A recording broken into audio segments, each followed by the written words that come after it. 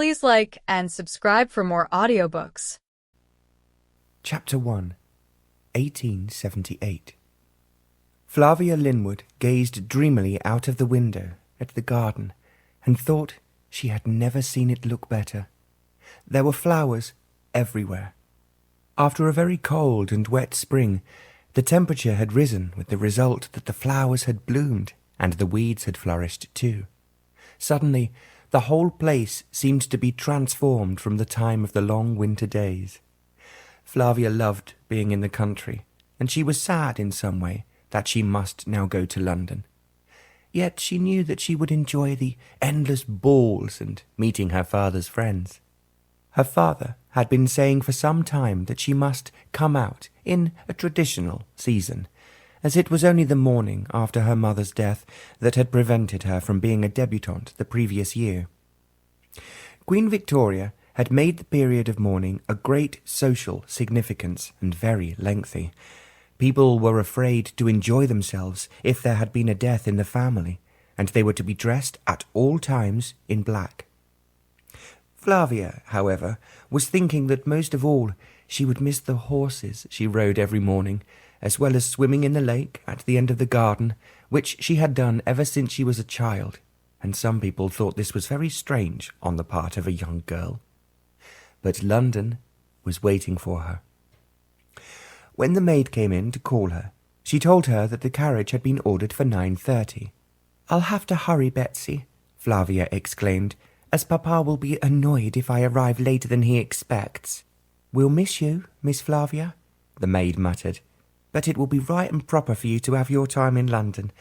It ought to have been last year, but for your dear mother's passing. God rest her soul." Flavia did not answer, and after she had washed, she dressed quickly. She dressed in her very smart clothes that had been bought especially for her to travel to London. One of her many aunts flattered herself that she had good taste, and had gone to the most expensive shops in Bond Street for Flavia's coming-out wardrobe. She was nearly 19 and almost too old to be a debutante. But as she had not been able to appear at any of the balls last year, she was going to make up for it now. She certainly looked extremely smart and elegant in a blue dress that reminded her of the forget-me-nots in the garden, and she wore a hat to match, trimmed with flowers. "You look so lovely, Miss Flavia. Oh, you really do," Betsy sighed. "And we'll miss you till you be back with us again." Flavia smiled at Betsy, who had looked after her ever since she had given up having a nanny. "I'll miss you all at the Priory too, but don't forget we will come back whenever Papa is free, and at least I will be home at the end of the summer." Downstairs her breakfast was waiting for her, and as she finished eating, she heard the family carriage drawn by 2 fine horses coming round to the front door. Her trunks were piled onto the top of the carriage and fastened to the back. When she was ready to depart, the servants all came crowding into the hall to say goodbye to her. There was the housekeeper, Mrs. Nelson, who ruled upstairs with a rod of iron. There was their dependable cook, Mrs. Ruck, who had reigned supreme in the kitchen for over 20 years. There was the old butler, Parkinson, who had given her sweetmeats in the pantry when she was old enough to toddle in to see him. There were housemaids and scullions, footmen and night watchmen, all to see her off. Flavia shook hands with each of them, and then Parkinson helped her into the carriage. The senior housemaid, who was travelling with her, followed closely behind. As the horses started to move, there were cries of, "Good luck, miss. Come home soon." Then they were driving down the long avenue of oak trees towards the lodge gates. "I hate leaving home," Flavia said more to herself than to Martha, the housemaid. "We'll all miss you," remarked Martha. "But, Miss Flavia, you mustn't forget the house in Grosvenor Square also be your home." "That is what Papa says, but I have been there so seldom that I can hardly remember what it's like." "You'll soon remember, miss, once you're there, and I'll expect, when it's time for you to return home to the Priory, you'll be feeling the other way round." "I think that's very unlikely," said Flavia.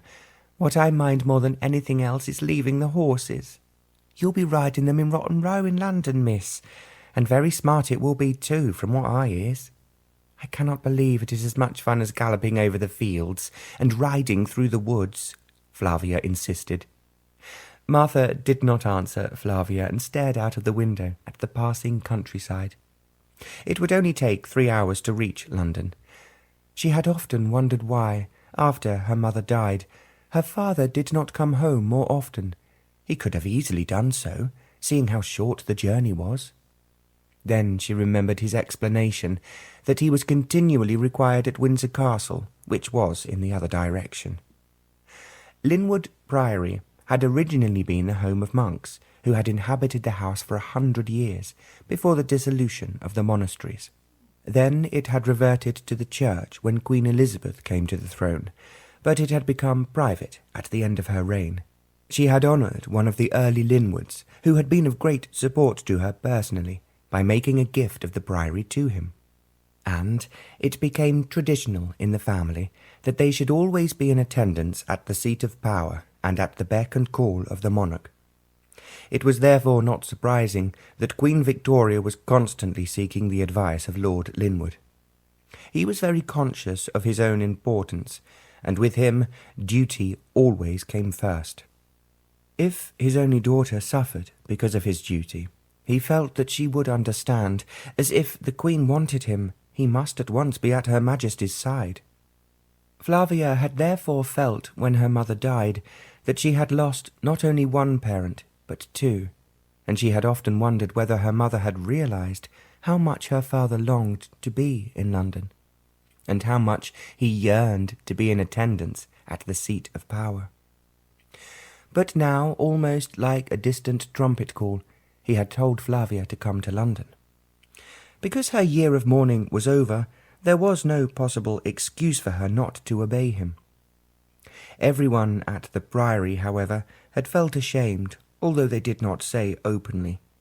It was wrong, they muttered over and over again among themselves, that Miss Flavia was so much alone. Even if she still had to mourn for her mother, there should have been plenty of girls of her own age to keep her company. Now, however, at the end of May, she had been freed. Her father had duly sent for her to come to London exactly 1 day after her year of mourning was over. I suppose really, she thought, I am feeling a little shy and nervous at going into the social world after living quietly in the country. After a moment, another thought entered her head. Papa said I was to hurry. I wonder why. But as the carriage rumbled on, she knew it was no use discussing this with Martha. The maid had closed her eyes, and if she was not asleep, she obviously had no wish to talk, and Flavia rather suspected that she felt sick in the carriage. The horses were fresh, and as the roads were dry, they were moving at a fast rate towards London. They stopped at a large coaching inn at luncheon time, and Mr. Masters, Lord Linwood's private secretary in the country, had ordered a private room where Flavia could enjoy her luncheon. She would much rather have eaten in the dining-room with the other guests. It would have been interesting to see them and know who else was travelling as she was. But it was no use her arguing against what was considered right and proper by her father. She was well aware that because her maid was with her, rather than a relative or a friend, it was correct that they should eat alone in a private room. The luncheon was edible, if rather dull, and so they did not stay long. As they set off again, Flavia told herself she must feel excited at nearing London and seeing her father, and becoming a debutante that season. Otherwise I will be too old, Papa, she had said when he talked to her about it. Don't be ridiculous, he had responded. You are still only 18, and whilst some debutantes make their debut at 17, the correct age is 18. Flavia did not argue that she would be 19 the following month, as she had found, as others had found before her, that her father disliked being contradicted. She supposed, when she was thinking it over, that as her father's daughter she would be invited to a great number of parties. It was rather frightening to think that she had in fact no personal friends she could look forward to meeting. Her mother had not been very well for the last 2 years of her life, and so they had entertained very little in the country. She had been very content just to be quietly with her husband and daughter. When Flavia thought it all over, she came to the conclusion that she really had no close friends at all, except, of course, the horses and the dogs. She had not been allowed to have a pet dog of her own, and her father's dogs were kept in the stables, but she took them out with her whenever she went riding. She thought, now that her mother was dead, who had not been very fond of animals, could persuade her father to allow her to have 2 dogs in the house. Yet, when he had come home for a short visit, there had been so many other pressing matters to discuss with him that she had not got round to asking. They reached London just before 4 o'clock. Martha had already said that she could do with a nice cup of tea, and Flavia had told her it was certain to be waiting for them on their arrival. There was one event that the servants never missed, and that was tea-time. At the Priory, Mrs. Ruck prided herself on her teas, and there was always enough to eat in the drawing-room for a great many more than just one slim girl. As they turned into Grosvenor Square, Martha sat upright and pulled her hat down firmly over her head. The horses came to a standstill outside one of the large houses overlooking the square, and there was a pause before a footman opened the door of the carriage because the red carpet had to be run down over the pavement. Flavia stepped out. A smart butler she had not seen before bowed. "Welcome to London, Miss Flavia," he intoned. "His lordship's expected back at 6 o'clock. Flavia walked into the hall, where there were 4 footmen in attendance, and she saw, as she expected, there was a housekeeper in rustling black silk, with a chatelaine at her waist at the top of the stairs. "Mrs. Shepherd's waiting for you, miss," the butler said, "and tea'll be served in the downstairs sitting-room." "Thank you," Flavia managed to say.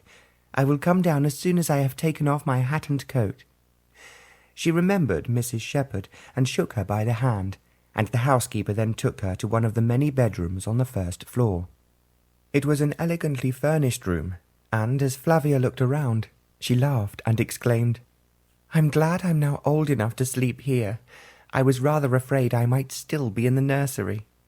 Mrs. Shepherd did not seem to think her remark particularly amusing, and replied in a choked voice, "Of course not, Miss Flavia. This is where you should be, and his lordship ordered that you were to be properly looked after. I've a lady's maid for you, whose name is Bertha." Flavia was glad when she saw Bertha that she was quite young, and according to Mrs. Shepherd, had been well trained and was experienced. They both assisted Flavia in taking off her hat and coat, and poured hot water into the bowl on the washstand. "Her ladyship," Mrs. Shepherd said, "has ordered you a lot of clothes, Miss Flavia, and we've hung them in the wardrobe." Flavia knew it was her Aunt Edith who had sent her the clothes she had been wearing in the country. Although they were very attractive, she would have liked to choose for herself what she should wear in London. However, when she looked at the clothes after Mrs. Shepherd had opened up the wardrobe, she was pleased to see that they were in the soft colours she liked, and she felt sure they came from one of the best shops in Bond Street. She remembered her father praising her aunt's good taste, and he had also added, "She only likes objects that are very expensive, as I found when she handed me the bill." Flavia sensed her father would not be particularly pleased at the large amount of clothes bought for her. It was a matter she could hardly argue about.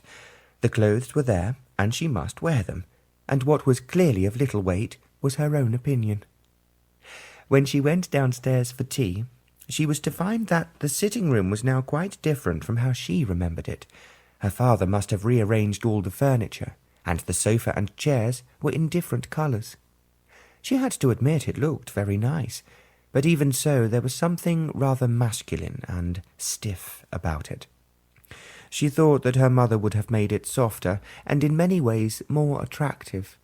"That is what I will have to do now for Papa," she thought, "but it will be difficult if he does not wish me to spend money on the house."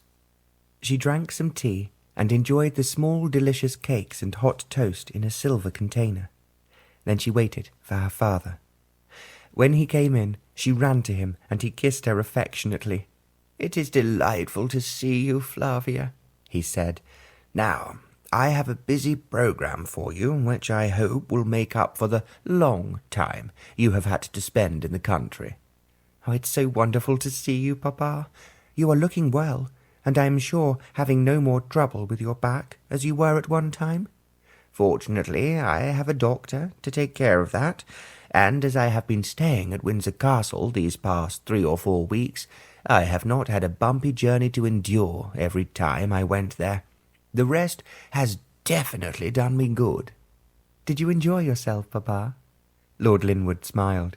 "One is always kept busy by Her Majesty, and quite frankly, my dear, if one is in attendance, one does not have time to think about oneself." "I hope the Queen is going to spare you to me for a little while," said Flavia. "It will not be at all amusing to be in London if I am not with you, Papa." "You will see a great deal of me," he promised. "Also, I have accepted many invitations for you, so that you will have little time to worry about me." "I will always worry about you, Papa, because you are the one person I belong to." Her father smiled. "It is very sweet of you to say so, but I expect there will be many young men who will want you to spend your time with them. What is more, you will find them far more interesting than your father." Flavia laughed. "I will believe that only when it happens, Papa. At the same time, as I know no young men, I'm very anxious to be with you." "I promise you that we will be together as much as possible, my dear." He sounded genuine, but she had the feeling that he was thinking of something quite different. Flavia recognized that she might be wrong, but she had always been extremely perceptive where other people were concerned. Her mother had often said to her, "Tell me, my darling, what do you think about the person who has just called on us?" Even when she was only 12, Flavia had been able, her mother had told her later, to describe accurately the character of a stranger. "How could you know," she said once, "that that woman who called on us last week was so extraordinary?" The woman had turned out to be a fraud. She had wangled money from charities, which she had then put into her own pocket. Flavia had listened to her and felt that the way she spoke was somehow insincere, and the woman had in fact no real feelings for the poor people she professed to help. She had therefore saved her dear mother from contributing her money and her pity to no purpose. She had also been helpful when they were engaging new servants or shopping where they were not known. Her mother had always been interested in the shops that dealt in antiques, especially pictures that were sold as being painted by old masters. It was quite remarkable the way Flavia would unerringly point out a fake being sold as a genuine article that had actually been made only a few years earlier and had dishonestly been aged artificially. "How can you know these things, darling?" her mother had inquired. "I was completely deceived by that rather pretty ornament he offered us." "He said it was very old, Mamma, but I knew he was lying. I cannot tell you why. It just comes into my mind, and funnily enough, I always seem to be right." "If you had lived a few 100 years earlier, you would have been burned as a witch," her father had joked. Flavia had only been about 16 at the time, and she had deliberately tried out her powers of recognizing fraud or hypocrisy when she was sitting near people in church or walking round at the local flower show. When she was proved right, she was pleased that she possessed a gift her mother assured her was rare. "At the same time, darling," she added, "you must be careful not to make a mistake.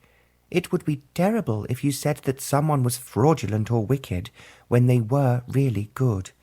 In fact, you might seriously damage his or her life by what you said about them. I promise you, Mamma, I will be very careful, but equally, I have to say what I am told." Her mother looked at her questioningly, and then Flavia explained, "It is just as if someone is telling me. They say something very softly in my ear, and when I repeat it aloud, I find it's the truth." Lady Linwood held up her hands. "Oh, you frighten me, darling. It is undoubtedly a great gift, but you must be very careful with it." "I will, mamma," Flavia had promised. Now she was back in London, she could not help wondering if she would be able to separate the swans from the geese. "Now tonight," her father was saying, "I have a very interesting man coming to dinner." Before he could say any more, Flavia exclaimed, "Oh, Papa, I had so hoped that you and I would be alone. It is something I have been looking forward to, so that I can tell you all about the new foals and all the news from the farms." "We will have plenty of time for that, my dear. The man who has asked himself to dinner, and who I must say is very keen to meet you, is Lord Carlsby. He is in attendance on Her Majesty, as I am, and so seldom gets away from Windsor Castle, and I could not refuse when he asked if he could dine with us tonight." "I suppose not, Papa, but I am disappointed." "I'm sorry about that, but I'm sure you will enjoy meeting him. He's very distinguished, and I'm delighted to be his friend." When she was dressing for dinner, Flavia could not help feeling somewhat resentful. Tonight, at least, she had wanted to be alone with her father. He had handed her a list before they went upstairs, and on it his secretary had written out all the balls, parties, and luncheons he had already accepted on her behalf. There were quite a number of them, and when Lord Linwood gave it to her, he declared, "I am sure this is just the beginning, my dear. By the end of this month you will be flooded with invitations, which will fill many pages rather than one or two in your engagement book." "Oh, it is all very exciting, Papa, but I do want to see something of you. I have missed you very, very much these last months, and whether it is in London or the country, I wish to be with you." "And I want to be with you, my dear, but as you realize, I have to be at Her Majesty's call. That is why I have arranged for your aunt to take you to most of these parties." Flavia had looked forward to being accompanied by her father, and it had never struck her that he would provide her with just another chaperone. For a brief moment she wanted to protest against this arrangement, and then she knew it would do no good. If her father was on call by the Queen, he had to obey her first. His daughter certainly came second in line. But Flavia could not help feeling that if her mother had been alive, her father, however much he felt it was his duty, would have managed somehow to be with them both. She was determined not to spoil her reunion with her father, and if she protested, argued, or tried to change what he had arranged, it would only annoy him. She could not help but resent that Lord Carlsby was dining with them tonight, as she could have had her father to herself if he had not pushed his way in. When she had changed, she walked downstairs and found, although it was still a long time before dinner, that Lord Carlsby had already arrived. As she entered the drawing-room, the two men were talking earnestly to each other at the far end of the room. However, they broke off immediately and rose to their feet as she walked towards them. Flavia was in one of the pretty evening gowns her aunt had bought for her. It was certainly very becoming in the soft pink of the roses that grew so prolifically in the garden at the Priory. She looked, although she was not aware of it, very lovely, as she moved across the room towards her father and the visitor. She had no idea that they were both thinking that she might easily have stepped down from Mount Olympus or directly from heaven. "Oh, here you are, Flavia. I now want you to meet a good and kind friend of mine, Lord Carlsby." Lord Carlsby held out his hand and remarked, "You are even more beautiful than I expected, even though I knew that your father and mother must produce an exceptional daughter." Flavia smiled at him, and he paid her several more compliments, but she did not feel particularly embarrassed. Lord Carlsby was certainly an intelligent man, and she listened attentively to the conversation at dinner and found it surprisingly interesting. He and her father were discussing the situation in Europe and Her Majesty's handling of the difficulties they were encountering with the Russians. "I can only be thankful," Lord Carlsby was saying, "that Mr. Disraeli is now Prime Minister. Her Majesty has such a dislike of Gladstone, I felt she might have a stroke." Lord Linford chuckled. "You are quite right, and we should be very grateful that Disraeli is there. He can always put her into a good temper." "Even when he does fail occasionally," added Lord Carlsby. "Then we all want to run for cover." Flavia smiled, as it was so unexpected to hear the Queen, of whom everyone was greatly in awe, being talked about in such an intimate manner. As dinner progressed, she sensed that Lord Carlsby was looking at her in what she felt was a strange way. He appeared to be appraising her, almost as if she was a horse for sale, or a flower exhibited for a prize at a country show. "I wonder why he should be so interested in me," Flavia asked herself. Then he was making her laugh at something he had said, and again he was paying her extravagant compliments. It was when dinner was over and they moved back into the drawing-room that her father commented, "I would hope, my dear, you will not think it rude, but Lord Carlsby and I have some very important matters to discuss, which, being confidential, we cannot speak of in front of you." "Are you telling me to go to bed, Papa?" Flavia looked at the clock, and the hands showed it was only 9:30. No, of course not. Just give us 20 minutes to talk things over before Lord Carlsby has to leave us. Then you and I have a great deal to discuss." Flavia smiled at him.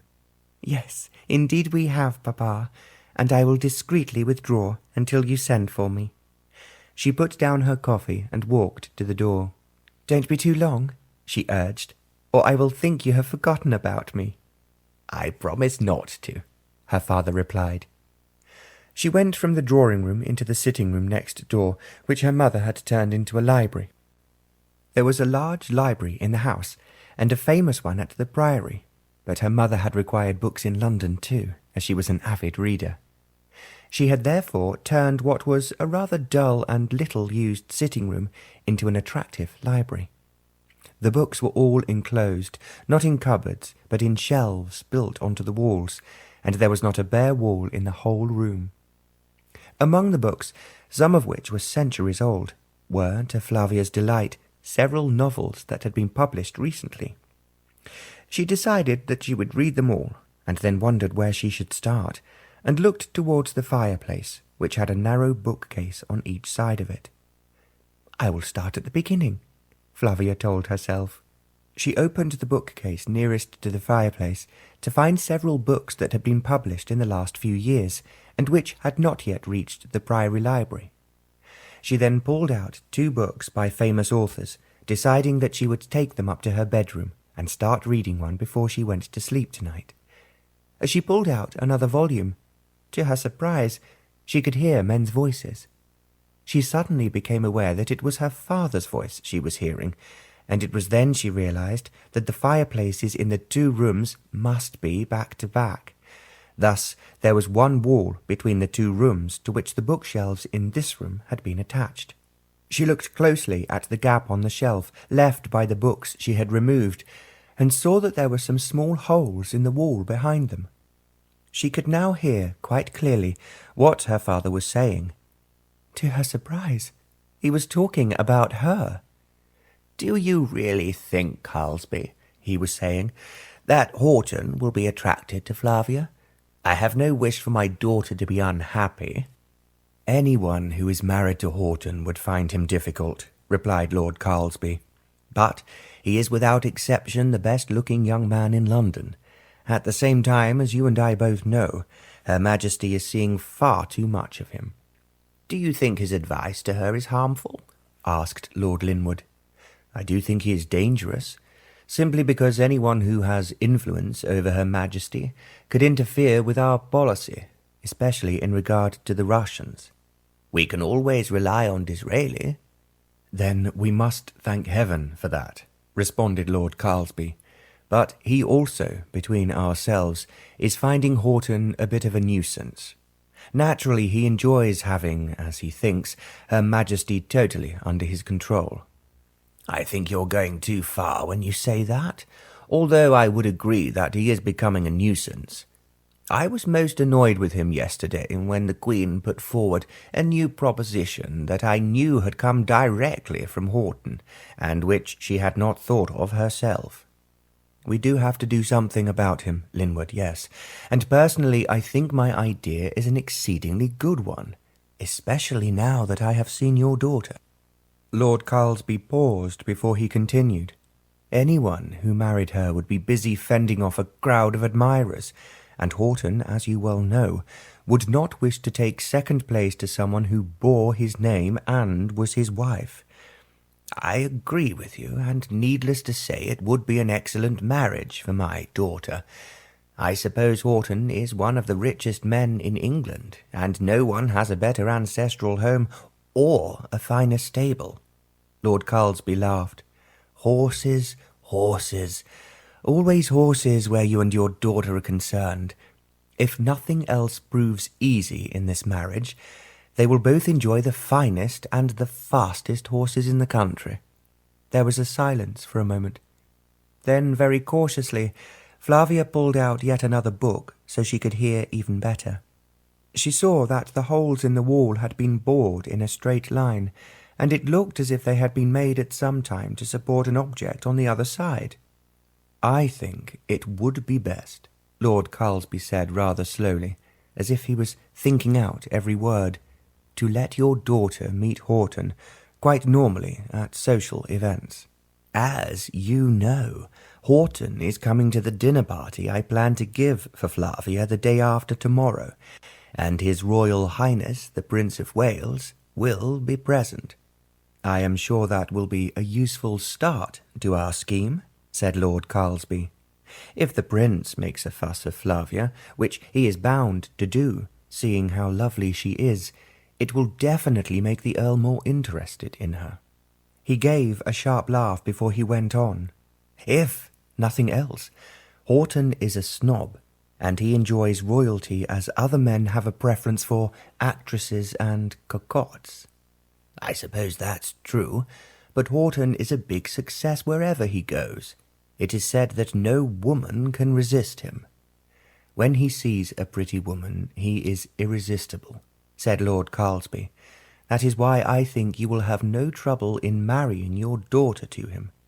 "No trouble?" Lord Linwood repeated cynically. "I have heard that Haugton has said 1,000 times that he has no intention of marrying, but will play the field." "I know that, but that is no reason why we should allow him to play our field at Windsor and interfere with our guidance of the Queen." "I agree with you, Carlsby. Equally, I doubt if we can persuade him, however lovely my daughter may be, to offer her marriage." "I think you are being rather stupid, if I may say so. You know, as I do, that there are 1,000 unwritten laws as to what a man may do with a girl to ruin her reputation." Lord Carlsby was becoming angry. "You must have heard about what happened to poor Worcester. He only stood talking in the garden to that pretty creature he walked down the aisle with last week." "Well, what happened?" Lord Linwood asked. "Her mother went straight to the Prince of Wales and told him her daughter's reputation was ruined. The Prince then told Worcester to behave like a gentleman, and he was therefore obliged to marry her." "Well, I heard the story, but thought it could not be true." "Of course it's true," Lord Carlsby blustered, "and there should be no difficulty in your finding them alone in the garden, or just staring at the stars without a chaperone." There was a pause, and then Lord Linwood said, "I see your point. Very well, we will work on the way you suggest. Meantime, for heaven's sake, try to keep Haugton away from Windsor Castle." I will endeavour to do so, Linwood. But if you ask my advice, the sooner he marries your daughter, the more comfortable we can be." Lord Linwood gave a sigh. "I suppose, to be truthful, I am astonished that the Queen should be so infatuated with him. As I have said already, he is irresistible to every woman. But, like most men, he enjoys the royal patronage, and this can do much damage to our plans for Her Majesty. Unless the marriage to Flavia can take place as soon as possible, we can give up every hope of making Her Majesty listen sensibly to our suggestions, as she did before Haugton burst in and upset the apple cart." "He has certainly done that. Very well, Carlsby. I agree with all you say, and I will make sure that Flavia sits next to him at our dinner party the day after tomorrow. That is the first step in the right direction." "Now, I will find Flavia," Lord Linwood said, rising to his feet. "Otherwise she will be suspicious as to why we sent her away." "I see no reason for her to be suspicious, not at the moment, at any rate. I am afraid my daughter may be difficult. I know it would be the most brilliant marriage she could possibly make. Haugton is so rich that even American millionaires look pale beside him. Well, what more can you ask of a son-in-law?" Lord Linwood did not answer. Flavia knew that he was coming to look for her, and swiftly she put the books back in the shelf. She could hardly believe what she had just heard. Yet now she knew what they were planning. A moment later, when her father opened the door, she was sitting demurely in a chair with another book open on her knee. "It is over, my dear," he said. "We have had our talk, and now Lord Carlsby wants you to come back. I am sure he will be leaving soon, and then we can be alone." Flavia managed to smile at him. "That is what I have been waiting for, Papa," she said. "And I have a great deal to tell you." "What is happening, Papa?" Flavia asked him even more nervously. "I have invited His Royal Highness, the Prince of Wales, to dinner here, and he has accepted." Flavia stared at him. "His Royal Highness? Oh, but Papa, how exciting! I never thought I would ever meet him." "You will be the hostess the day after tomorrow for dinner, and I have also asked the Earl of Haugton, who is one of the smartest and most interesting young gentlemen in society." Flavia drew in her breath sharply. She had only just learnt why the Earl of Haugton had been invited. "Lord Carlsby is coming too, also a great number of amusing and beautiful ladies, and, naturally for you, my dear, some charming young gentlemen, although I doubt if any of them will be as handsome and as, well, certainly not as rich as the Earl of Haugton." "It sounds absolutely fascinating, Papa, and I will be thrilled to meet the Prince of Wales." "What I want you to do, Flavia, is to make quite certain that your aunt has chosen a really fantastic gown for you to wear that evening, and for you to look through your mother's jewellery." Flavia stared at him in surprise, but he went on. "It has been kept in the safe here. Choose what will enhance your appearance without being too overdressed for a debutante." "Oh, you're very kind, Papa, and it will be wonderful to have such a party in our own house." "I would actually like," her father added, "to have given you a little breathing space before you made your dramatic appearance in the great social world. But I had to choose a day when the Prince of Wales could be present, and he has chosen the day after tomorrow. As he has so many other appointments, well, I could not argue with him." "No, of course not, Papa," agreed Flavia. Equally, as she thought it all over when she went upstairs to bed, it all seemed very strange. Why had her father asked her to meet the Earl of Haugton, whom he and Lord Carlsby wanted to marry, at the same time as the Prince of Wales? She had, of course, no idea that once again the two courtiers were trying to use their power not only with the Queen, but also with the Prince of Wales. It was true that in her middle 50s Queen Victoria showed no sign of giving up or allowing her son even a particle of power. Yet it was always wise to anticipate the future, and clearly Lord Linwood and Lord Carlsby were determined to keep their positions at court, whoever sat on the throne. The two elderly men had planned the dinner party together, and it included the prince's closest friends, such as the Duke of Sutherland, Lord Aylesford, Lord Carrington, and Lord Charles Beresford. If they accepted, the prince would accept too. Lord Linwood was certain that His Royal Highness would be very captivated by the beauty of Flavia, as well as interested and amused by the Earl of Haugton, who, being younger than the prince and his close associates, had up to now hardly met him. He had not yet been invited to Marlborough House, and both Lord Linwood and Lord Carlsby were sure that, if the Prince of Wales now became interested in the Earl, his influence at Windsor Castle would fade. What was more, the Prince could always be relied on to assist and push a love affair, and would undoubtedly, as he had done on several other occasions, help anguished parents who believed their daughter had lost her reputation. In fact, Lord Linwood thought he and Lord Carlsby had been exceedingly clever in arranging the dinner party. It seemed impossible for it to be a failure, and what, however, made the party even more significant was that unexpectedly the Prince of Wales had lost his heart. The lady was extremely beautiful, unusual, and was already known as the Jersey Lily. Mrs. Langtry had come to London from Jersey with a meek, weak husband and no money. She was so lovely that everyone who met her talked about her endlessly and acclaimed her as a great beauty. It was arranged that the Prince of Wales should meet her after the opera, and it was really not surprising that within a month Mrs. Langtry became the Prince's first mistress to be openly recognised by the social world.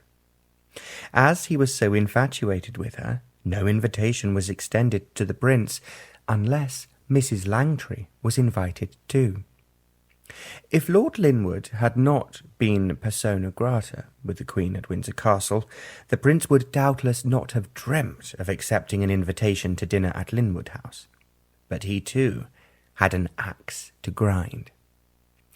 Although, so far, Lord Linwood and Lord Carlsby had failed to persuade his mother to let him partake in the government, even in the smallest way, he always went on hoping. He was therefore prepared to honour them with his presence, provided that Mrs. Langtry was invited too. Flavia was amazed at the importance of the guests at the party her father was giving for her, and for the first time she had some idea of how powerful he was at court, and how obsessive he and Lord Carlsby were that no one should ever interfere with their influence over the Queen. Her father was describing the guests and giving her a short biography of each one, and she began to realise how very dangerous he and Lord Carlsby considered this Earl of Haugton to be, and how determined they were to move him from Windsor Castle to Marlborough House. Flavia had been in the country, where she had no one to talk to but the horses, but she had read not just the books in the library, but the daily newspapers. Her father made it a habit when he was a young man to take every daily and weekly newspaper published, and so Flavia had learnt a great deal about political affairs. She was thus far more knowledgeable about politics than many men twice or three times her age. She followed with interest the revolt in the Turkish province of Herzegovina in the summer of 1875, and a year later Serbia declared war on Turkey, and then thousands of Russian volunteers poured into Belgrade. The next year, war stories began to appear in the British papers, and it was reported that 12,000 victims were alleged to have been slaughtered by the Turks in Bulgaria. Mr. Gladstone, the leader of the opposition, made furious speeches against the unspeakable Turks, and yet no one Flavia knew seemed at all perturbed. Her father, however, told her that the Queen was horrified. A Russian army, although poorly organized and under corrupt leadership, was marching on Constantinople and was within 60 miles of its walls. Flavia had read of the Queen's anger and was quite sure that it was on her father's suggestion that 6 ironclads stationed in Basica Bay were sent through the Dardanelles.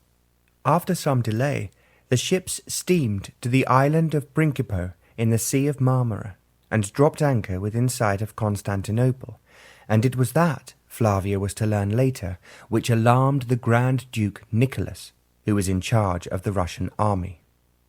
He was then forced to turn back, and because she was living in the country, she had not heard people singing in London, "We don't want to fight, but by jingo if we do, we've got the ships, we've got the men, we've got the money, too."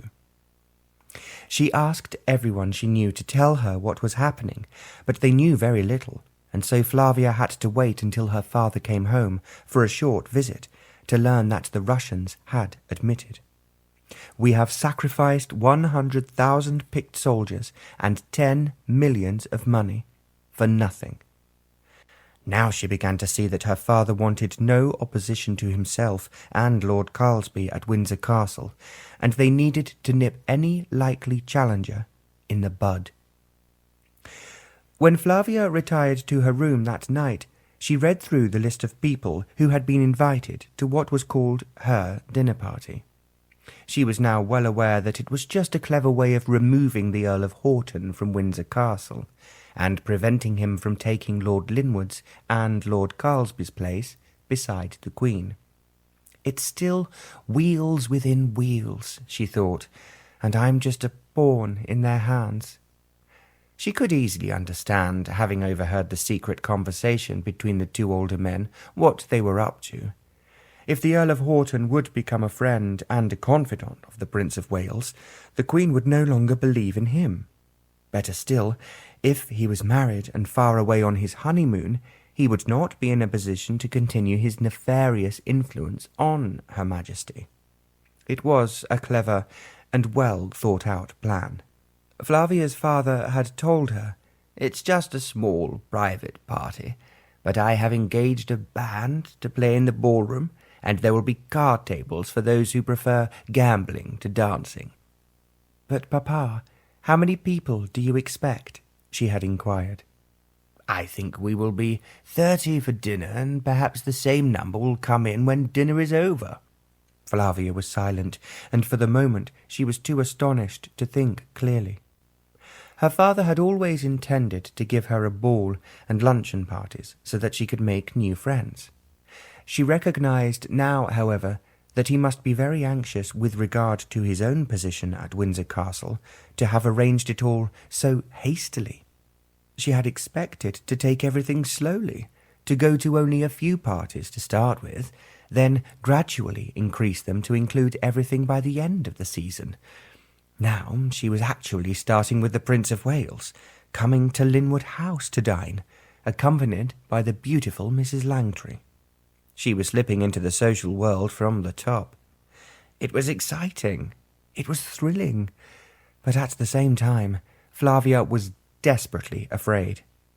Her father might succeed in marrying her off to the Earl of Haugton almost before she even had a glimpse of the beau monde. It was just by chance, and a very lucky one, that she had overheard the 2 courtiers' plan. She had no intention, whatever they might say, of marrying a man she did not love, and who did not love her. She was too well aware that she was crossing a very dangerous bridge.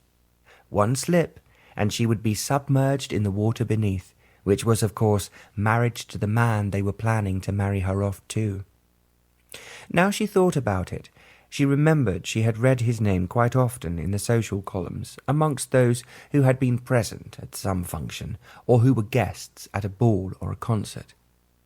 Her father seemed to have convinced himself that she would most conveniently fall in love with the Earl of Haugton, but she could only feel that he was behaving in a strange and unfeeling way towards her.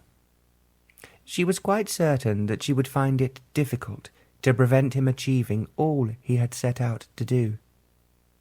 She looked back to the days when she had heard her aunts and her father's friends talking about social life in London. She had not been that interested, except when they talked about the racing at Ascot or the parties that had taken place at Marlborough House. Now that she was part of it, she realized it was all of great significance, and there were endless manoeuvrings behind every event and behind every thought and word. How could she have imagined for a single moment that her father and Lord Carlsby would use her to be rid of a young man who was being a nuisance to them at Windsor Castle, a man they felt was undermining their authority with the Queen? But that was not a matter she should be involved in. She also realized that while they wished to capture the Earl for her, they believed that he would be delighted to be invited to a party attended by the Prince of Wales. Looking back, Flavia could recall her father talking to her mother about Lord Carlsby, telling her how vital it was that he should be at Windsor Castle to support him in his advice to the Queen on both home and foreign affairs. This had been, nearly 10 years ago, when Benjamin Disraeli had become Prime Minister for the first time, but had been forced to resign after only a few months, and Mr. Gladstone had taken his place. Flavia fully realized that the Queen did not like Mr. Gladstone, and was continually fighting with him over the country's foreign policy. Lords Linwood and Carlsby had then clung even more desperately to their position as her advisers. Flavia had heard her father say that on one occasion, when Russia's policy became aggressive, Queen Victoria had become hysterical and had even threatened to abdicate. "If England is about to kiss Russia's feet," she had written to Disraeli, now again Prime Minister, who had shown her letter to Lord Linwood, "the Queen will not be a party to the humiliation of England, and will lay down the crown." In another letter, Her Majesty had said, "Oh, if the Queen were only a man, she would give those horrid Russians, whose word one cannot trust, such a beating." Flavia had been interested, and yet did not ask her father many questions, because her mother said it bored him, as he had quite enough questions to answer when he was on duty, and at home he wanted to relax. Now, when it all flooded back into Flavia's mind, she could understand her father's feelings. Just how could he possibly allow this young Earl, because he was so good-looking, to influence the Queen on matters he considered of great national importance? At the same time, she told herself firmly, "I have no intention of marrying this Earl of Haugton if they cannot be rid of him, except by me using as a pawn in their hands. They will just have to put up with him." The whole situation was so unexpected for Flavia, and so horrifying, that it was impossible for her to sleep. Flavia climbed out of bed and walked across to the window to draw back the curtains. In the country, she would have looked out onto the garden with the moonlight turning everything to silver. It made the huge fountain in the centre of the lawn seem to be throwing hearts of gold up towards the sky. Now she was looking out on Grosvenor Square. The trees seemed insignificant, and the statue too was unimpressive. Nevertheless, this was London. This was where things really happened, and she was willy-nilly part of them. "I have to be clever, very clever," she told herself, "but at least Papa does not know that I am aware of his intention. Equally, it is very frightening, and something I could never have expected when I left home." For a moment she felt an urge to run away, to be back in the quietness and the peace of the priory, and to ride alone over the fields and into the woods inhabited by the goblins and fairies of her imagination. Then she told herself she must not be a coward. For the first time in her life, she was now up against something bigger than anything she had ever faced before. "I will not let it defeat me," she vowed. "I feel sure Mamma will help me, but I have to use my brain, and more important still, my instinct to know what is right and what is wrong." Because she felt the view outside the window was no help to her, she pulled back the curtain and got into bed. As she lay back on her pillows, she had the feeling that she had suddenly grown up. From being in many ways just a child, she was now mentally older, stronger, and more determined than she had been, reaching not only for earthly possessions, of which she was fortunate to have so many, but for something that was indefinable and spiritual. It was this that would help her in what she knew was going to be a battle with the one member of her family who really mattered, her father. She had known ever since she was a child that he was a very determined man. He invariably had his own way, not only with her mother, who adored him, but with everyone in his life. Yet, in this instance, she told herself, he is going to be the loser and not the winner. If she was now to fight him as effectively as he was planning to organize her and her future, she would need his intelligence and his strength to defeat them. I can do it. I know I can do it, Flavia told herself. And I will have to be even more astute than Papa and use my gift of perception as it has never been used before. She drew in her breath. Then, almost instinctively, she prayed softly. Please, God, help me. The next morning, Flavia woke up before the maid came to call her, and she realized she had slept peacefully all through the night. She had imagined she would lie awake worrying over what would happen to her, but as if her prayers had soothed away her doubts and fears, she felt at peace, not only with herself, but with the world outside. When she went down to breakfast, it was to find that her father was already eating. He was in a hurry to go to number 10 Downing Street, as he had an appointment with the Prime Minister. I do hope, Papa, to meet Mr. Disraeli while I am in London, said Flavia. I have read so much about him and admire him enormously. You are quite right, my dear. He is a great man. The Queen does like being with him, and encourages him to spend as much time as possible at Windsor Castle. Is there anything you particularly want me to do, Papa? And will you be back for luncheon? We will have luncheon together, yes, and I am free.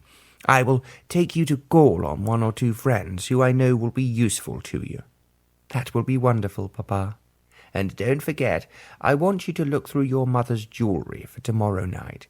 I have also given my secretary the names of others who should be asked to come in after dinner. I suggest you look at the list so that you know who they are when they arrive. Of course I will, Papa. I am looking forward to the party, especially to meeting His Royal Highness. I want you also to take notice of the young man I mentioned before, the Earl of Haugton, my dear. He is most intelligent, has a huge fortune, and is pursued by every ambitious mother in the whole of London. You mean he is unmarried? She asked innocently. Of course he is unmarried, but he is 28, and sooner or later he will have to marry to produce an heir. I believe that his relatives are already pleading with him to do so. I hope he has the strength to refuse them, Flavia remarked.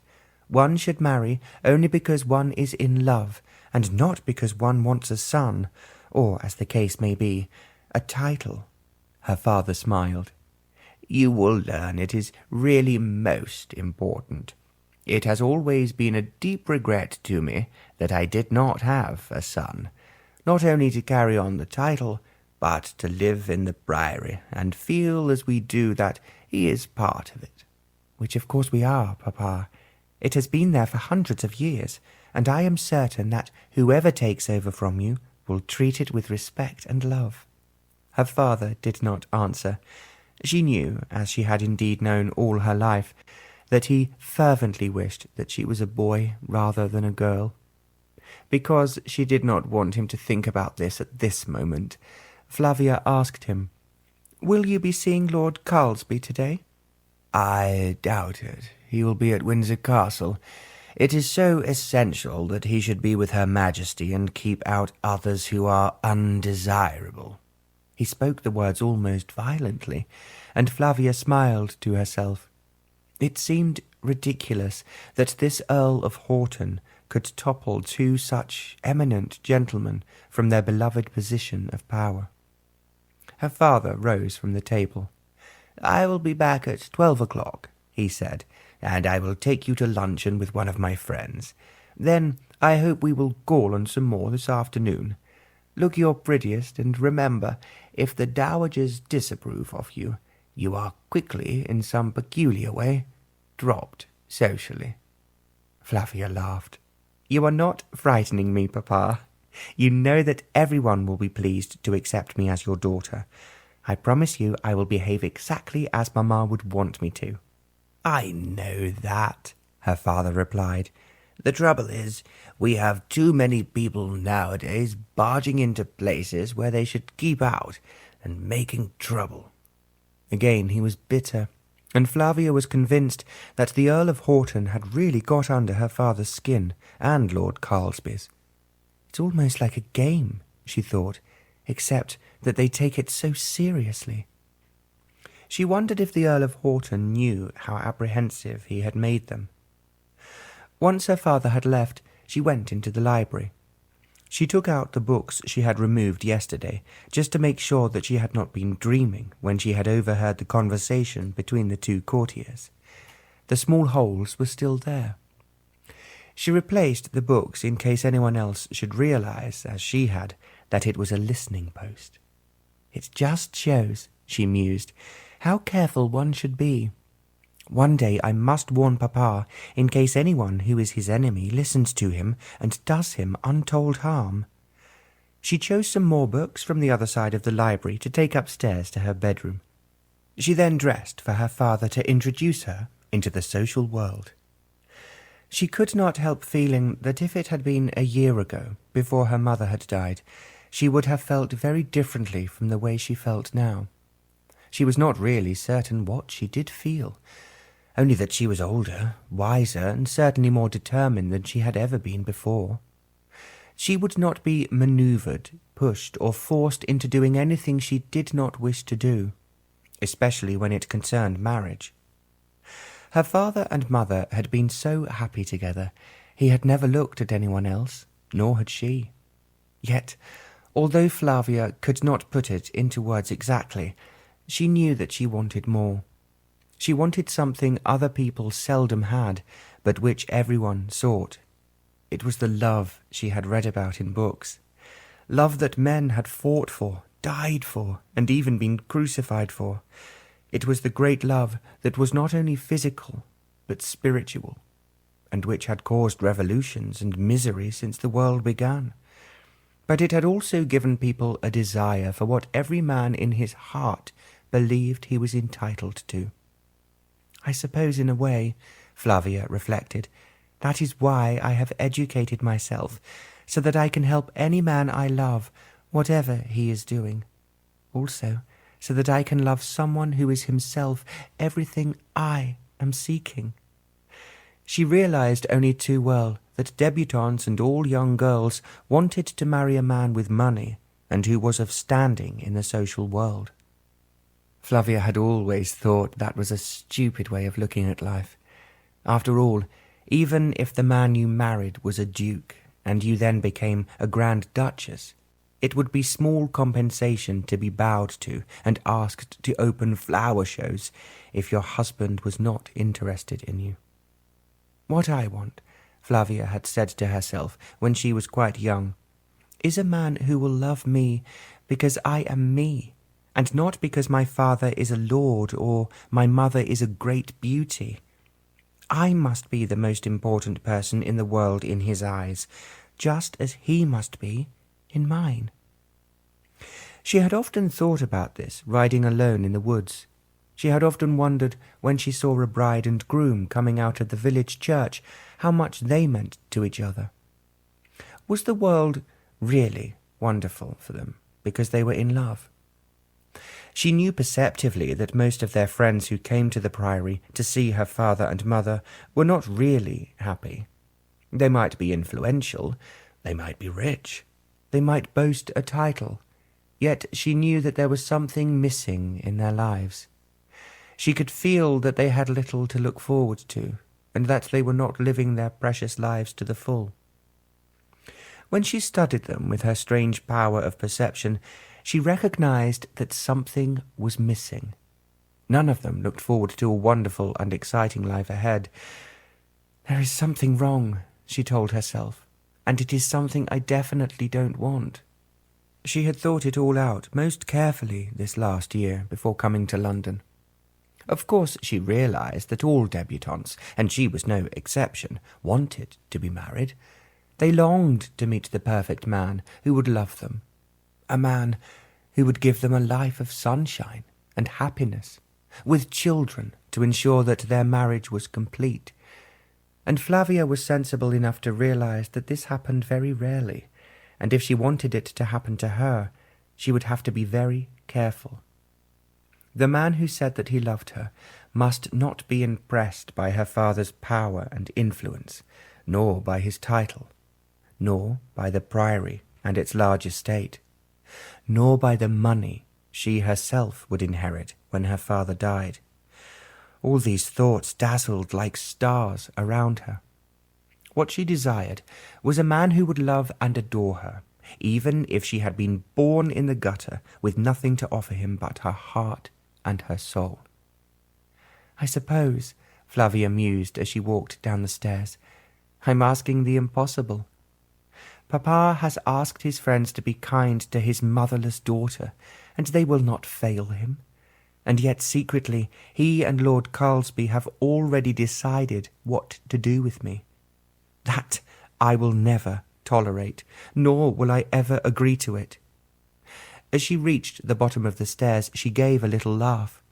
"As it happens," she determined, "I dislike the Earl already, just because he threatens like a dark cloud to spoil my introduction to the beau monde." Chapter 3. Flavia had an enjoyable luncheon with her father's friends and one of her distant cousins. They were interested to hear about the priory, and Flavia sensed that they were longing to be asked to stay. They were also curious as to which parties she had been invited to.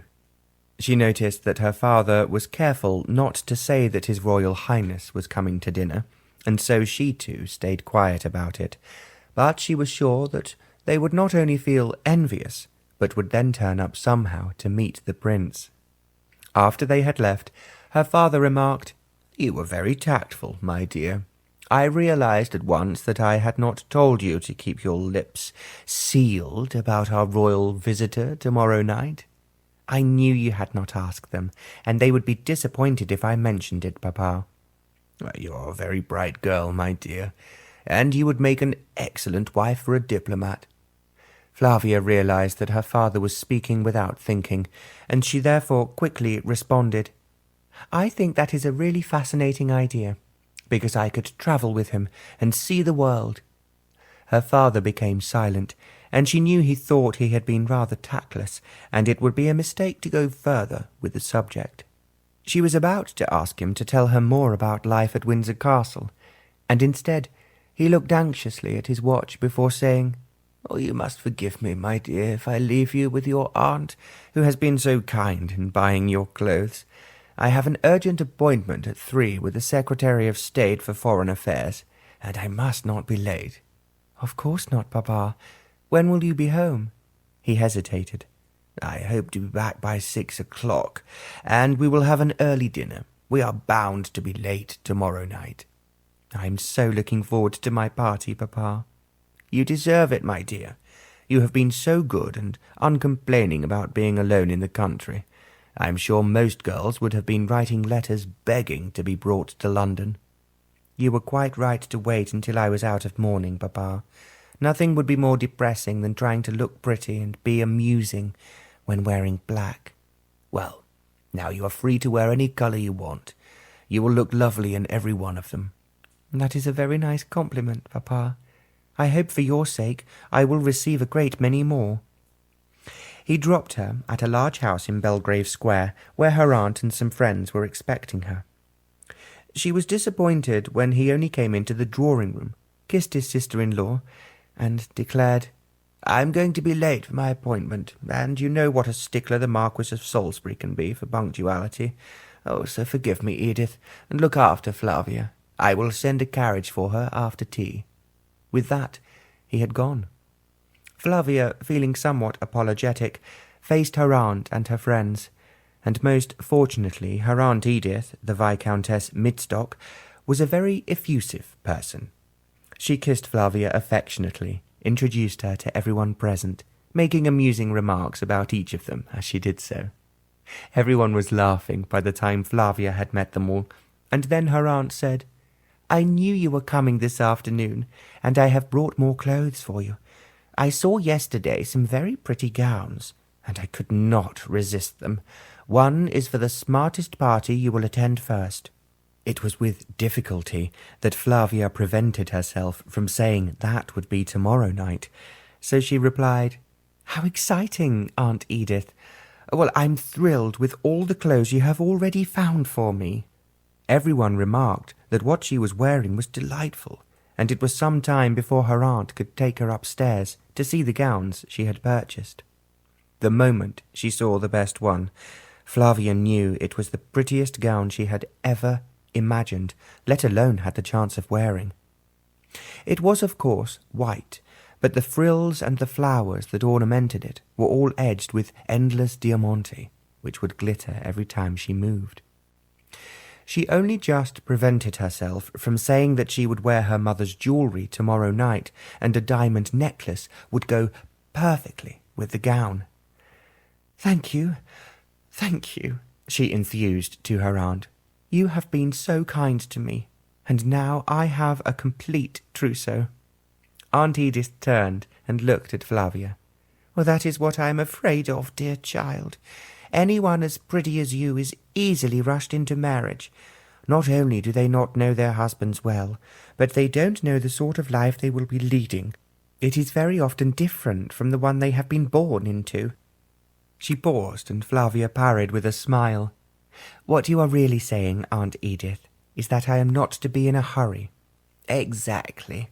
As you are so pretty, you will doubtless have a dozen men wanting you to be their wife. But don't jump at the first, or, for that matter, the second or the third. Get to know him well, and make quite certain you want to spend the rest of your life with him." Flavia thought that this was very good advice, and what she actually herself meant to do. She kissed her aunt and sighed. "I am very grateful for all the beautiful clothes you have bought for me." She smiled before she added, "I promise you, Aunt Edith, I will take your advice and think very carefully before I marry anyone." "I know that you are going to be a great success, Flavia."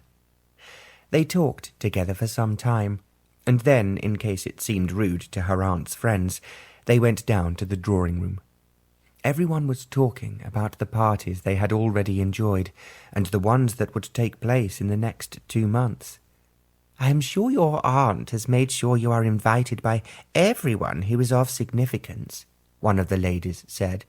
"But if at any time you feel lonely in that big house and your father is very busy, do come to me and be with my daughter and sons. They will find something amusing for you to do." Flavia laughed, but thought her offer was very kind and friendly. By the time the carriage came for her, she thought she had already made some friends in London, whom she would very much like to see again.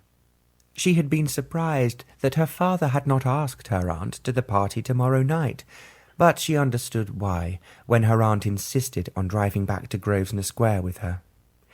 "There is one young man," she began, "I must warn you about in case you meet him, and, like most girls who are coming out this year, they fall in love with him." "Who can that be?" Flavia inquired. "I don't suppose that you would have heard of him down in the country, but he is the Earl of Haugton. He is, I suppose, the most popular young gentleman of this season, or any season for that matter." She spoke rather scathingly, and Flavia quizzed her. "Do tell me about him, Aunt Edith." "Well, he's very good-looking. In fact, women, to my mind, make fools of themselves because they think he is so handsome. But he is of social consequence because he is an earl, and extraordinarily rich." "Do the girls really fall in love with him?" "Unfortunately, yes. Not only the young girls, but of course you should know nothing about that sort of gossip. What I'm really saying in simple language is you are not to fall in love with him." "But I think that most unlikely. But why not?" She saw her aunt was hesitating for the right words, and then she continued, "He is used to women always swooning because he is so handsome. So he is not unnaturally conceited. At the same time, he pays little attention to debutantes. Whenever I have observed him at a ball, he is dancing with married women who look up at him with an expression that should infuriate their husbands." Flavia laughed because she could not help it. "You make the Earl sound very extraordinary, Aunt Edith." "Well, I suppose in a way he is extraordinary," her aunt admitted grudgingly. "Equally, I don't want you to waste your time running after a man as the other girls are doing, who has no intention of marrying. In fact, he told me so himself." "What did you say to him, Aunt Edith?" "I told him he was very wise, but one day he would fall in love, and then everything would be different." "Did he believe you?" "No, of course not. He's quite content with people fawning over him and making a fuss of him. In fact, some of the women behave in a manner that shocks me. Then he must be very, very good-looking." "He is, and as I said, he is also very rich, and has a distinguished title. I can easily understand the silly little debutantes thinking that he will propose to them, and they will queen in his magnificent houses." Aunt Edith hesitated, and then carried on. "If you get the chance, by all means go to Haugton House in Park Lane to look at the furniture, the pictures, the china and the library, but not at the owner." Flavia laughed. "You make it sound so funny, Aunt Edith, that now I am quite curious about this man." "Well, of course you are. That is why I am warning you that he will pay very little attention to you." "Why should he, Aunt Edith?" "Well, he is much cleverer to be caught by ambitious mothers, and too sensible to think that a young girl would keep him happy as his wife." "Well, I promise to be careful, not to lose my heart. Perhaps I have been wrong in making you curious about him, but he is a danger. I have had 2 girls crying on my shoulder, saying how much they loved him. They thought because he had paid them a polite compliment or two that he loved them. These silly creatures soon learn better, but I have no wish to see you crying for Vincent Haugton." "I promise you I will not do that. Forewarned is forearmed, and you are quite right, as I am from the country and very ignorant about London, to warn me of any dangers." "There are plenty of them, Flavia. So don't forget, my dearest, that since your father is a rich man, and you are his only child, you will undoubtedly have a large dowry when you marry." She saw Flavia looked surprised, and added, "What I am warning you about now is the fortune hunters. They always appear at this time of year, and there were 2 marriages I attended recently, and knew that, even before the ring was on the bride's finger, that the marriage would be a disaster." "You mean the man married her for her money?" "Well, that is putting it bluntly, and accurately. I often feel depressed when I think of those poor girls who gave their hearts to men who are completely unworthy of them." "You did not warn them?" inquired Flavia. Aunt Edith shook her head. "There is nothing more stupid or blind than a girl in love.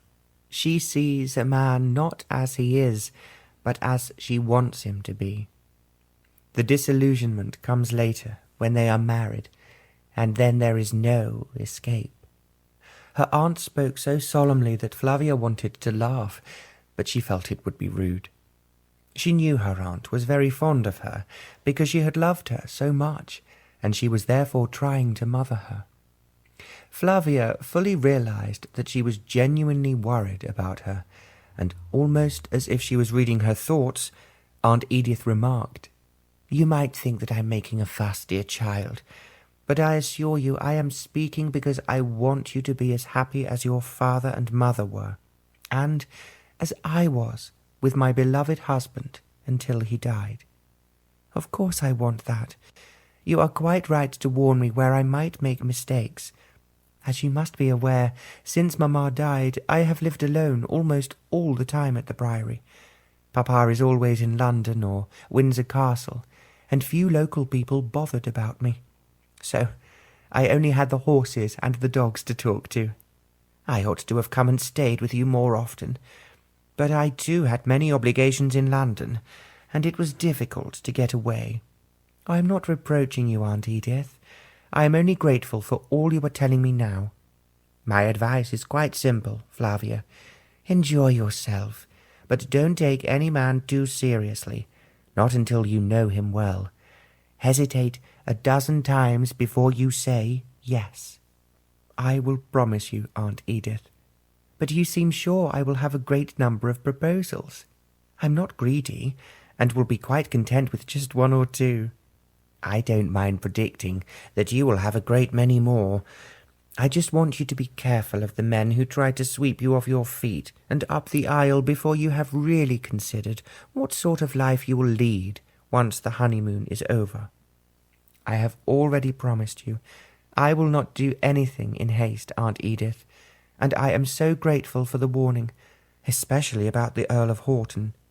It's ridiculous the way women run after him, and I think they make complete fools of themselves, and some of them should be old enough to know better. It must be great fun for him, remarked Flavia. Unfortunately, her aunt said sharply, the Earl of Haugton has everything, but everything he could possibly need. I am told that the Queen herself is devoted to him. Flavia knew this already, and she also thought, after all she had just heard about the Earl of Haugton, he would undoubtedly be a disappointment when she did meet him. And that would frustrate her papa. Her father was afraid of him, and dozens of women were apparently in love with him. He sounded like the hero in a cheap novel, or one of the gods from Olympus, and not much in between. The whole situation was ridiculous. Equally, she realized that he was a danger, although not in the way her aunt meant. Both her father and Lord Carlsby were planning to ensnare him, and she was to be the sacrificial victim. I have to be astute about this, she told herself. When the carriage returned to Grosvenor Square, Aunt Edith came in for a moment. "Oh, this house has never been the same since your dear mother died, Flavia, but I have always thought it one of the most attractive and charming houses in London." "That is what I hope to make it for Papa," Flavia replied, "as long as I am here with him." "Quite right, my dearest, and do persuade him to be with you and not spend so much time at Windsor Castle." "That is exactly what I want to do, Aunt Edith, but it will not be easy." "I can understand. Your father enjoys his influence, which I assure you is very real. I have always heard that the Queen is not only fond of him, but relies on him to help and guide her in the present difficult situation." "You mean as regards to the Russians?" said Flavia. Her aunt nodded. "I think the real danger is now over, but there are others, and while the empire grows bigger and bigger, more and more problems arise. So you will have to look after your father, and not let him do too much." Flavia spread out her hands. "The difficulty has always been to persuade Papa to do anything he does not want to do. Even Mamma found that." "I know, my dear, but you are the one person who can convince him not to overexert himself, or to take too much care about the goings-on at Windsor Castle. It makes him neglect his home, and those of us who love him." She spoke sincerely, and Flavia sensed that she was really worried about him, and thought that her aunt would worry much more if she knew what he was planning, and how she was to be sacrificed so that the most handsome man in London should lose his influence over the Queen. The whole thing is ridiculous, she thought again, and then she said aloud, I will try to remember everything you have told me, Aunt Edith, and I would be so grateful if you would warn me from time to time, not only about Papa, but about anyone I meet who may not be completely desirable. Of course I will, dear child. What I have been saying to you is simply not to lose your head too quickly, and especially not to the Earl of Haugton. I will get it firmly in my mind, promised Flavia. Her aunt kissed her, and then she drove away. Alone, Flavia started to explore the house to see if there were many alterations. There was a new piano, which was more up to date than the one they had before, and there were 2 new pictures she had not seen. Otherwise, except for the sitting room, things had not been moved or altered since she was last there. She looked at the time and thought that her father would not be coming back just yet, and she knew that there would be tea waiting for him in the study. It was a room she had always sat in with her father when they were alone. His writing desk was still there, and on it she could see a table plan that had been worked out by his secretary for dinner tomorrow night, and she reckoned that most of the guests who had been invited had already accepted. When she looked for her own name, she felt that she would find it beside the Earl of Haugton. They were seated near the top of the table. Her father had Mrs. Langtry on one side of him, and beside her was the Prince of Wales. On his other side was the Duchess of Manchester, and Flavia had read all about her in the newspapers, and had seen pictures of her in the ladies' magazine. The Duchess was a great beauty, and Flavia thought it was clever of her father to have the 2 most beautiful women in London on either side of him. On the Earl's other side was a woman with a title, whose husband was also a guest. Although Flavia was not certain if she had read about her, she guessed that she would not be particularly young, beautiful, or amusing. Her father and Lord Carlsby were determined that the Earl should concentrate on her, and it was obvious they felt that she would be thrilled to meet the most handsome man in London. Indeed, she might have been, had she not overheard their secret conversation the previous evening, and if she had not been given a strict warning by her Aunt Edith. There was, however, nothing she could do about it. There is no doubt, she mused, that Papa has been very shrewd. Then she felt a little tremor run through her. If she was to fight against him, and if she was to avoid marrying the man he had chosen for her, she had to be shrewder still. She could only hope and pray that she was strong enough, but she had to admit feeling apprehensive. She had brought back with her the gown she had decided to wear tomorrow night, and because she had been with her aunt, she had not yet told the maid to unpack it, nor had she had the chance to look at her mother's jewellery her father had told her to choose from. She rang the bell, and when the butler answered, she asked him for the jewellery case from the safe. All the jewellery that Lady Linwood had possessed, with the exception of her tiara, was kept in a large velvet-lined case, and Flavia remembered when she was a child, thinking it was very exciting. Barker brought in the case, put it down on the sofa, and then handed Flavia the keys. "I guards that with my life, Miss Flavia," he said, "and you be careful when you've finished with it to give it back to me." "I promise you, Barker," Flavia smiled, "but Papa wants me to wear some of Mamma's jewellery tomorrow at the party, and I thought it would be wise to choose it now." "You'll look real lovely in it," Barker sighed. "'Tis a pity you're too young to wear her ladyship's tiara." Flavia laughed. "I'm glad I don't have to wear it. Mamma always said it gave her a headache at the opening of Parliament because it was so heavy." "That be true, miss, but her ladyship looked very beautiful in it, and as I often says when I sees her drive off, it be a pity she's not the Queen herself." Flavia laughed again. "I'm sure that is something Mamma had no wish to be. Look how worrying things have been lately, and I have been feeling rather sorry for Queen Victoria." "Oh, she'll cope with them Ruskies all right, miss. They've no wish to fight us. We'd be too strong and too clever for 'em, and that's the truth." Flavia agreed with Barker, but she thought it was unlucky to be too confident. If Russia had possessed a better trained army, and it had been better organized and led, there might have been a very different story to tell about their intention to take over Constantinople. Barker left, and she carefully opened her mother's jewelry case. Every piece of jewelry in it reminded her vividly of her mother's beauty. However many jewels she wore, she never looked overpowered by them, and they were only as they should be, a background for her shining eyes and perfect features. There were small and large necklaces, bracelets, rings, and endless earrings. Flavia knew that as a debutante it would be vulgar to wear too much jewelry, and so she then chose a simple necklace of pearls and diamonds that her mother had worn when she was a girl. There was a bracelet to match it, and the only other item she took from the velvet-lined case was a star to wear in her hair.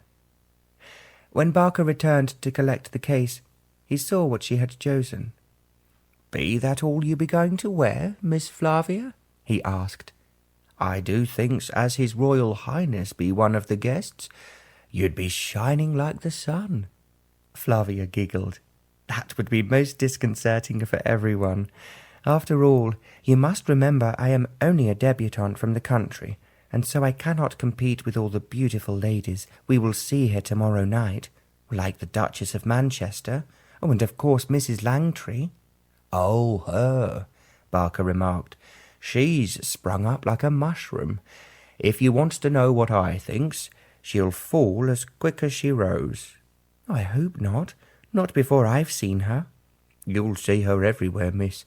They stands on the chairs in the park to see her drive past, and there be pictures of her in all the shops. The Jersey Lily they calls her, and all the men, including the Prince of Wales himself, is bowled over by her." Flavia laughed again.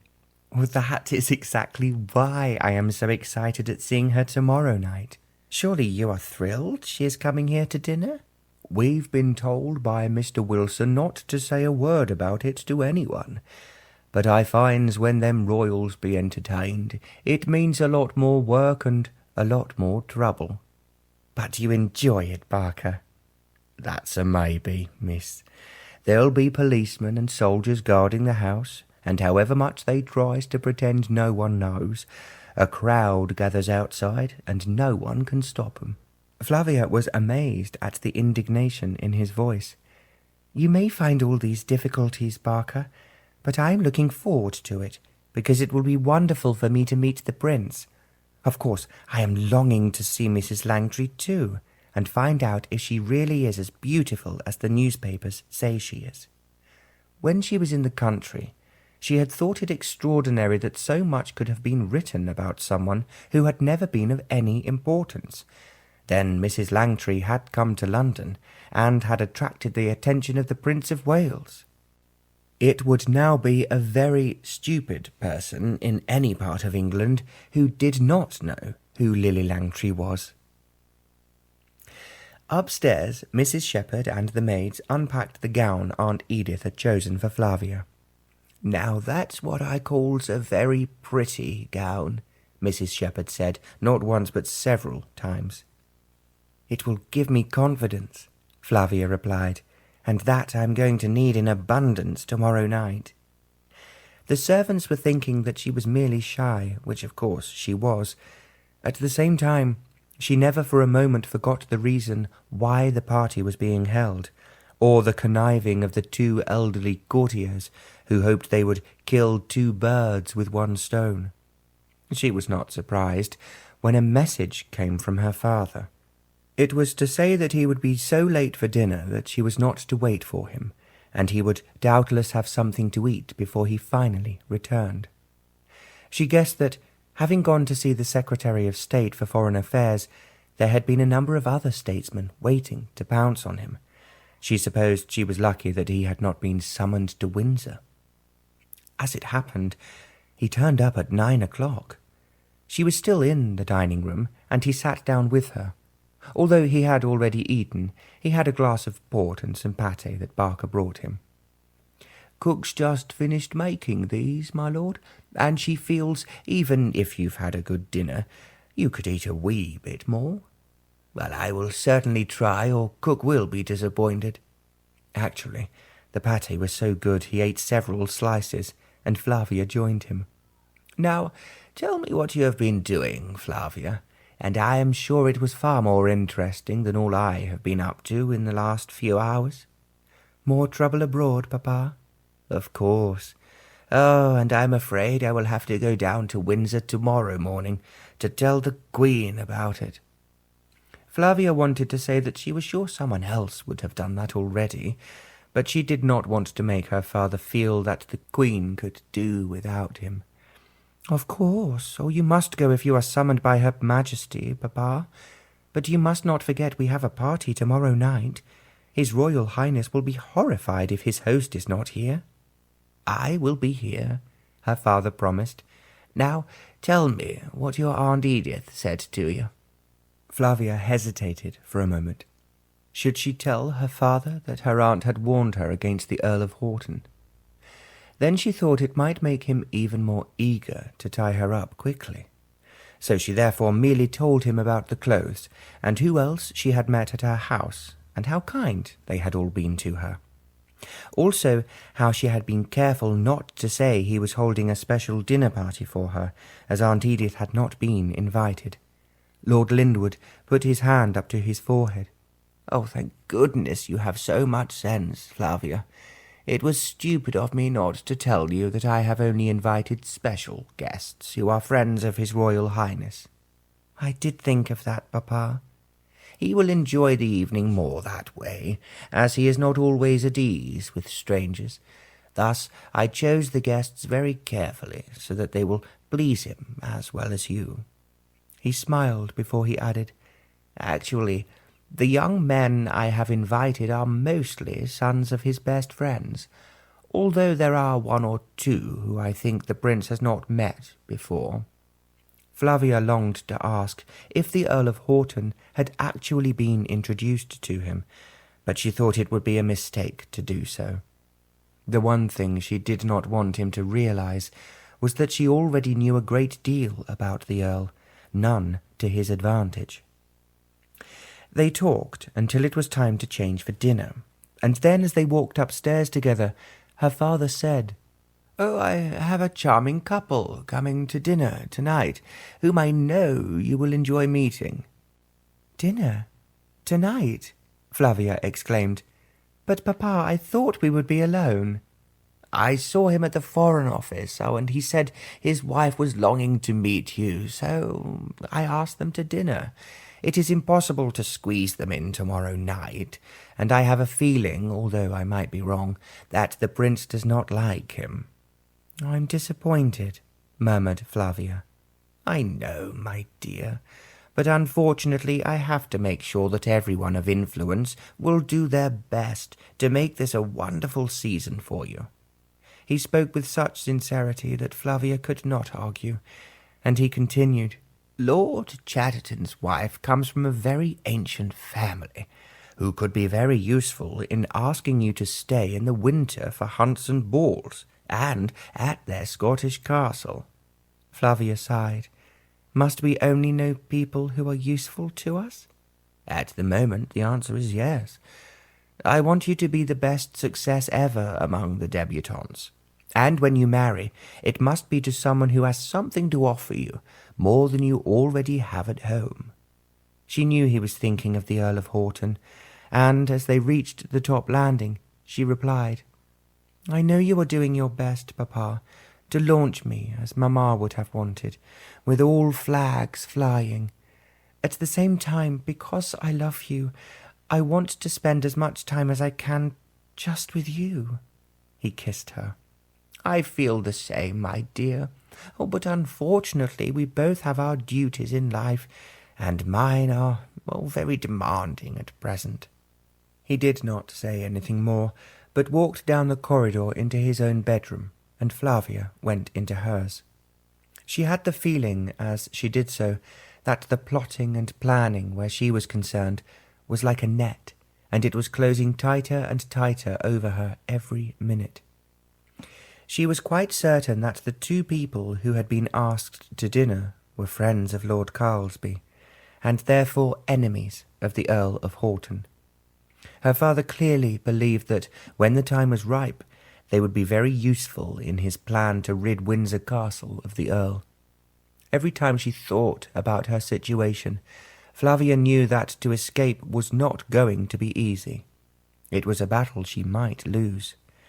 And now she had to make herself pleasant to two more people who would do anything to achieve their own objectives, and they doubtless knew others they could turn to for help if it was necessary.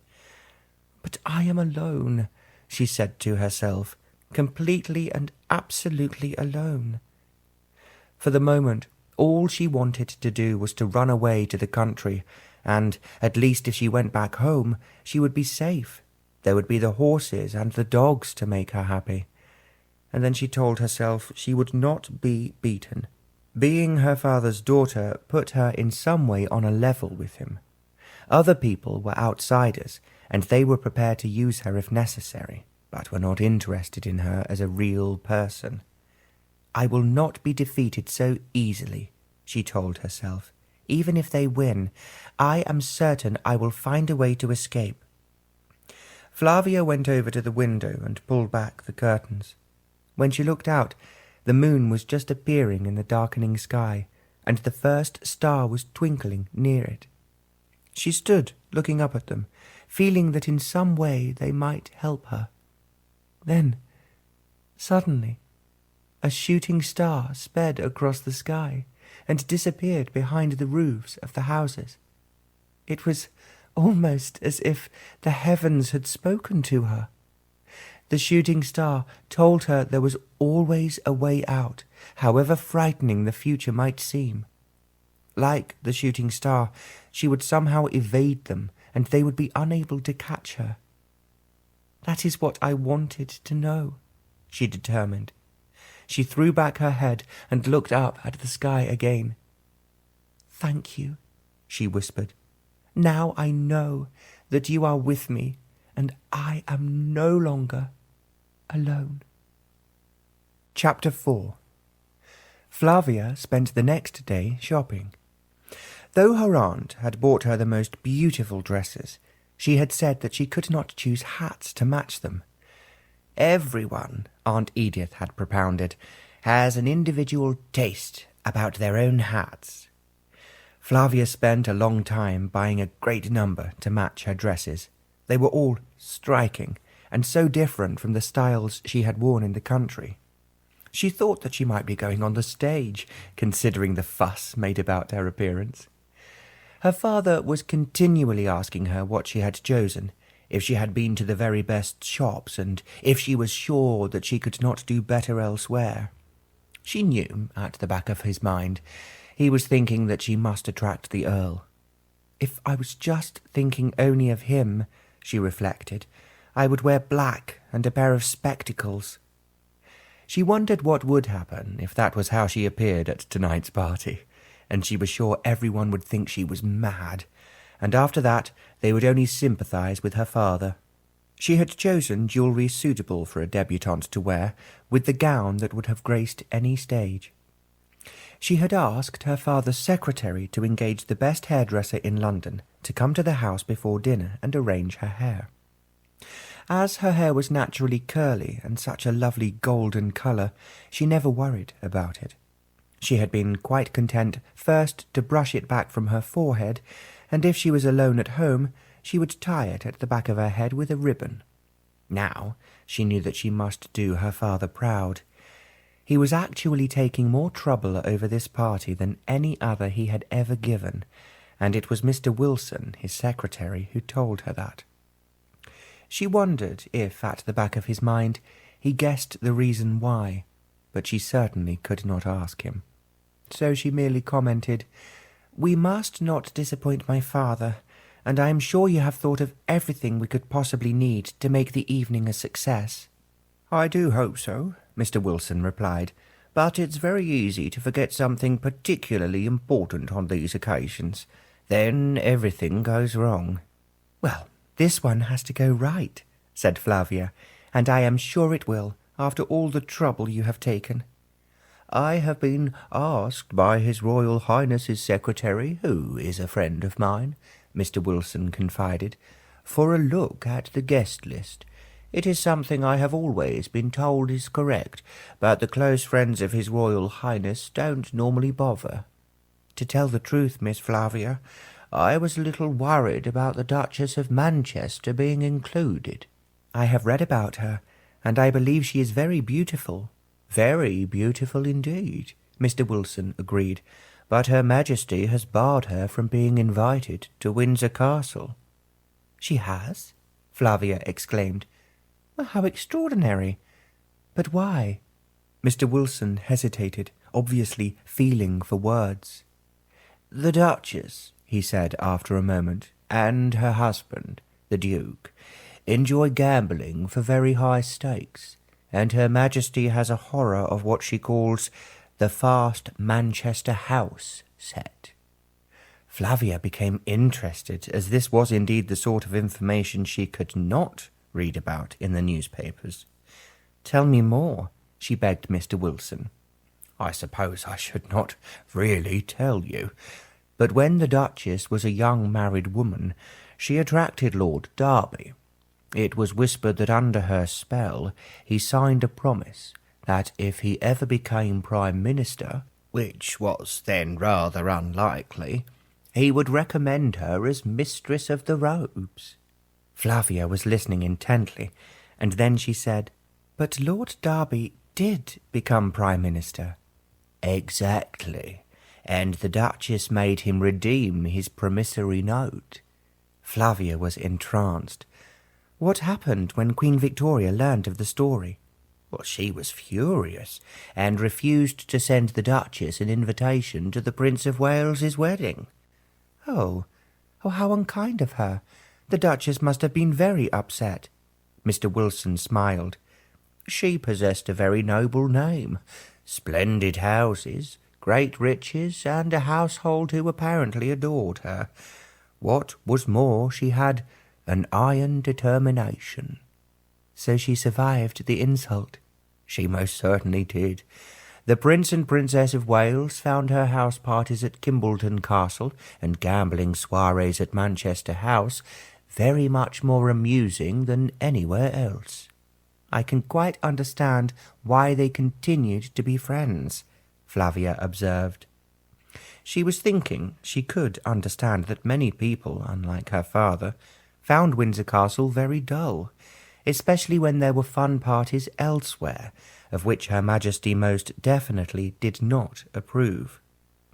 "Her Grace has become very interested in politics," Mr. Wilson went on, "but one thing I admire in her is her loyalty to her friends." "Who in particular?" Flavia inquired. "When the Prince of Wales quarrelled with Lord Randolph Churchill and said he would enter no house that received him, the Duchess announced, 'I hold friendship higher than snobbery.'" "Well, that was brave of her. Does she still have a great deal of power in the Prince's world?" "A great deal," Mr. Wilson answered. Flavia was thinking that maybe the Duchess would help her, and yet she could hardly approach her without being disloyal to her father. "Well, I should not be talking to you about your father's friends in this manner," Mr. Wilson said, "but as you will be meeting them all, it is useful to know, well, what is what." "Of course it is, and I am very grateful to you. Is there anything else you can tell me about the Duchess? I will certainly be thrilled to meet her this evening." Mr. Wilson hesitated for a moment. "Well, I suppose if I don't tell you, someone else will. The Marquis of Haugton, who will one day be the Duke of Devonshire, is madly in love with her. As he is a close friend of the Prince of Wales, well, you can understand that Hearty-Tarty, as he is always called, comes into a lot of teasing and jokes about his love affairs." "Is he coming this evening?" "Oh, no, he is away in the country, and the Duke of Manchester has refused." "I will look forward to seeing the Duchess, but I would like to meet Lord Hartington, because I read in the newspapers that he is a great character." "Oh, he certainly is. I heard another story about him the other day, and there are a great number of them, as you will learn if you are in London for long." "What was the one you heard?" Flavia asked him. "He always has an answer that no one expects. A man in his railway carriage asked him if he would mind if he smoked a cigar. The Marquis answered, 'No, my dear sir, if you don't mind me being sick.'" Flavia giggled. "Is that the sort of answer he always gives people?" "Oh, there is another one I heard it the other day, and you must forgive me, Miss Flavia, if I repeat the language he used." "I am listening to every word," Flavia replied. "Well, Lord Hartington was asked what he felt was the right answer to the Americans, who always say, when introduced, 'Pleased to meet you.' He thought for a while, then he replied, 'If a fellow addressed me like that, I should say, well, so you damned well ought to be.'" "I think that's very funny, and I must tell Papa if he does not know the story already." Mr. Wilson looked worried. "Oh, now don't you get me into trouble, Miss Flavia, for saying too much. I keep forgetting that you are only a debutante." "I am too old to be one, as you know, but because I have read so much, I find it difficult to speak like a quiet little girl who has just stepped out of the schoolroom."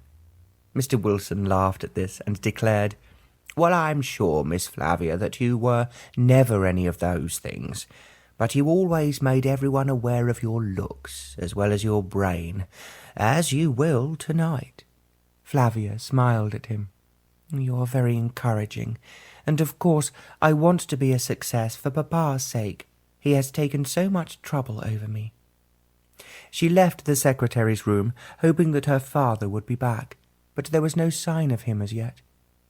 She went into the ballroom to see if it was filled with flowers and was looking exceedingly attractive. As this was only a small party, the platform for the band took up more room than usual, while a huge vase of flowers filled one end of the ballroom and made the dance floor smaller than it actually was. "Papa thinks of everything," Flavia thought, "and is an extremely good organizer." She was, however, wondering about the evening for the rest of the day. What would the two courtiers do to make her aware of the Earl? Perhaps they would merely assume she would fall in love with him, as apparently every other young girl did. "I will have to be very clever," Flavia told herself. "Otherwise I will find myself married to this horrible man. However unfaithful he might be, Papa would never forgive me if I was involved in a divorce." She knew that the average society woman would go through purgatory rather than face the long drawn-out horror of a divorce which must go through Parliament. As Flavia was dressing for dinner, her maids kept exclaiming at the beauty of her gown and how lovely she looked in it. When she put on her mother's jewellery, she felt it gave her the strength she would need. She finally looked at herself in the mirror, and she had to admit that she really did look different from her usual self. Every time she moved, the gown glittered, and the diamond necklace encircled her neck just like protective armour against all that was waiting for her downstairs. "I must be very brave. I must be very astute," she told herself over and over again. As she walked down the stairs, Barker declared, "Oh, Miss Flavia, you do look the spitting image of your lady mother. She'll be real proud of you tonight. She would, really." "Thank you, Barker. Is his lordship in the drawing-room?" "Indeed, miss, and Lord Carlsby is with him." He then opened the door, and to her amusement he announced, "Miss Flavia, my lord, the most beautiful young lady in the whole of London." Flavia was smiling sweetly as she entered the room and joined the two gentlemen. "Let me look at you," her father asked. "I hope I pass the examination, Papa." "Definitely, and with honours. You look beautiful," Lord Carlsby sighed. "I am prepared to bet there is not a young lady in London who could equal, let alone beat you, to the winning post." Flavia laughed and replied, "I have always been told that if His Royal Highness approved of anyone, they immediately go to the top of the class." "Now that is certainly true," her father said. "You must show him tonight that you are not just a small, frightened debutante of 17 who has never had an intelligent thought of her own since she left the nursery." "If I let you down, you can send me back to the country, and I will never leave the horses again." "Well, there is no chance of having to do that, my dear." As her father spoke, he put his hands on her shoulders to show how pleased he was with her. She noticed that he cast a glance at Lord Carlsby, and clearly they were both thinking that even the spoilt and conceited Earl of Haugton would notice her. The three of them had only been alone for a few minutes before the first guests began to arrive. Because they were being honoured by His Royal Highness, Flavia realized that every guest had been invited either because she was beautiful, if a woman, or amusing, if a man. She could quite understand that Her Majesty Queen Victoria would be shocked if she knew about it.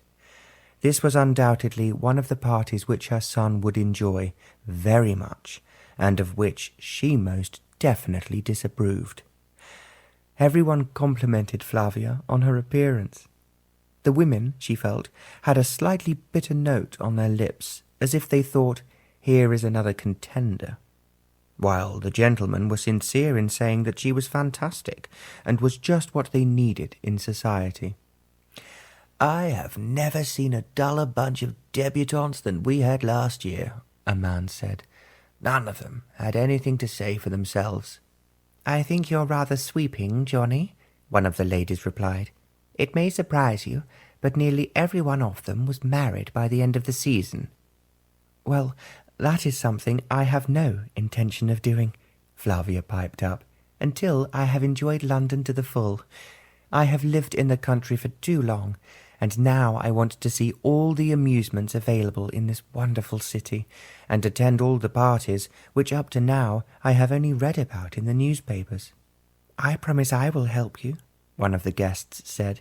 "I will give a party for you, which will be different from all the others. Your father will tell you I have a very creative mind when it comes to entertainment." "She has, indeed," Lord Linwood agreed. "And if Doreen gives a party for you, as she has promised, I know it will be sensational." "And so will your daughter," the lady replied. More guests were arriving all the time. The drawing-room was nearly full when the Earl of Haugton was announced. For a moment, Flavia started. She felt as if it was impossible to move or to think. Then, as she could see her father greeting the Earl enthusiastically, she forced herself to look at him.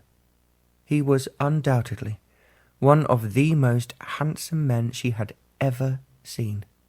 He was well over 6 feet tall. He had classical features, and there was, she could understand, something different about him from the other gentlemen in the room. At the same time, he was her enemy, and she had to fight him with every possible weapon at her disposal. Her father was now bringing him across the room towards her. Deliberately, she turned to talk to one of the other gentlemen guests, and she somehow guessed that he was fond of riding. "Tell me about your horses," she began. "I am sure that Papa told me they were exceptional." "I would like to think so," he replied, "and I have been very fortunate in winning 1 or 2 races lately." "It must be very exciting to see your own horse first past the winning post. To me, it would be the most thrilling thing that could ever happen." "I hope to win Gold Cup at Ascot this year." "I would love to see your horses before that." "I did suggest to your father that he should bring you to luncheon one day, so that you can see those I have in London. My wife and we ride in Rotten Row every morning, and I expect you will be doing so too." "I will make certain I'm allowed to. My father's horses, as I expect you know, are very fine, although the best of them are in the country." While they were talking, Flavia was aware that her father was gradually bringing the Earl nearer and nearer. As the Earl apparently knew most of the people in the room, their progress was slow. So many either greeted him or he greeted them as they approached her. Just as her father had almost reached her, Barker's stentorian voice was heard from the door. "His Royal Highness the Prince of Wales and Mrs. Langtry." There was now nothing Lord Linwood could do but hurry to the door to welcome his illustrious guests, and for the moment even the Earl was forgotten. As Flavia turned round, she stole a glance at him, and yes, indeed, he certainly was good-looking. Now the ladies in the party were curtsying as Lord Linwood brought the Prince and Mrs. Langtry to the centre of the room. Then, because Flavia knew it was what her father wanted, she joined them. "May I present your Royal Highness, my daughter, Flavia," Lord Linwood started, "for whom this party is being given. She is as thrilled as I am that your Royal Highness should honour us with your presence tonight." Flavia swept down into a deep curtsy, unaware how graceful she looked, and just how beautifully her sparkling gown was glinting in the candlelight.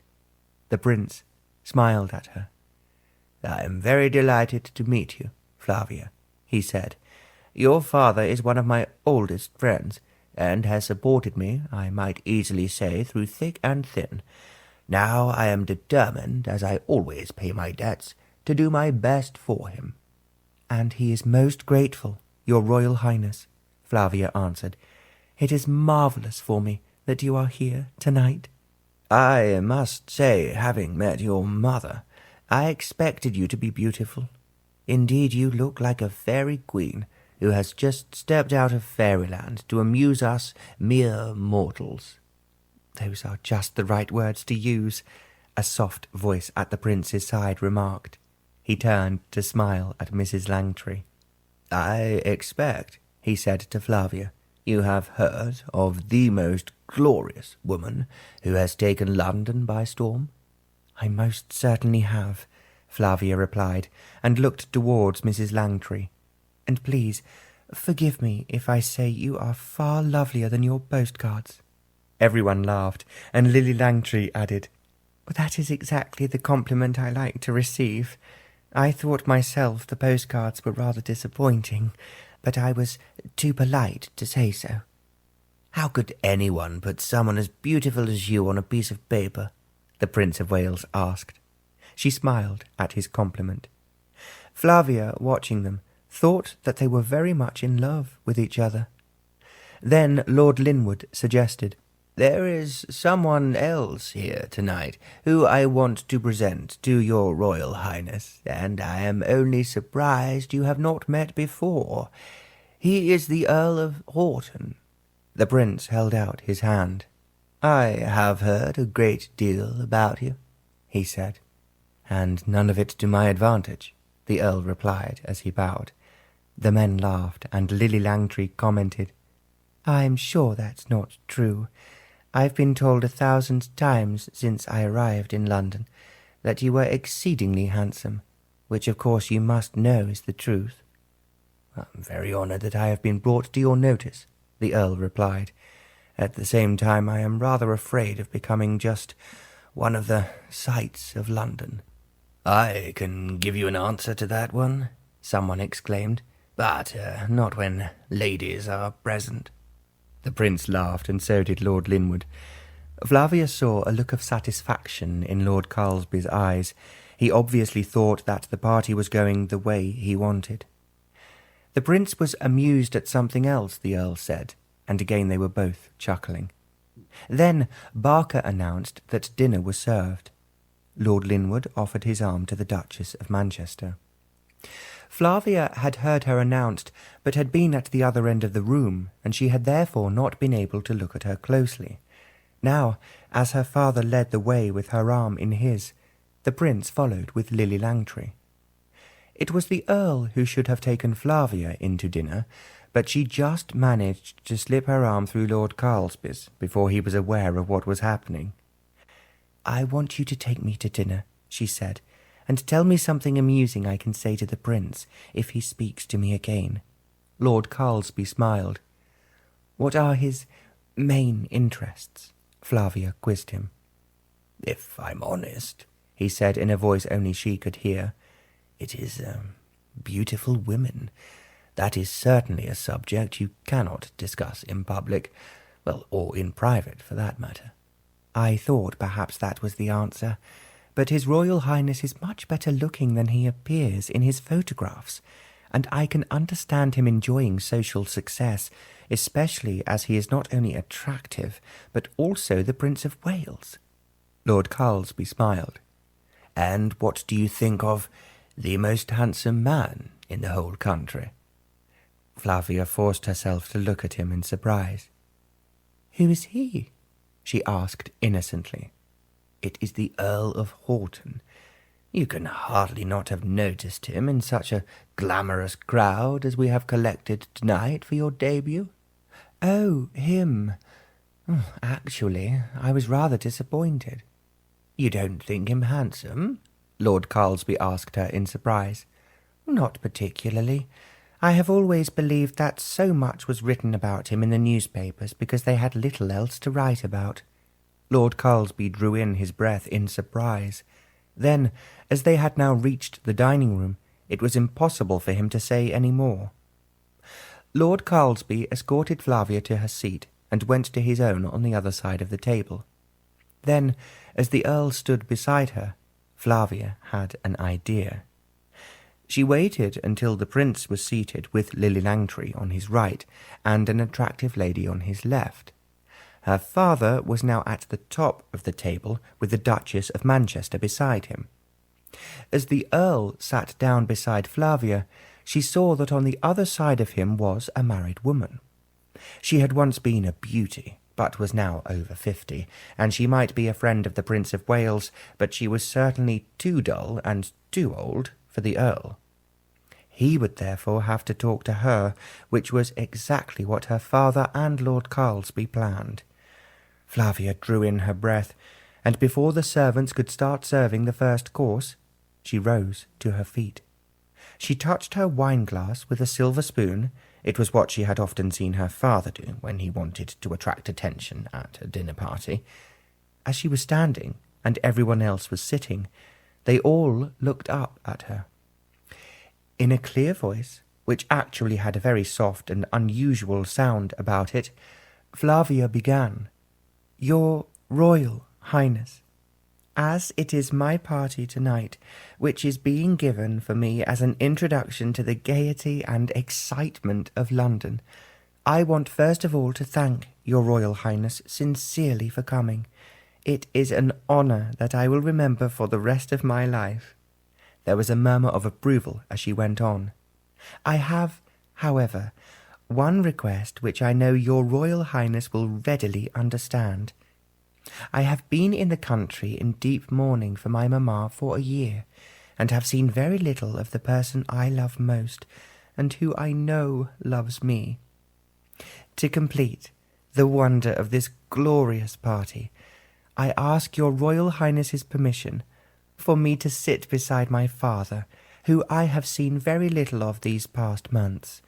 It would so much complete my happiness and enjoyment of this wonderful evening if I can be close to him." As she finished speaking, Flavia sat down, and for a moment there was a surprised silence. Then, as everyone clapped, the prince said, "Of course. I will give the most beautiful debutante I have ever seen my permission for her to sit wherever she wishes. I am only a little peeved it is not beside me." Then the Duchess of Manchester rose to her feet. "Of course, I will do as this lovely girl has asked," she said. "As it so happens, I have been looking forward to making the acquaintance of the Earl of Haugton." As the gentlemen in the party stood up, She walked round the table to take the place of Flavia. Thank you, Flavia enthused. You are so kind, and I knew you would understand. Naturally I understand, my dear, and let me tell you, you are not only the prettiest debutante I've seen for a long time, but certainly the best speaker. Flavia thanked her, and then went to her father. I am very complimented by what you have just said, my dear, he murmured, but it is very unusual. That is what I meant it to be, Papa. Anyway, it is the truth. I would rather sit next to you, Papa, than anyone else. She sensed that he was thinking that she should not have interfered with his arrangements, but he could not put into words how anxious he had been for her to sit next to the Earl of Haugton. As the dinner progressed, and one delicious course followed another, everyone present seemed to be enjoying themselves. There was one exception. Lord Carlsby was scowling because, sitting exactly opposite the Earl and the Duchess, he could see that they were undoubtedly getting on well together. The Prince was enjoying himself too. He found it hard to take his eyes off Lily Langtry, and with the help of Lord Linwood, she was making him laugh. As Flavia knew only too well, her father could be most amusing if he wanted to be. She had seen in the past, when her mother was alive, a whole table lapse into silence when he was speaking, and what he said was always far more hilarious than anything they could offer themselves. There was a charming gentleman on Flavia's other side, and he was a great admirer of the Duchess, and also of Benjamin Disraeli. It was easy to make him talk about politics, and he told her many things she wanted to know about the grave situation in Europe.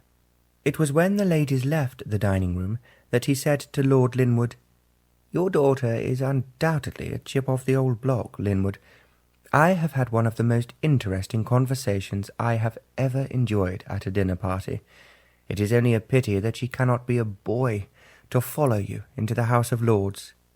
"I do find her equally interesting," Lord Linwood replied, "and, as you will discover, very different from the ordinary debutantes we have cast upon us every season." "She most certainly is," the man agreed. "I hope I will have the chance of talking to her again. I have the feeling that she will be besieged by young men who will be more interested in dancing with her than talking politics." "I will make sure she does both." He was delighted that his daughter had been such a great success with an eminent member of the government. After the ladies had left the dining-room, they went upstairs to powder their noses and to tidy their hair. Her mother's bedroom, which had never been used since she died, was opened, as well as 2 other bedrooms.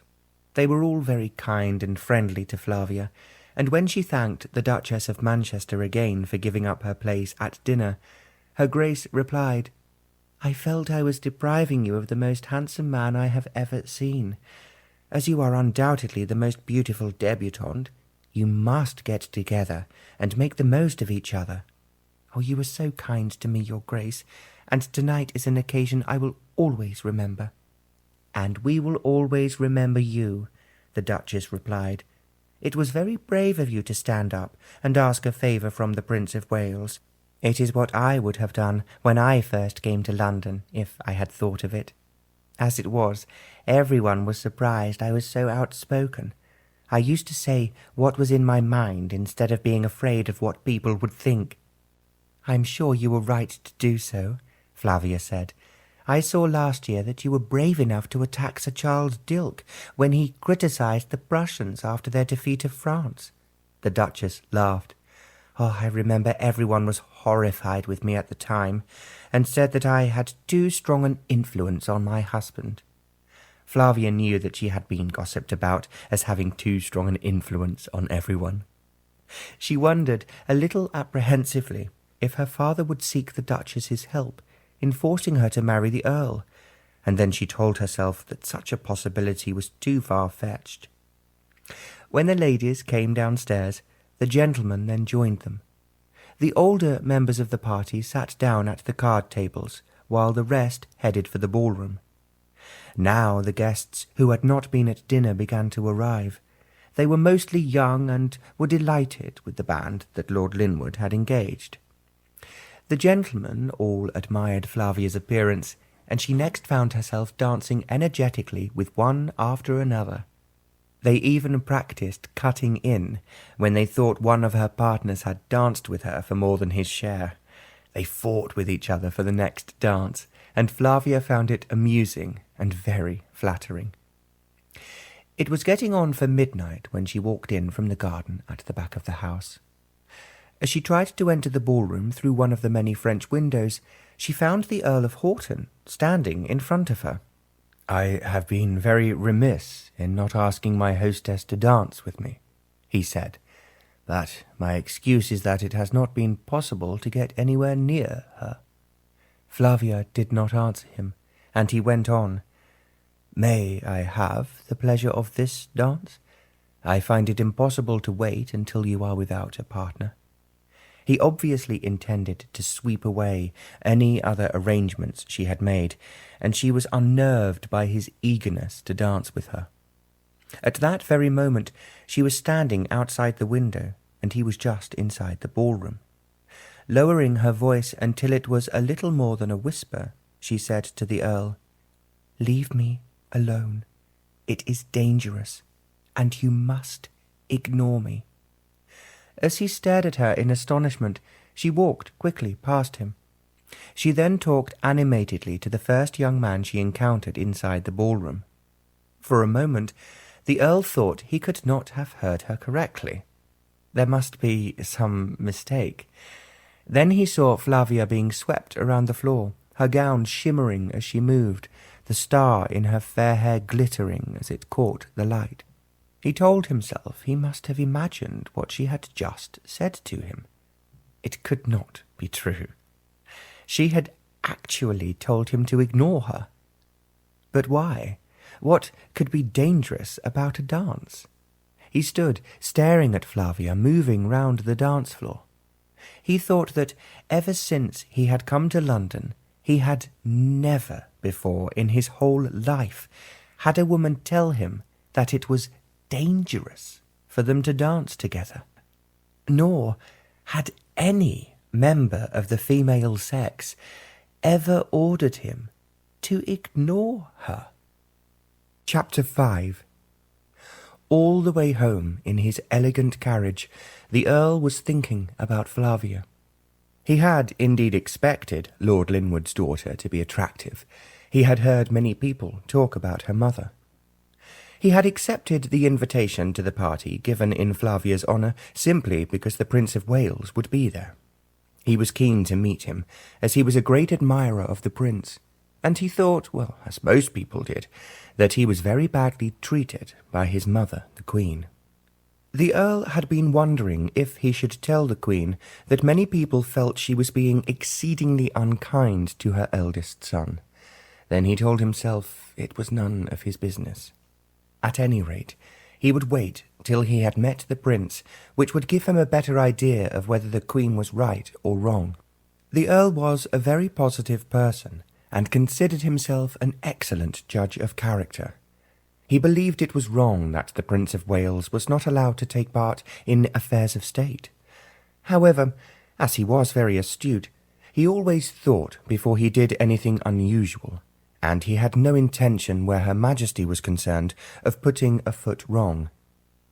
Because he had spent so much time at Windsor Castle with those who were actively engaged in attending on the Queen, he had never before been to a party where the Prince of Wales was the chief guest. He was also much flattered that the Queen should consult him on so many different matters, and it was quite obvious that she really enjoyed his company. He thought she was really a nice old girl, but she was Queen of the United Kingdom, and he was totally fascinated by all the pomp and ceremony with which she was surrounded. Ever since childhood, the Earl had more or less been in command of his own home and those who served in it.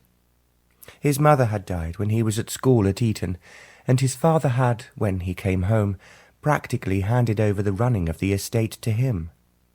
It was an extraordinary situation for a young boy to find himself in, although, since most of those employed on the estate had been there for years, they advised him in the correct manner. They also accepted the fact that, as his father was no longer interested in the estate, and thus his son Vincent, however inexperienced, had to take his place. Actually, after his mother's death, his father was seldom at home and spent much of his time travelling in Europe. In the meantime, Vincent struggled on at home and learnt cannily to turn everything to his own advantage. He entertained his closest friends from school, and they enjoyed riding his horses, shooting his pheasants, and helping him organise races and steeplechases. It was not surprising that everyone at Eton, and later at Oxford University, moved heaven on earth to be invited to Haugton Hall. Thus Vincent became the most popular student at both places. At Eton he did very well at cricket, and followed it up by being made captain of the Christ Church College cricket team at Oxford. If there is one talent the British admire the most, it is a man who is good at games. And so it was not surprising that the young Vincent became a most sought-after and flattered young man when he first appeared on the social scene. Yet, from the moment he finished his education, he was determined to travel.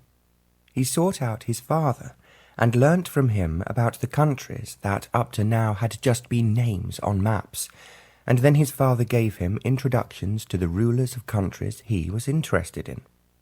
It was not surprising, with such a varied education, and having been a success wherever he went, that when he became the 10th Earl of Haugton on his father's death, the social world welcomed him enthusiastically. By this time, Vincent had discovered women, or rather, women had discovered him. Because he was so exceptionally good-looking and boasted an ancient title, women pursued him from the time he left Eton. At first, he was not particularly interested in them, but he learnt a great deal about the female sex when he was in France on an extended visit. In other countries he visited, it was accepted that he should find it easy to make love to the most beautiful of the women at court, and there was a great variety of them. Then, when he eventually came home to England, he was introduced by one of his relatives to the Queen at Windsor Castle. He found that she not only admired him for his looks, as she always liked handsome men, but Her Majesty was really interested in his knowledge of foreign countries. She found his reports fascinating and useful, and she took a rather perverse pride in keeping one step ahead of her statesmen. She really enjoyed knowing more about some Eastern potentates than they did. The Earl realized that she was picking his brains, and was only too delighted to encourage her to do so, and he was not in the least bit shy of expressing his opinions to Her Majesty. Many found Queen Victoria overwhelming, and so were afraid to contradict her on any subject. They would have been surprised if they had known how she listened attentively to everything the Earl told her, and invariably asked for more. Of course, as soon as he appeared in London at the start of the season, he was bombarded with invitations from every fashionable hostess and ambitious mother. He knew he was a great catch in the matrimonial market. However, he had long ago decided that he would not be caught. He was well aware when he reached his 27th birthday that most of his contemporaries, both at Eton and Oxford, were married, and the majority of them had started a family. This was often because they had inherited a title, or were going to inherit one, and so most of them had been pushed up the aisle by their pushy relations. The Earl enjoyed pretty women. Of course he did, and there were a great number to choose from.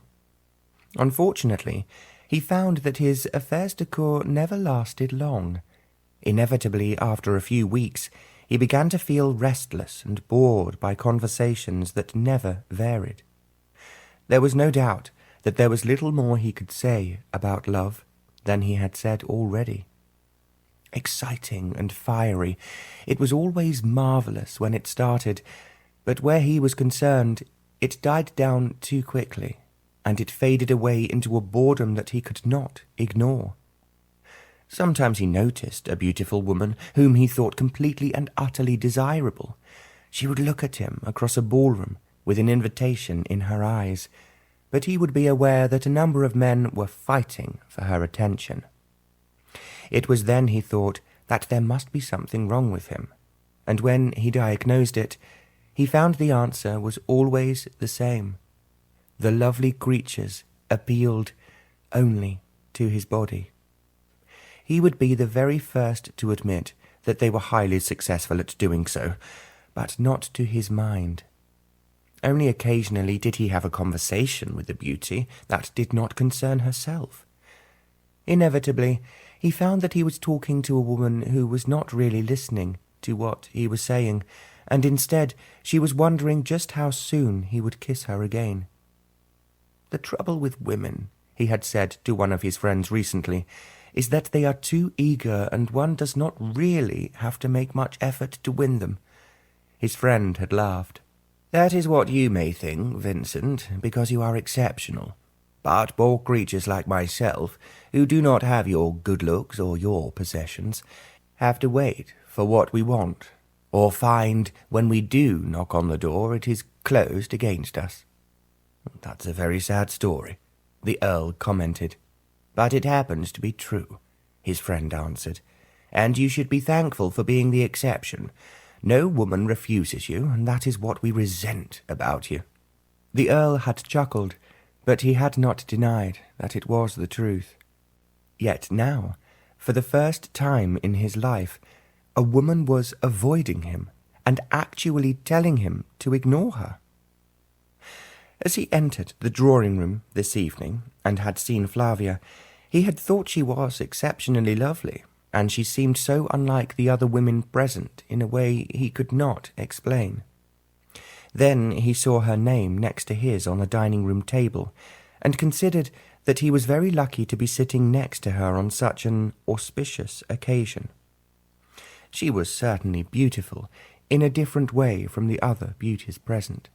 He could not quite explain it or put it into words, but he thought she was unique to look at, although doubtless, as she was so young, she would have little to say for herself.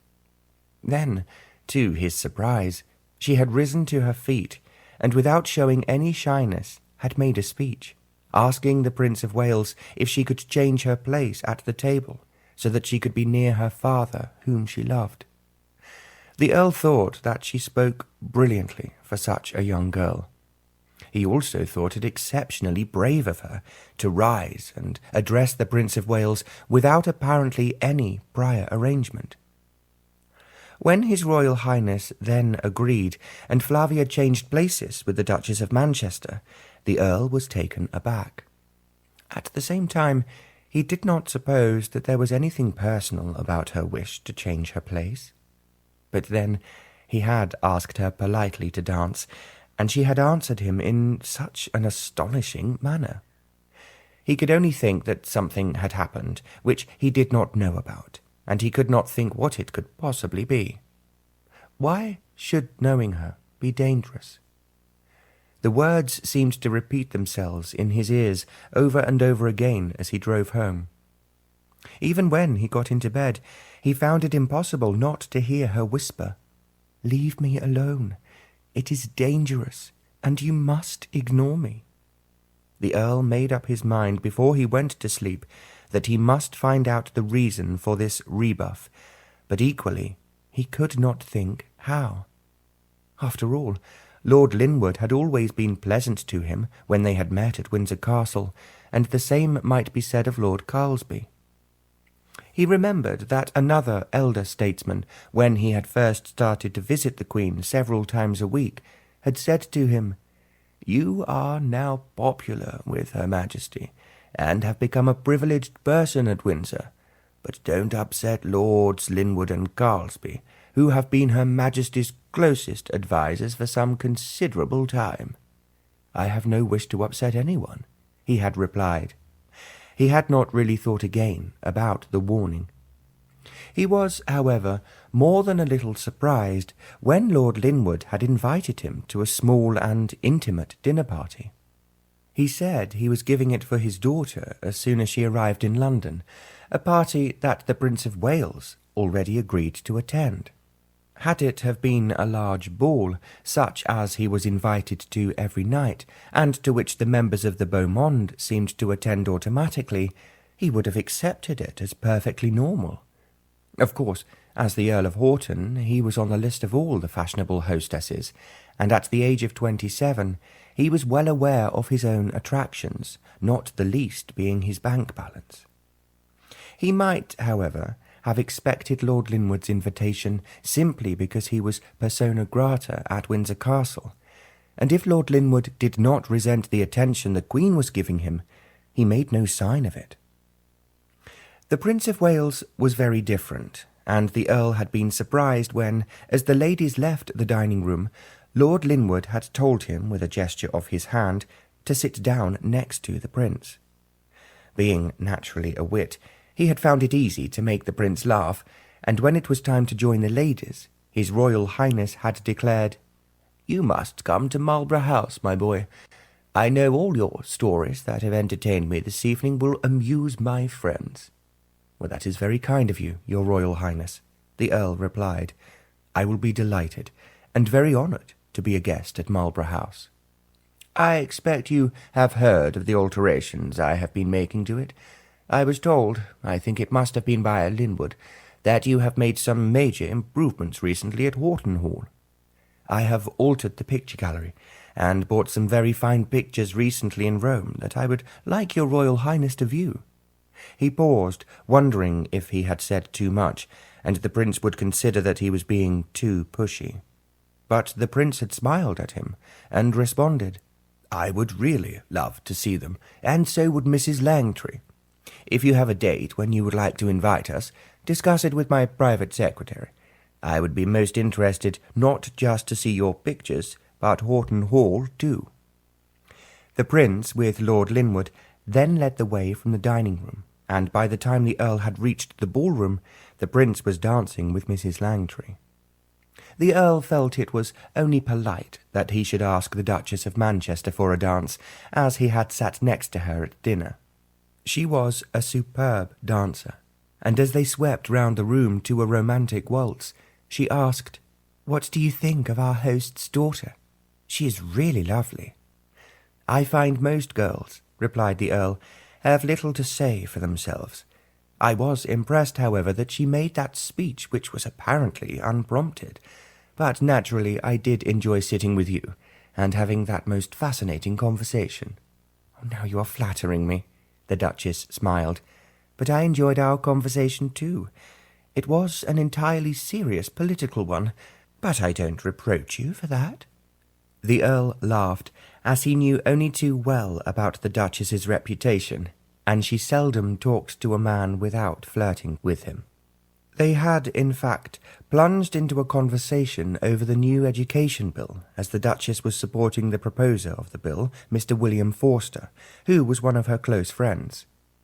As he expected, the Queen was violently against anything that the Duchess approved of, and naturally she disliked the Duchess, not only for her political convictions, but because of her gambling and her attraction for men.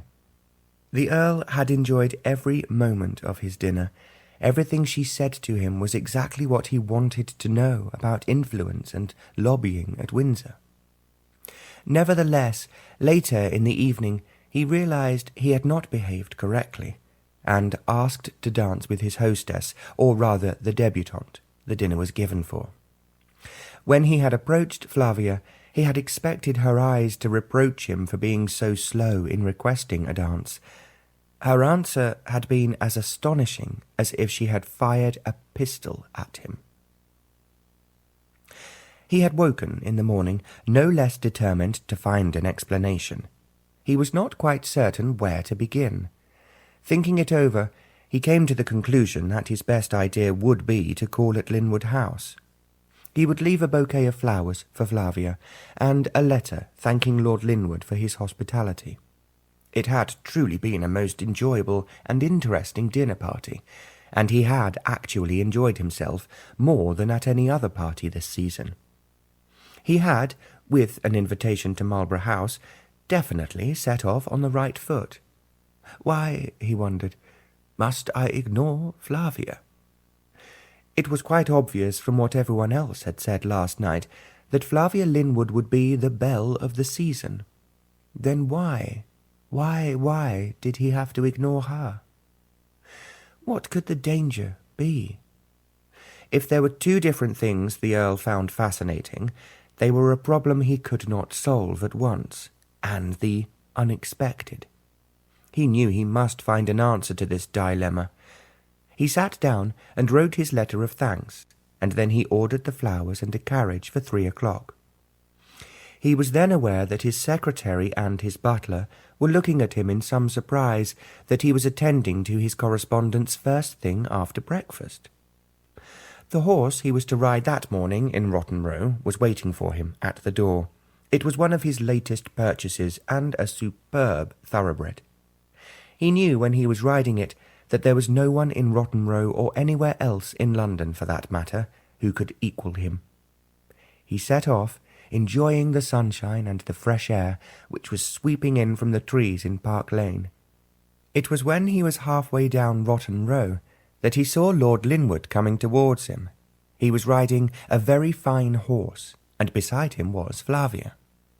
The Earl had to admit she looked almost as smart and sensational in an attractive riding habit as she had done last night in her glittering gown. As they met, face to face, the Earl swept off his hat and spoke to Lord Linwood. "Good morning. I have just written a letter to you to thank you for a most stimulating evening. In fact, I have never enjoyed myself more." "I am so delighted," Lord Linwood answered him. "And I understand you are inviting His Royal Highness to Haugton Hall." "His Royal Highness was kind enough to say that he would like to see some pictures I bought in Rome when I was last there." "I am hoping that when he does come, you and Miss Flavia will also honour me." "We will be enchanted," said Lord Linwood. "Do arrange the party as soon as possible." "I will most certainly do so," the Earl answered, and looked towards Flavia. She was frowning at him. Her forehead was definitely wrinkled, and he knew without her saying it that she did not want to accept his invitation. The Earl was wondering what he could do, when Lord Linwood remarked, "Ah, there's Lady Brentford. I must have a word with her." He then moved his horse quickly towards one of the open carriages that had drawn up at the side of the row, so that those occupying it could talk both to those riding and people walking on the footpath. The Earl realized that he and Flavia were for the moment left behind. He rode closer to her. "I must see you," he began. "I want to ask you for an explanation of what you said to me last night." "Just leave me alone," Flavia blurted out. "Pay no attention to me, and you must not come to the house." She spoke quickly, and at that moment a man riding a spirited horse that was bucking a bit came up beside her. "That was a marvellous party you gave last night, Miss Linwood," the man began. "I hope you will save me a dance at the Beaumonts' party tonight. I am sure you will be one of the guests."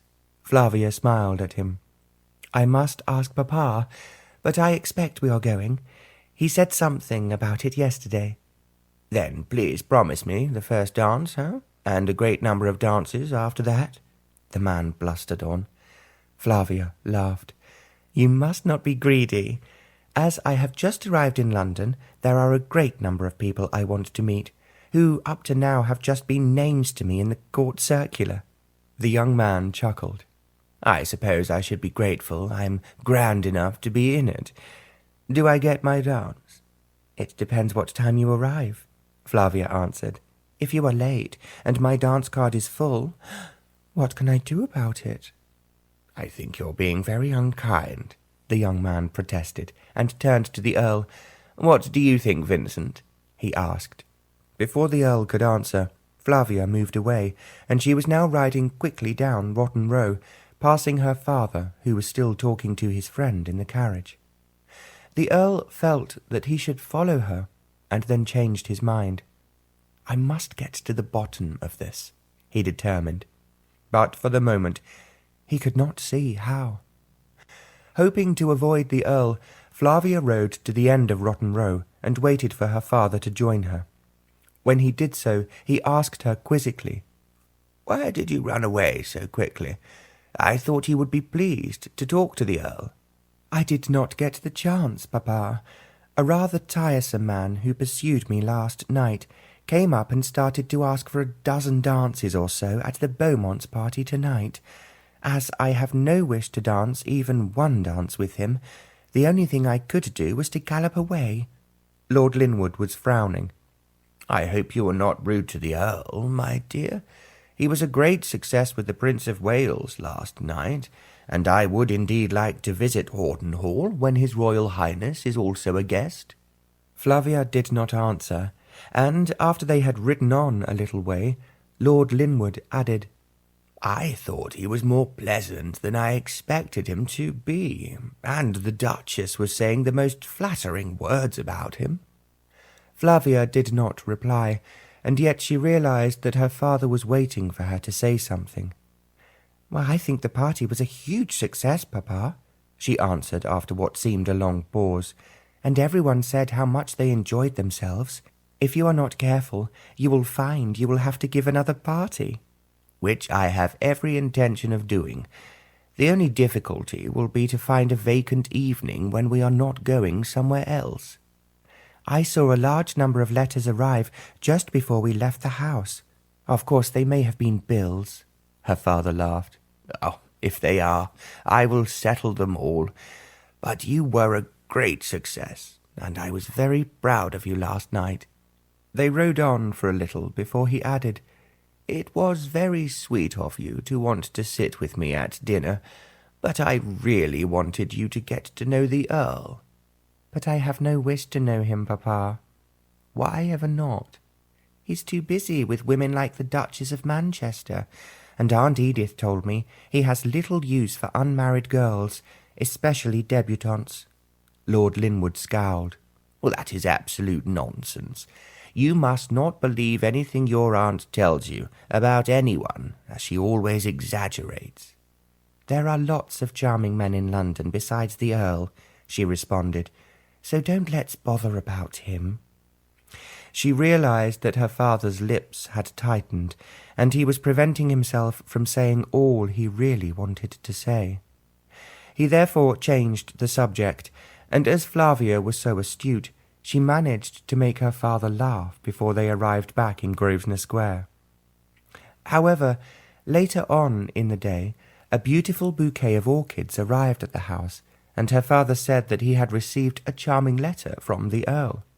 She now realized that she would have to tell the Earl sooner or later why they must not associate with each other, and she wondered if she should write him a letter of thanks for the bouquet. Later in the afternoon, she was sitting alone in the library reading a book. Her father had gone to see the Prime Minister, and had promised he would be back for tea, even if it was late. Because they were going out in the evening, Flavia had no wish to go shopping, and anyway, she thought that she had enough clothes to last her for a year or more. She was enjoying a book about the reign of Charles II, when Barker entered. "There's a note for you, Miss Flavia," he said, "and the messenger's waiting for an answer." She took the letter from the proffered silver salver, and she sensed that she knew who it was from even before she opened it. It was short and to the point. "I have to have an explanation for what you said to me last night, and again this morning. I will meet you at any place at any time you suggest, where we will not be seen." It was not signed, and there was no address at the top of the writing paper. Flavia felt the moment had come when she had to answer him. She could hardly go on as they were, and it could be very threatening if he was not aware that he must play his part in the charade as well as she was doing. "I will send an answer," she said to Barker. "Please come back in 5 minutes." Barker bowed and left the room. Flavia went to her father's writing table in the next room. She wondered if it would be possible for them to sit in separate rooms, and she could whisper to him through the secret shelf. then she knew that was impossible, as it was so important for him not to come to the house. But she was intelligent. She suddenly thought of a solution that would not have occurred to anyone else. "Please meet me," she wrote, "in the gallery of the Grosvenor Chapel tomorrow morning. If you are there at 11 o'clock, I will arrive at 11:15. She did not sign her name, nor did she address the envelope. She merely rang the bell and told Barker to take it to the waiting messenger. "I don't know who he is, Miss Flavia," Barker said, "and when I asked him who the letter were from, he were most cheeky and told me to mind me own business." He was obviously affronted by such impertinence, and Flavia wanted to laugh, instead of which she told Barker, "It is from someone who wants to meet me without anyone knowing. He is a married man, and, of course, I have told him to leave me alone." "I thinks it be something like that," Barker muttered. "You are not to tell his lordship, Barker, for the simple reason it would upset him, as you well know." "Me lips be sealed, miss." Barker took the note and carried it outside. Flavia sat making her plans. It was not going to be easy, but at least it was very unlikely anyone would see her. She had often been to the Grosvenor Chapel when she was a child, and she had enjoyed sitting in the gallery rather than being in the usual pew with her mother. "I cannot think why you would want to be upstairs in the gallery," her mother had commented. "I was reading, Mamma, that in the East the higher they made their religious buildings, the nearer they thought they were to God." "That's a very good excuse, my dear, for wanting to look down on the people below and seeing them from an angle at which no one sees oneself." "That's a good explanation, Mamma, and far better than any I can think of." "Very well," her mother conceded. "When we go to the chapel, you will sit in the gallery, and I am sure your father will much prefer a pew down below." A compromise was agreed that when her father was there, they sat in the family pew, and when he was not, her nanny or her mother escorted Flavia up to the gallery. She was only hoping there was not a service taking place tomorrow morning. Her father went off early because he had to go to Windsor Castle, promising to return in time for tea. Flavia had the feeling he wanted to report to Lord Carlsby how badly they had progressed with regard to the Earl, and probably to see the Queen and find out the latest developments in the troubles with Russia. One thing that will please him, Flavia thought, the Earl will not be at the castle this morning when he is there. She told the housekeeper that she wanted to buy a few items from the shops in South Audley Street, and that she would like Molly to go with her. Molly was an old housemaid who had been in her father's service for over 40 years. She had refused to retire because she had no home to go to, nor did she have any relations who would offer her one. She was going rather blind and suffered from arthritis in her knees. "Why do you want Molly?" asked Mrs. Shepherd. "You know she's getting too old to do anything but just sit about." "Molly has been with us longer than anyone else," Flavia insisted, "and I would not like her to think she is ignored because she is old, which will happen to us all. I will not, and I will not be going far." She and Molly set out. They walked slowly while Molly told her what a beautiful baby she had been and how much she had loved her mother. "A kinder lady never left this world," she said in all sincerity, "and if anyone be in heaven, it be her." "I agree with you, Molly. That is why I'm going to the chapel today, where you recall I went when I was small, and I'm going to say a special prayer for Mamma." "Oh, that's just what you should do, miss. You can be sure your mother will hear it wherever she be." It took some time to reach the Grosvenor Chapel in South Audley Street, and the doors were open. Flavia could see that there was no one in the lower part of the church. "I'm going up to the gallery," she said to Molly, "but you are to stop down here and try not to walk up those narrow stairs." "Oh, they be a bit much for me," Molly admitted. "I thought so," said Flavia. "I will just say a prayer, then I will come back to you." The old maid moved into one of the pews at the back of the church, as Flavia hurried up the stairs to the gallery. When she reached the top, she looked round, and for a moment she thought that the Earl was not there. Then she saw him at the very back of the gallery, and he was the only person present. She moved along the back row of seats until she reached him. He did not rise, as if he thought it might draw attention to them, although there was no one in sight. As she sat down beside him, he began, "It's clever of you to think of this. There is no one here to see us." "Touch wood," she exclaimed, "but I remember that 11 o'clock is not a fashionable time." "You realize I had to see you," the Earl said. "I could hardly go on worrying night and day over what you said." Flavia smiled. "I don't believe it's worrying you as much as that." "I hate a puzzle I cannot solve," he replied almost petulantly. "I cannot understand what is going on, and I assure you it's giving me sleepless nights." "Very well. I'll tell you the truth, and perhaps you will think of a better solution than mine." "I certainly hope so, Flavia." Then, slowly and quietly, in case her voice should carry, Flavia told him all she had overheard her father and Lord Carlsby saying that night when she had left the dining-room. "I did not know there were holes in the bookcase," Flavia added, "but when I heard my name mentioned, I listened." "Of course you did," the Earl agreed, "but I had no idea that your father and Lord Carlsby thought that I was undermining their position at court when I talked with the Queen." "You must have upset them quite a lot." The Earl smiled. "Only because I made suggestions which had not been thought of before, and I did not think for a moment that Her Majesty took them seriously." "She certainly discussed them with Papa and Lord Carlsby, and they thought you were interfering.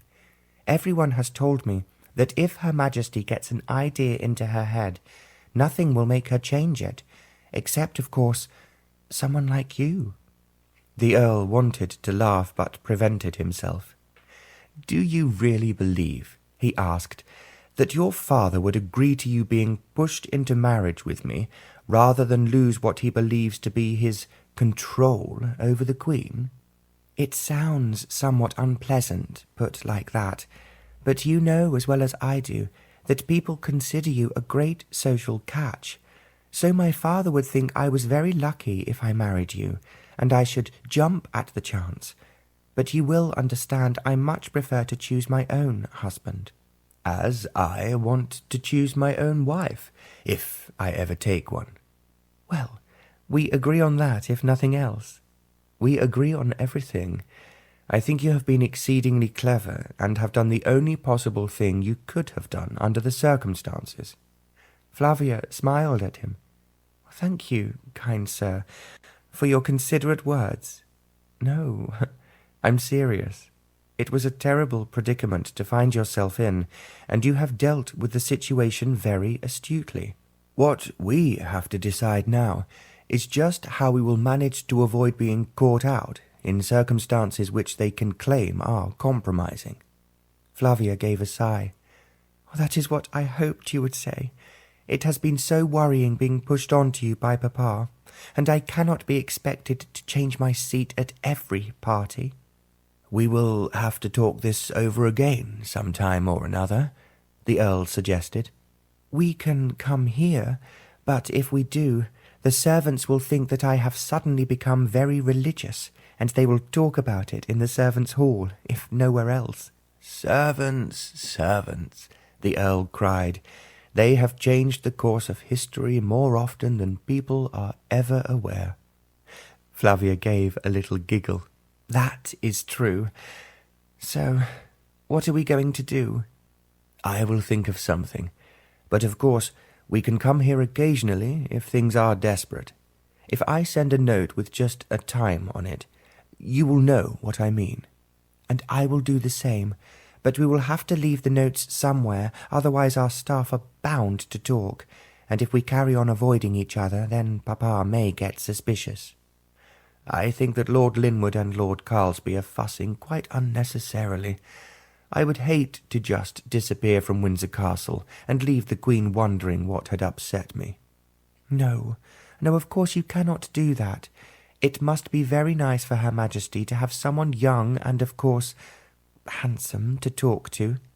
She exaggerated the word handsome, and he said, "If you tease me too much about that, I will grow a beard, wear dark glasses, and dye my hair white." "That would be sensational, and would doubtless cause headlines in the newspapers." "No, seriously," the Earl protested. "I am sick of people going on about my looks, while naturally you are only too willing to listen to people eulogizing about yours." "I'm delighted that people think I'm pretty. It would be awful if I was so plain that no one ever noticed me."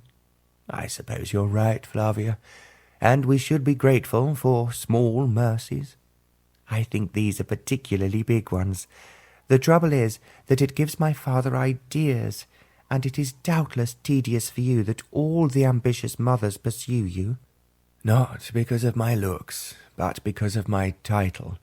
I assure you that I have no wish to marry anyone, including you." "I can say exactly the same," asserted Flavia, "but I expect we will be both trapped sooner or later, and the best solution is to avoid it for as long as possible." "If you talk like that," the Earl said, "I will leave England immediately and go to, Timbuktu, or perhaps one of the deserts I have not yet visited. The Arab women, I assure you, keep their faces and themselves well hidden." Flavia giggled again. "Don't make me laugh, as my maid, although a little deaf, might hear me." "Did you bring a maid with you, Flavia?" "Of course I did. I am a young lady, and I therefore have to be chaperoned."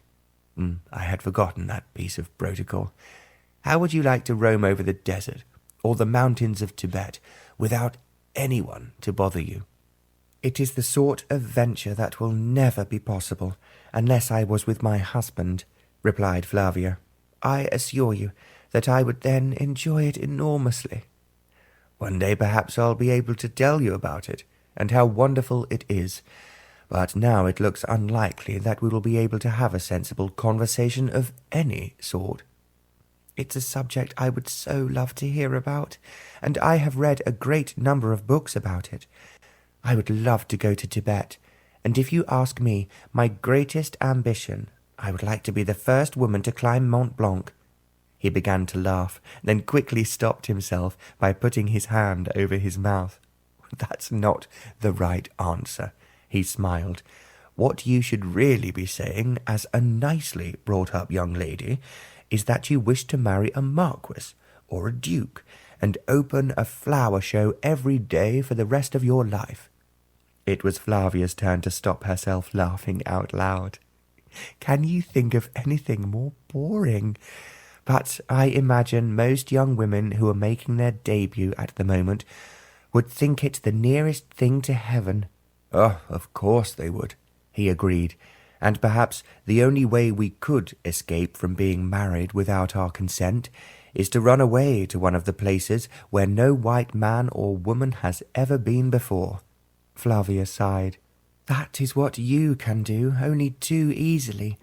But I am unfortunately a woman, and therefore I have to obey the conventions whether I like it or not." "Of course you must.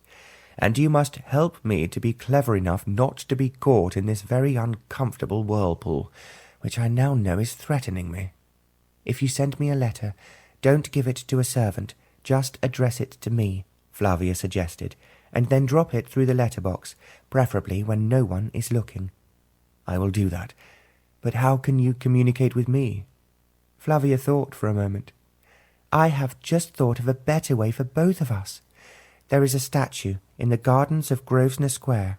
I noticed when I was looking at it yesterday that a heel of the statue has cracked, and it would be quite easy to slip a note underneath it." The Earl nodded, and she continued, "When you are passing this way, just go into the gardens, then look under the heel of the foot of the statue to see if I have left anything there for you."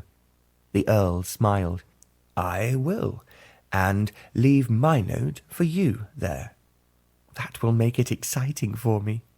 "Oh, you're very clever, and I'm beginning to suspect this is a game that will amuse us for some time to come." Flavia was silent for a moment, and then she said, "To be married to someone you don't love is not at all amusing. Remember, if we are caught in what they will call a compromising situation, as they intend us to be, it will be impossible for either of us to object to becoming publicly engaged, or else cause a fearful scandal." "You are right, Flavia, yes. We must take this seriously."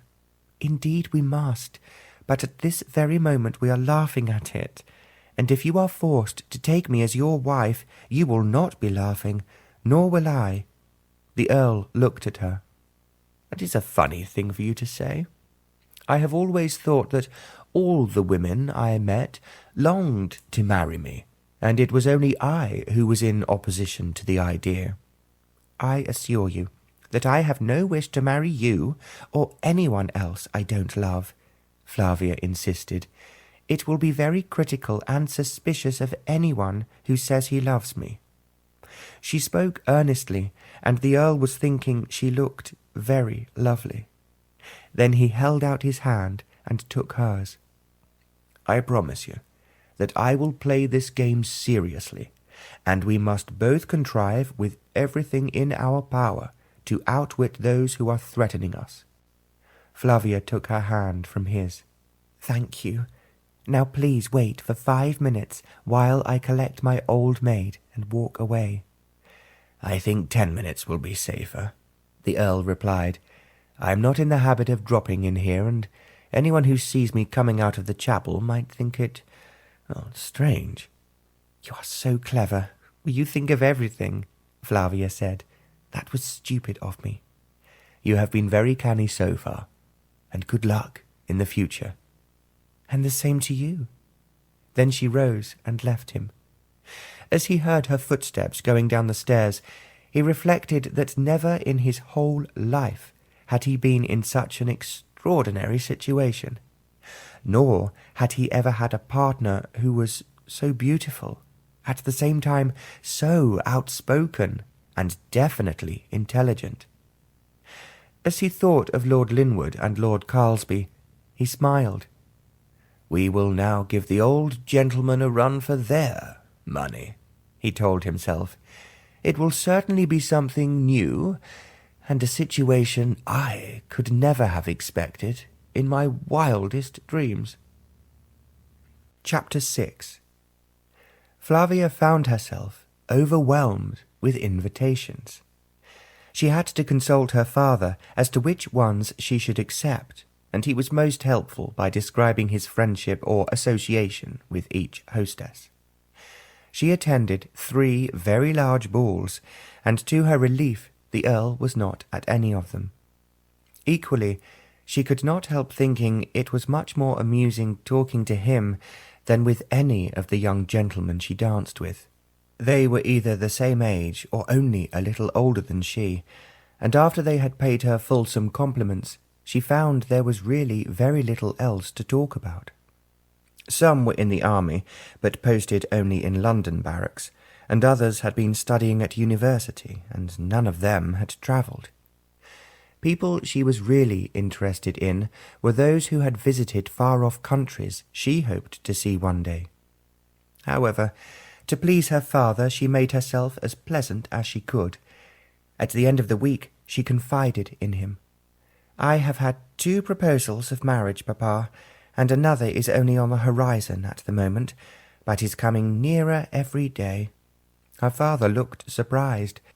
Even before he spoke, she knew he was worried that she might accept someone other than the Earl.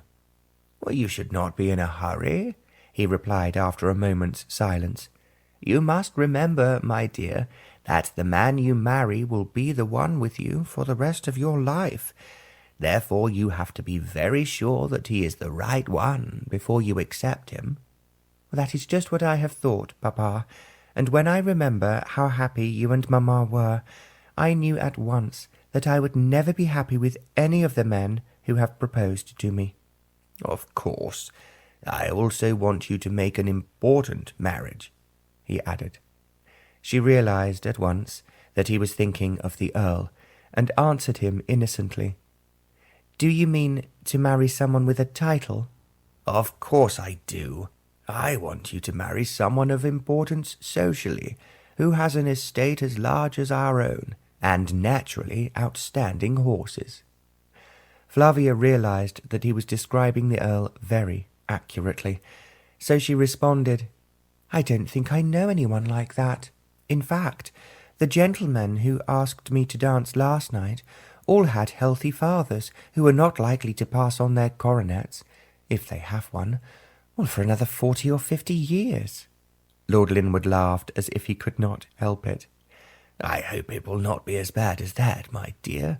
But the eldest son of a peer is always someone of significance. As you are so exceptionally beautiful, I feel that only the very best is good enough for you." Flavia's eyes were twinkling as she answered, "You must really be thinking about the Prince of Wales, Papa. But he, as we both know, is married with 5 children." He laughed again. "I was not referring to the Prince of Wales. But when he was a young man, he was undoubtedly the greatest catch in the matrimonial calendar. I think Princess Alexandra must be a saint to put up with the way he goes on now." She was recalling how engrossed he was with Mrs. Langtry, and she felt that if her husband behaved like that, she would be extremely angry. "The Prince of Wales is a law unto himself," Lord Linwood continued. "What I am thinking about, my dear, is that you should have the best of life in the future, and I hope when you do fall in love, which you undoubtedly will, it will be with a gentleman of title and authority, who will look after you when I am no longer here." Flavia longed to say that the people she needed to be protected from were him and Lord Carlsby. Instead, she declared innocently, "I am sure, Papa, that this wonderful suitor will fall down from heaven eventually. But I assure you, up to now, I have not met him." She knew that he was longing to contradict her, but he was too wise to do so. She kept wondering what would be the next step he and Lord Carlsby would take to bring the Earl and herself together. For the moment, he seemed to have disappeared out of her world, and she suspected that, when her father came back from Windsor, short-tempered and disagreeable, that the Earl was stirring things up there with the Queen. Every day she made the same excuse to go into the square. She looked eagerly to see if there was a message for her under the statue. By a stroke of luck, she had found out Mr. Wilson had a dog. When her father was in residence, he was left at home, but otherwise Mr. Wilson brought him to his office. "Bracken is very good," he told Flavia. "I take him for a run either in the garden or in the square. He meets dogs there who belong to other residents, and as he is such a very friendly creature, they never fight." "I must see him," said Flavia, "so please bring him in every morning when you come to do our letters. I will take him for a run, so that you don't feel you are wasting Papa's time." Mr. Wilson was delighted at the idea, as she knew he had worried because he had to leave his dog for many hours alone in his small flat. It was an excellent excuse for going into the square with Bracken, and while he enjoyed himself with the other dogs, she looked eagerly under the foot of the statue. This was now the 4th day since she had talked with the Earl. She thought that, if there was nothing there for her soon, it would be very disappointing. She had been enjoying the intrigue, even though it was serious, with a man who was a good bit older than her. The young men she danced with were all brainless, and the Earl played the game, as he called it, with a quick intelligence. She had hoped to see him in Rotten Row. But after the first day they had met there, he had not appeared again. She had the idea he either went much earlier in the morning or to another part of the park, and it was somehow disappointing when he did not come riding towards her. He looked, she had to admit, magnificent on one of his superb thoroughbreds. She went first to Mr. Wilson's office. "Good morning, Miss Flavia," he said. "There is another pile of invitations for you, and I'm prepared to bet that no other debutante has ever received so many in such a short time." "I feel sure that Papa will be gratified. I'm just wondering if every ball I go to will always be exactly the same as the previous one." Mr. Wilson looked at the pile in front of him. "I cannot promise you anything unusual, but I've not opened all the post as yet." "I will take Bracken for a walk. Perhaps amongst that pile there is an invitation to something I have not yet done." "I'm sure there will be," Mr. Wilson replied. But she knew he was only being polite, and she had actually, although she did not say so, found last night's ball rather dull. It was exactly the same as the ball she had attended the night before, and the night before that. There had been the same young men at dinner, and on one side of her there was an honourable, and on the other a viscount. They were both at university, and their conversation was exclusively on sport. The viscount talked about cricket, and she learnt that he was a good bowler, and the honourable was taking part in the boat race between Oxford and Cambridge. The other young gentlemen she danced with were all replicas of one another. At the end of the evening, she found it was difficult to remember their names or to be the slightest concerned as to whether she would meet them again. "I would so much rather be with Papa," she decided. "At least we can talk about politics, the Russian menace, or what is happening in France." Then she told herself it was no use being critical, as she had to accept what was on offer and be thankful for it. Bracken was delighted to be taken for a walk, and although Flavia put him on a lead, he jumped and twisted and attempted to run ahead of her. When she reached the square, she released Bracken because she knew he would not go far, and he was already seeking other dogs. Quickly, just in case anyone should notice her, she slipped behind the statue. For 4 days she had searched with her fingers, only to be disappointed. But today, to her delight, there was a folded piece of paper, and in case anyone was watching her, she slipped it into her handbag. Then she went to the other side of the square, where there was a seat. Bracken followed her when she called him, and an attractive little terrier came with him. Flavia sat down on the seat and looked round to make sure she was not being observed. Then she took the piece of paper from her handbag and opened it. The Grosvenor Chapel at 11:30. Urgent. That was all that was written, but she felt her heart jump. The chase was on. Although it was rather frightening in some ways, the excitement made her feel that she was back in action. This in itself was most satisfactory, and because she was so used to rising early in the country, even if she was late going to bed, she was usually downstairs before 9. It was now 10 o'clock, so there was plenty of time for her to go to Grosvenor Chapel. Even so, she looked at her watch a dozen times, and it seemed to be going slower than it had ever gone before. She kept wondering what had happened. She felt sure that the Earl would not have sent for her unless he had something vitally important to tell her, and she was trying to guess what it could be. She wondered if he had found some subtle way of protecting them from her father's and Lord Carlsby's plot. One thought had occurred to her only last night. As the Earl did not want to marry her, he might easily become involved with or even marry someone else. If he was entranced, as the Prince of Wales was, with someone as enchanting as Lily Langtry, it would be impossible for her father and Lord Carlsby to involve him with her. The plot would then grind them to an abrupt standstill. She suspected that being so good-looking, the Earl must have had many affairs de cour, as others did. They were spoken of in front of her only with bated breath, but she and her father talked about them openly, and it had inevitably started with the Prince of Wales.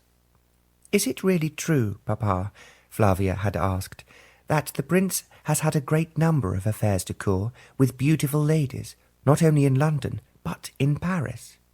"Now, who's been talking to you?" he asked. "I was actually listening to something said to Mamma when they did not think I was listening." Her father had been amused. "It's a great mistake for you to listen to gossip, but in this instance it would be stupid to try to keep the truth from you. Yes, the Prince of Wales has had many love affairs, and it would be silly for me to pretend he is faithful to the Princess." "Does she mind?" Flavia asked naively. "If she does, she is clever enough to make it clear, as far as the outside world is concerned, that she and her husband are extremely happy with each other." Lord Linwood had paused before he said positively, "In public, they appear to be a contented and happy couple." "But the Princess must mind if she loves him." "The Prince of Wales always treats her with great courtesy, and insists on her receiving it from everyone else. What he does in private is not discussed at Marlborough House." This was before the Prince had met Mrs. Langtry, and Flavia had heard her father and his friends saying with astonishment that Princess Alexandra had accepted her. This meant she was invited to Marlborough House, and the social world had followed Princess Alexandra's lead and opened their doors to her. As Flavia had seen on the night of her dinner party, the Prince was very much in love. Yet she had heard one of the ladies, when they were in the drawing-room, saying that she had so enjoyed a party that had taken place at Marlborough House. "His Royal Highness always thinks of something amusing to entertain us," she had said, "and that evening I think everyone was laughing from the moment they arrived until the moment they left." Flavia longed to ask if Princess Alexandra was laughing too, and almost as if the lady read her thoughts, she said, "When we were just leaving, I heard Her Royal Highness saying to Mrs. Langtry, 'I do hope you will come again, as when you are here, His Royal Highness is always in such a great jovial mood, and everyone finds the party entrancing.'" Flavia thought over what she had heard. She wondered if perhaps the Earl had followed the Prince of Wales's example. Was he indeed having a love affair with someone as beautiful as Mrs. Langtry? If he was, it would be completely impossible for her father and Lord Carlsby to catch him out with her, and claim that he had ruined her reputation. It was just a thought.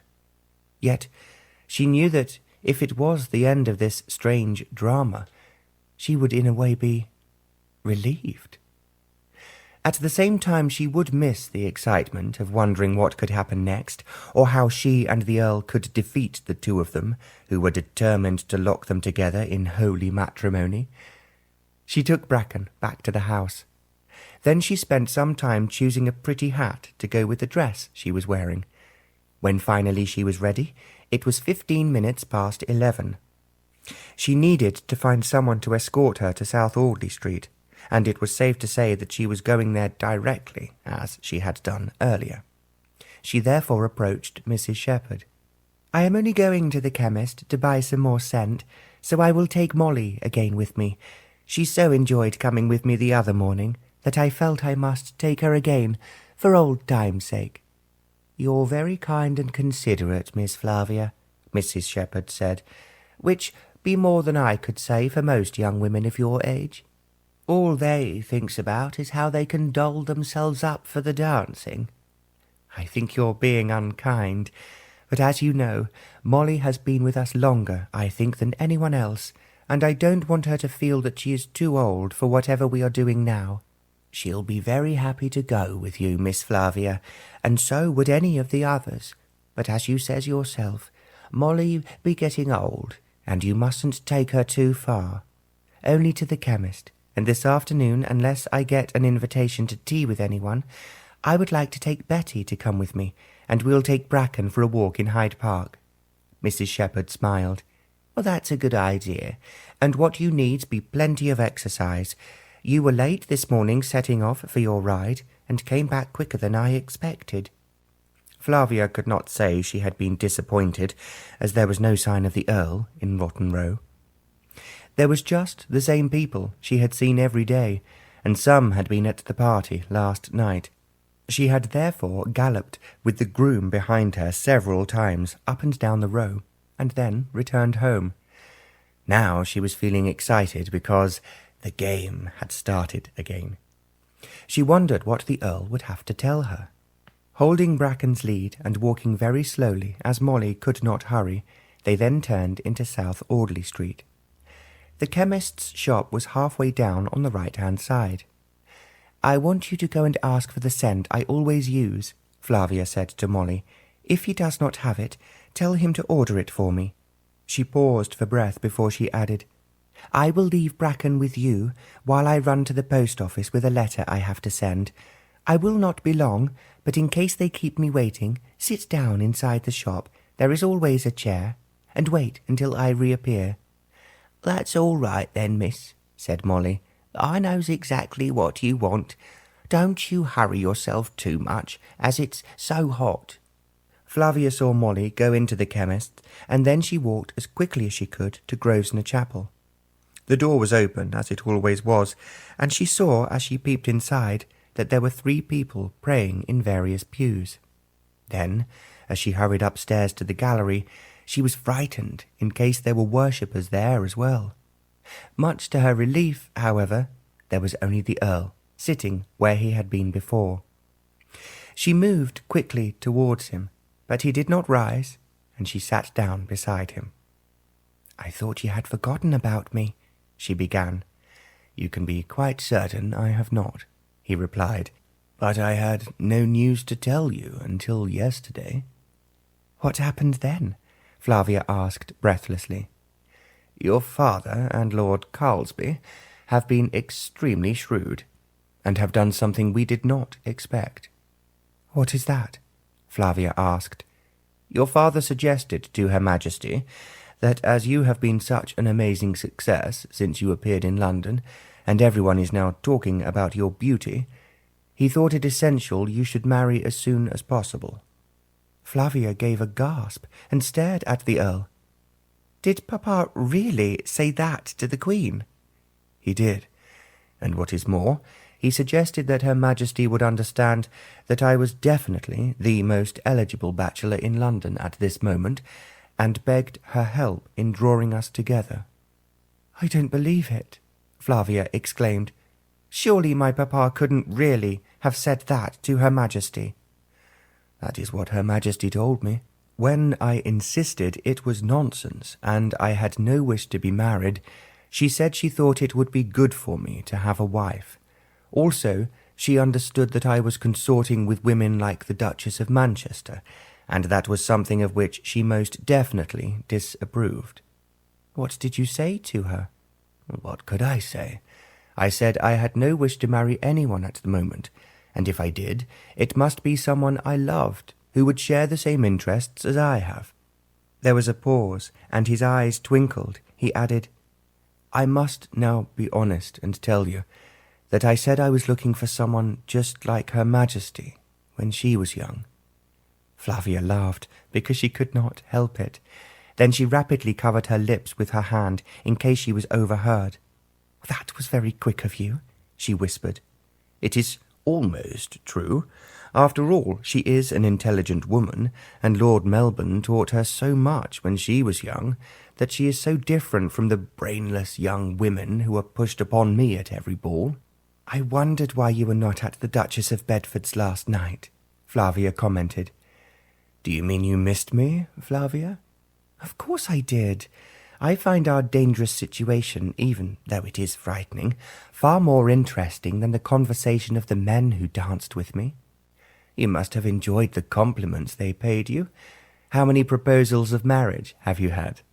Flavia answered him without thinking. "2, as it happens, and 1 in the offing. But I would rather die than marry any of them." "Why? What is wrong?" "They are young, and know little about anything except sport, and I should undoubtedly find them boring before the honeymoon was over." "Well, that's exactly how I would feel," the Earl exclaimed. "Now you will understand why I have no wish to marry, whatever the Queen or anyone else says." "Could she hurt you in any way, if you reject her advice?" Flavia asked him after a moment.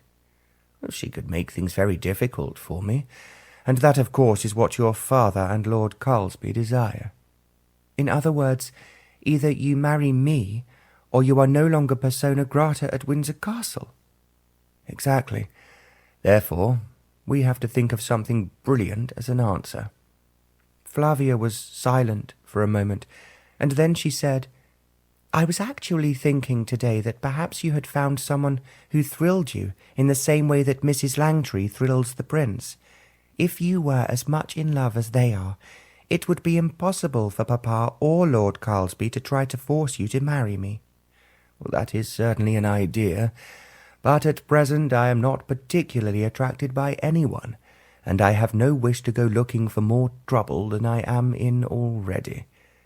"You mean that if the lady is married, her husband might take action against you?" "Well, right again. It would certainly be a case of out of the frying pan and into the fire." Flavia wanted to laugh, and had great difficulty in preventing herself from doing so. Then she asked in a different voice, "What can we do?" "I was hoping you would have an idea, Flavia. I don't want to frighten you, but I think it is only a question of time before the Queen orders your father to bring you to Windsor Castle." "You mean Her Majesty will tell me outright that I have to marry you?" Flavia asked incredulously. "She may do. I wouldn't put it past her. If she gets an idea into her head, it is almost impossible to push it out again." There was silence, and then Flavia murmured, "You mean she really might order us to marry each other? If you refuse, it would ruin your career at court." "I was thinking," the Earl replied, "that one way I could circumvent them would be to go abroad. There are still parts of the world I have not seen, and I always enjoy travelling." "It's unfair that you can be so lucky. You can slip off quite happily, and no one would think it strange, but you can imagine the hue and cry if I did such a thing." He did not speak, and after a moment she added, "That is exactly what I would love to do. You will not believe it, but I do find London and the season rather disenchanting. It has been exciting because you and I are attempting to prevent Papa and Lord Carlsby having their way, but now that the Queen has joined in, it may be more threatening than we have anticipated." "It may not be as bad as I fear, but I thought you should know what was happening." "Of course I have to know. You could not be so unkind as to leave me out, and if you disappeared, I should find it intolerable to go on listening to all those silly and tedious young men." The Earl looked pensive for a moment. "I thought when we first met, Flavia, the one thing you wanted was for me to ignore you, and for us to never speak to each other again." "That is what I wanted at first, but now I find it very disappointing when there is no message from you. I discovered that the fight we are having with Papa and Lord Carlsby is more intriguing than dancing round a ballroom every night, with each partner exactly the same as the last." "That is exactly what I have always felt," the Earl said. "I think really the wisest course we can take is to sit tight and wait and see what happens." Flavia looked at him wide-eyed. "Do you really mean that? What will you do if the Queen orders you to marry me?" "She will not do that in so many words, but she will make it very clear that it is her wish, and, of course, your father's, who she greatly respects, that we should be joined together. It will be very difficult for us to refuse when she offers us her blessing." There was a note of sarcasm in his voice as he spoke the last words. Then Flavia cried, "Whatever happens, neither of us must marry unless we are true to our convictions that we have to be wildly in love." "That is just what I'm trying to say, Flavia. But being wildly in love, as you so elegantly put it, does not come naturally. As you grow older, you will find that most times one is disillusioned far too quickly, and what one at first thought of as love becomes as dull and depressing as you found with your dancing partners last night. Now you are trying to disillusion me, but I have believed all my life that I would find the real love which comes from my heart and my soul. Once I found Prince Charming. We would live happily ever after." The Earl smiled. "Go on believing it. It would be a great mistake for you to become disenchanted, and an even greater mistake if you married someone and found out the truth once the ring was on your finger." "Oh, that is what I am afraid of. But I pray and pray that one day someone will love me with his heart and soul, and I will love him in the same way. Then we will really be happy." She spoke very softly, and as she finished speaking, the Earl put his hand over hers. "Then go on praying, Flavia, and somehow we will ensure that you will find what you are seeking. And I hope you will find the same." For a moment they sat in silence, his hand covering hers. Then she asked in an agitated voice, "What is the time? Oh, how long have I been here?" The Earl looked at his watch. "It's nearly 12:15. "I have left my old maid at the chemist, and she will wonder what has happened to me." She picked up her handbag, which was beside her. "Promise me you will let me know what happens," she urged. "I will look every day to see if there is another message." "I will let you know everything," the Earl replied. "Actually, I am going down to Windsor Castle this very afternoon." "Then you will not be at the dance tonight? I am sure you must have been invited to it, as it is being given by one of the closest friends of Mr. Disraeli." "Her Majesty has sent for me, and who can be brave enough to refuse a royal command?" "No, I understand you must be at Windsor Castle with her, but do find out what they are now planning, and let me know as soon as you can." "I promise you I will, Flavia. I am finding it as difficult as you are to think of a reasonable answer to Her Majesty." "Reasonable? Nothing is reasonable if it is forced upon people when they don't want it." "I agree with you, but don't be frightened. If the worst comes to the worst, then I can always sail off to some strange land I have not visited yet. Then, while I am away, everyone will forget about my very existence." "How can you possibly do so when you have horses running at Ascot, and you will surely then be planning an unusual event for the autumn?" The Earl smiled. "Well, I was thinking of a new and challenging steeplechase." "I might have guessed it. Papa has told me you have a racecourse on your estate, and I am sure you are training your horses to win at Goodwood and all the other classics." "You must be reading my thoughts, Flavia." "I really must go," she asserted. "At the same time, please don't forget me, and I will be longing to hear if it comes down to you either having to leave the country or facing the music." "What about your side of the problem, Flavia? We have not even discussed it yet."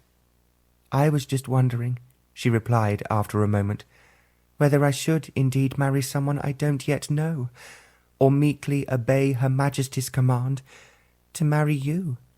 She was teasing the Earl, and he was aware of it. His eyes were twinkling as he answered her. "You can always close your eyes and take a lucky dip to see which name comes out of the hat first." "Oh, perhaps I will try.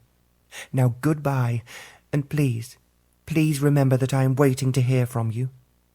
Flavia slipped away as she spoke. The Earl, who had risen, sat down again.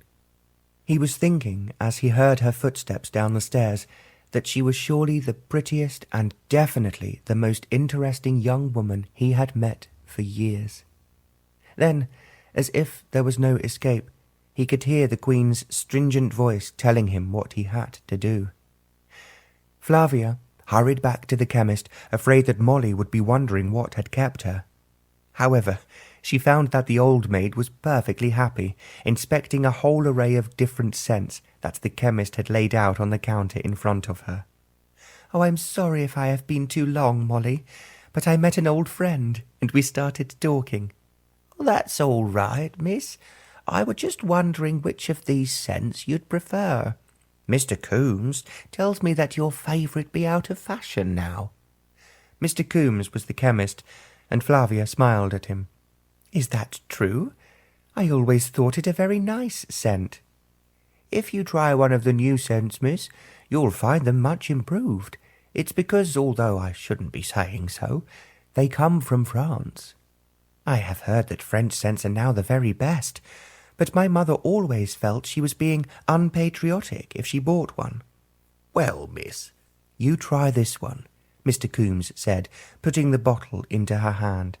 "It's the best one I have, and every young man who dances with you will tell you the same." Flavia took his advice and paid for the scent, which she was sure would be very romantic. Then, as she and Molly walked on home, she was thinking of how excellent it would be to see the Earl again. What a grave problem they shared between them in making up their minds over what they should do. "He is so clever. I am sure that he will think of something," Flavia told herself. It was only when she was nearly home that she realized she no longer disliked the Earl as she had at first. Nor did she think him as stuck-up and conceited as she had expected him to be. He had been human and understanding, and not in the least theatrical or disagreeable about the position they were now in. "I have a feeling he will find a way out," Flavia told herself, and there was no need, as he had said, for her to be frightened. However, she thought it shrewd and at the same time annoying of her father to have asked the Queen to interfere in what was their very private and personal affair. But by doing so, he had made it extremely difficult for the Earl. He had, of course, done that deliberately, and it was equally difficult for her, and she had no idea what she could do now. It was all very well for the Earl to know that he could run away to some distant and obscure place, and he was undoubtedly being honest in saying he would enjoy it much more than the London season. But then he would be running away from his own responsibilities at home. Although he had not said so, she felt he was well aware that his great possessions needed his presence as well as his interest in them. Whichever way she looked at it, Flavia found the situation more and more difficult, and indeed much more upsetting than she had anticipated. How could she have guessed that her father would ask for the Queen's help in getting rid of the Earl, and of course, because he was so grand and so rich, her father would welcome him as a son-in-law? Papa doubtless assumed that she would be happy with him, and she was sure he truly wanted that because he loved her. How, then, could I possibly be happy, Flavia asked herself angrily, with a man who was forced to marry me when he did not want to, a man who was accepting me as his wife merely because he was a royal command?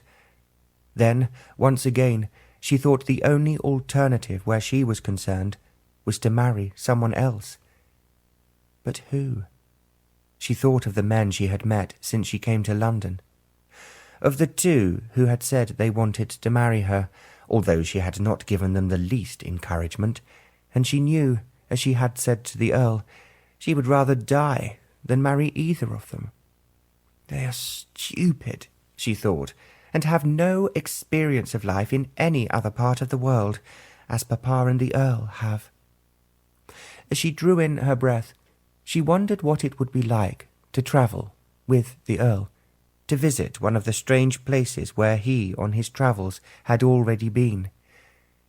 She suddenly had a strange feeling that it might be wonderful. Chapter 7. At the ball that evening, Flavia received her third proposal of marriage. It was her own fault that the man reached such a climax, as she was not attending to what he was saying. She was thinking of Windsor Castle and the Earl.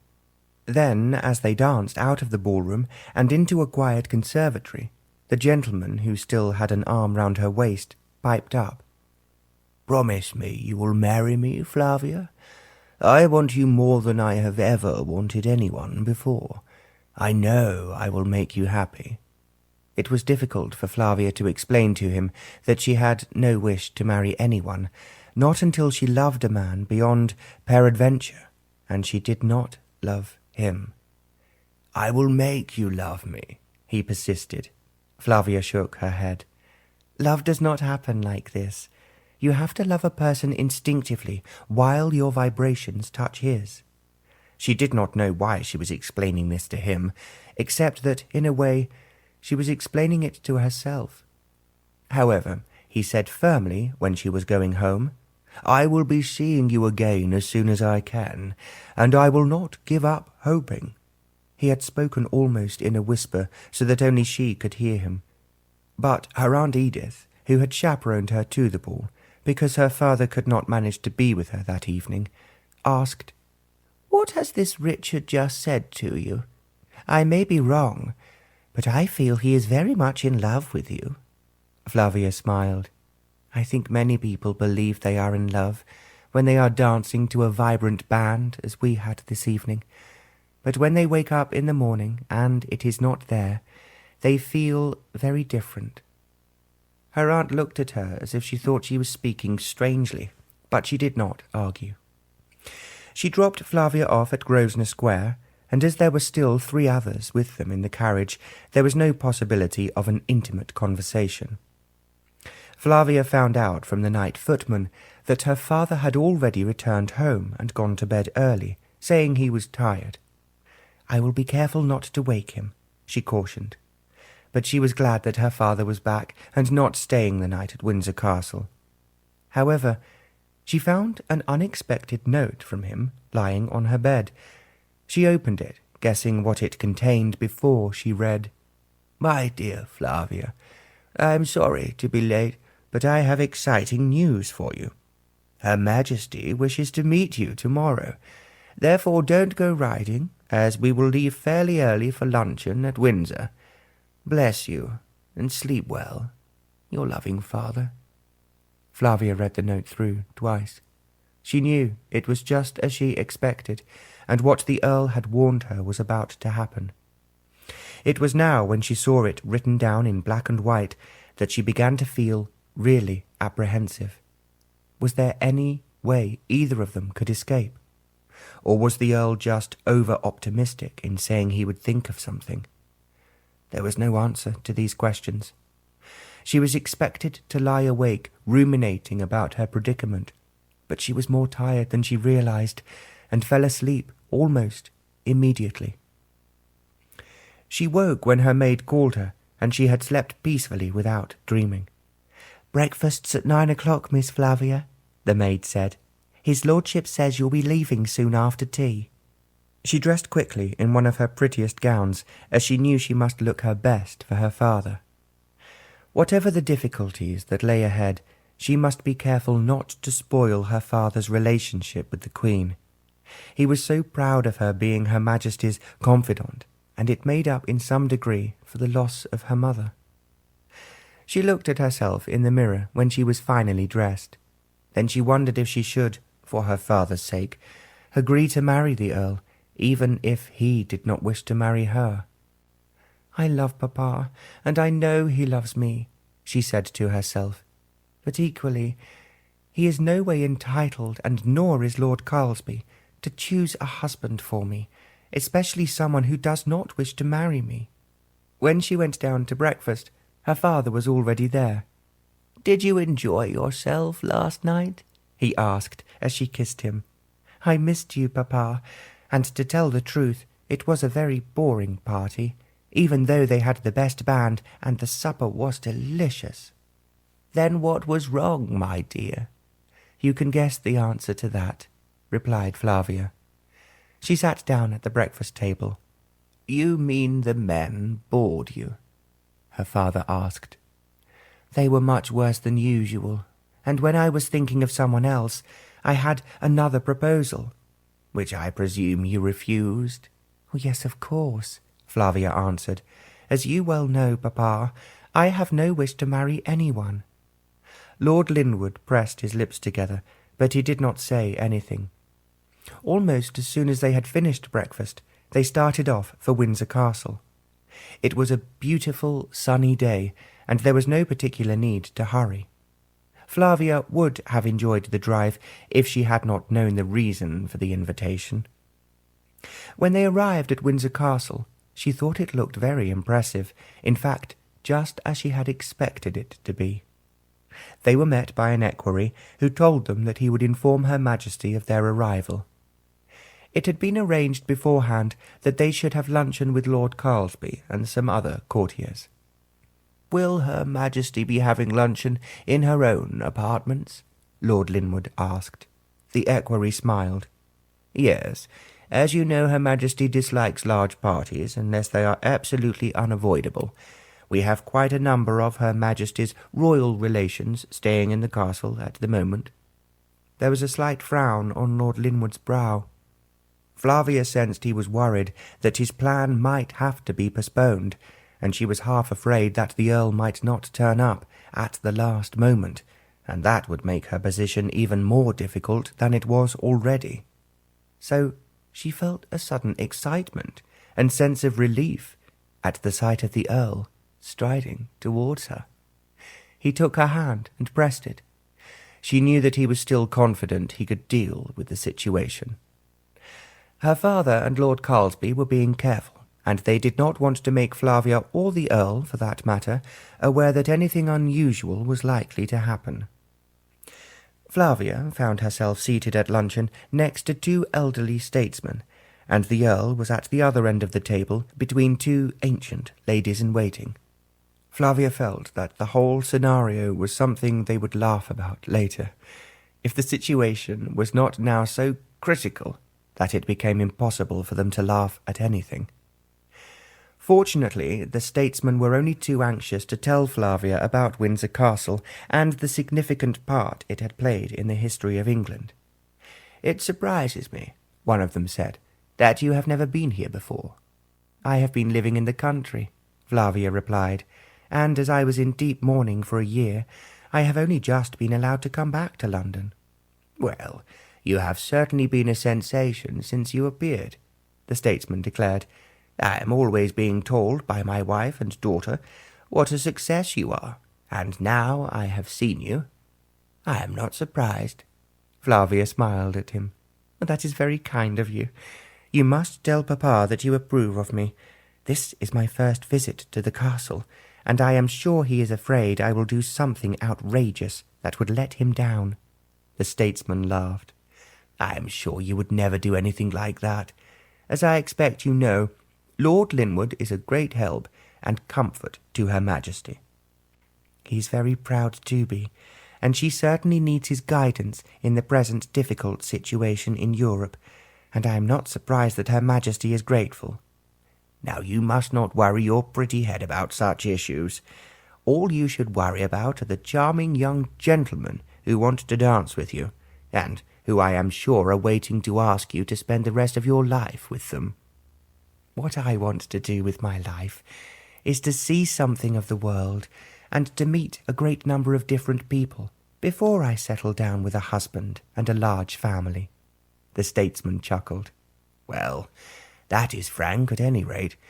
I only hope you will be allowed to enjoy yourself as you wish to do." He glanced up the table at the Earl as he spoke, and Flavia had a suspicion that he had some idea of what had been taking place behind closed doors. When luncheon was finished, and it did not take as long as Flavia expected, her father came to her side to say, "Her Majesty the Queen has most graciously said she now wishes to meet you, and I am to take you into her private apartments." "How kind of her. I suppose you must sometimes have spoken to Her Majesty about me, Papa?" "I have talked about you a great deal. Her Majesty is delighted that you have been such a success since you arrived in London." Flavia did not answer. Then, as they started to walk to the door, she asked, "Will Her Majesty be seeing you and me alone, or will there be anyone else present?" She sensed that her father did not want to answer that question. They walked on silently, Before he responded, "I think we must wait until we get there before I can tell you exactly what is likely to happen." Flavia drew in her breath. Now the moment had actually arrived. She had to admit that she was feeling frightened. It was all very well for the Earl to say he would think of some way to save them both, yet she was quite sure that it would be impossible for either of them to refuse to obey the Queen. Even if she only expressed a wish, it was equivalent to a royal command. The Earl, she was increasingly convinced, had been overconfident in what was now a more or less impossible situation. While she was ruminating, she and her father were moving through the long, narrow passages, often described as the Windsor Rabbit Warren. At last, after walking what seemed an extremely long way from the dining room, they now entered what she reckoned must be Her Majesty's private apartments.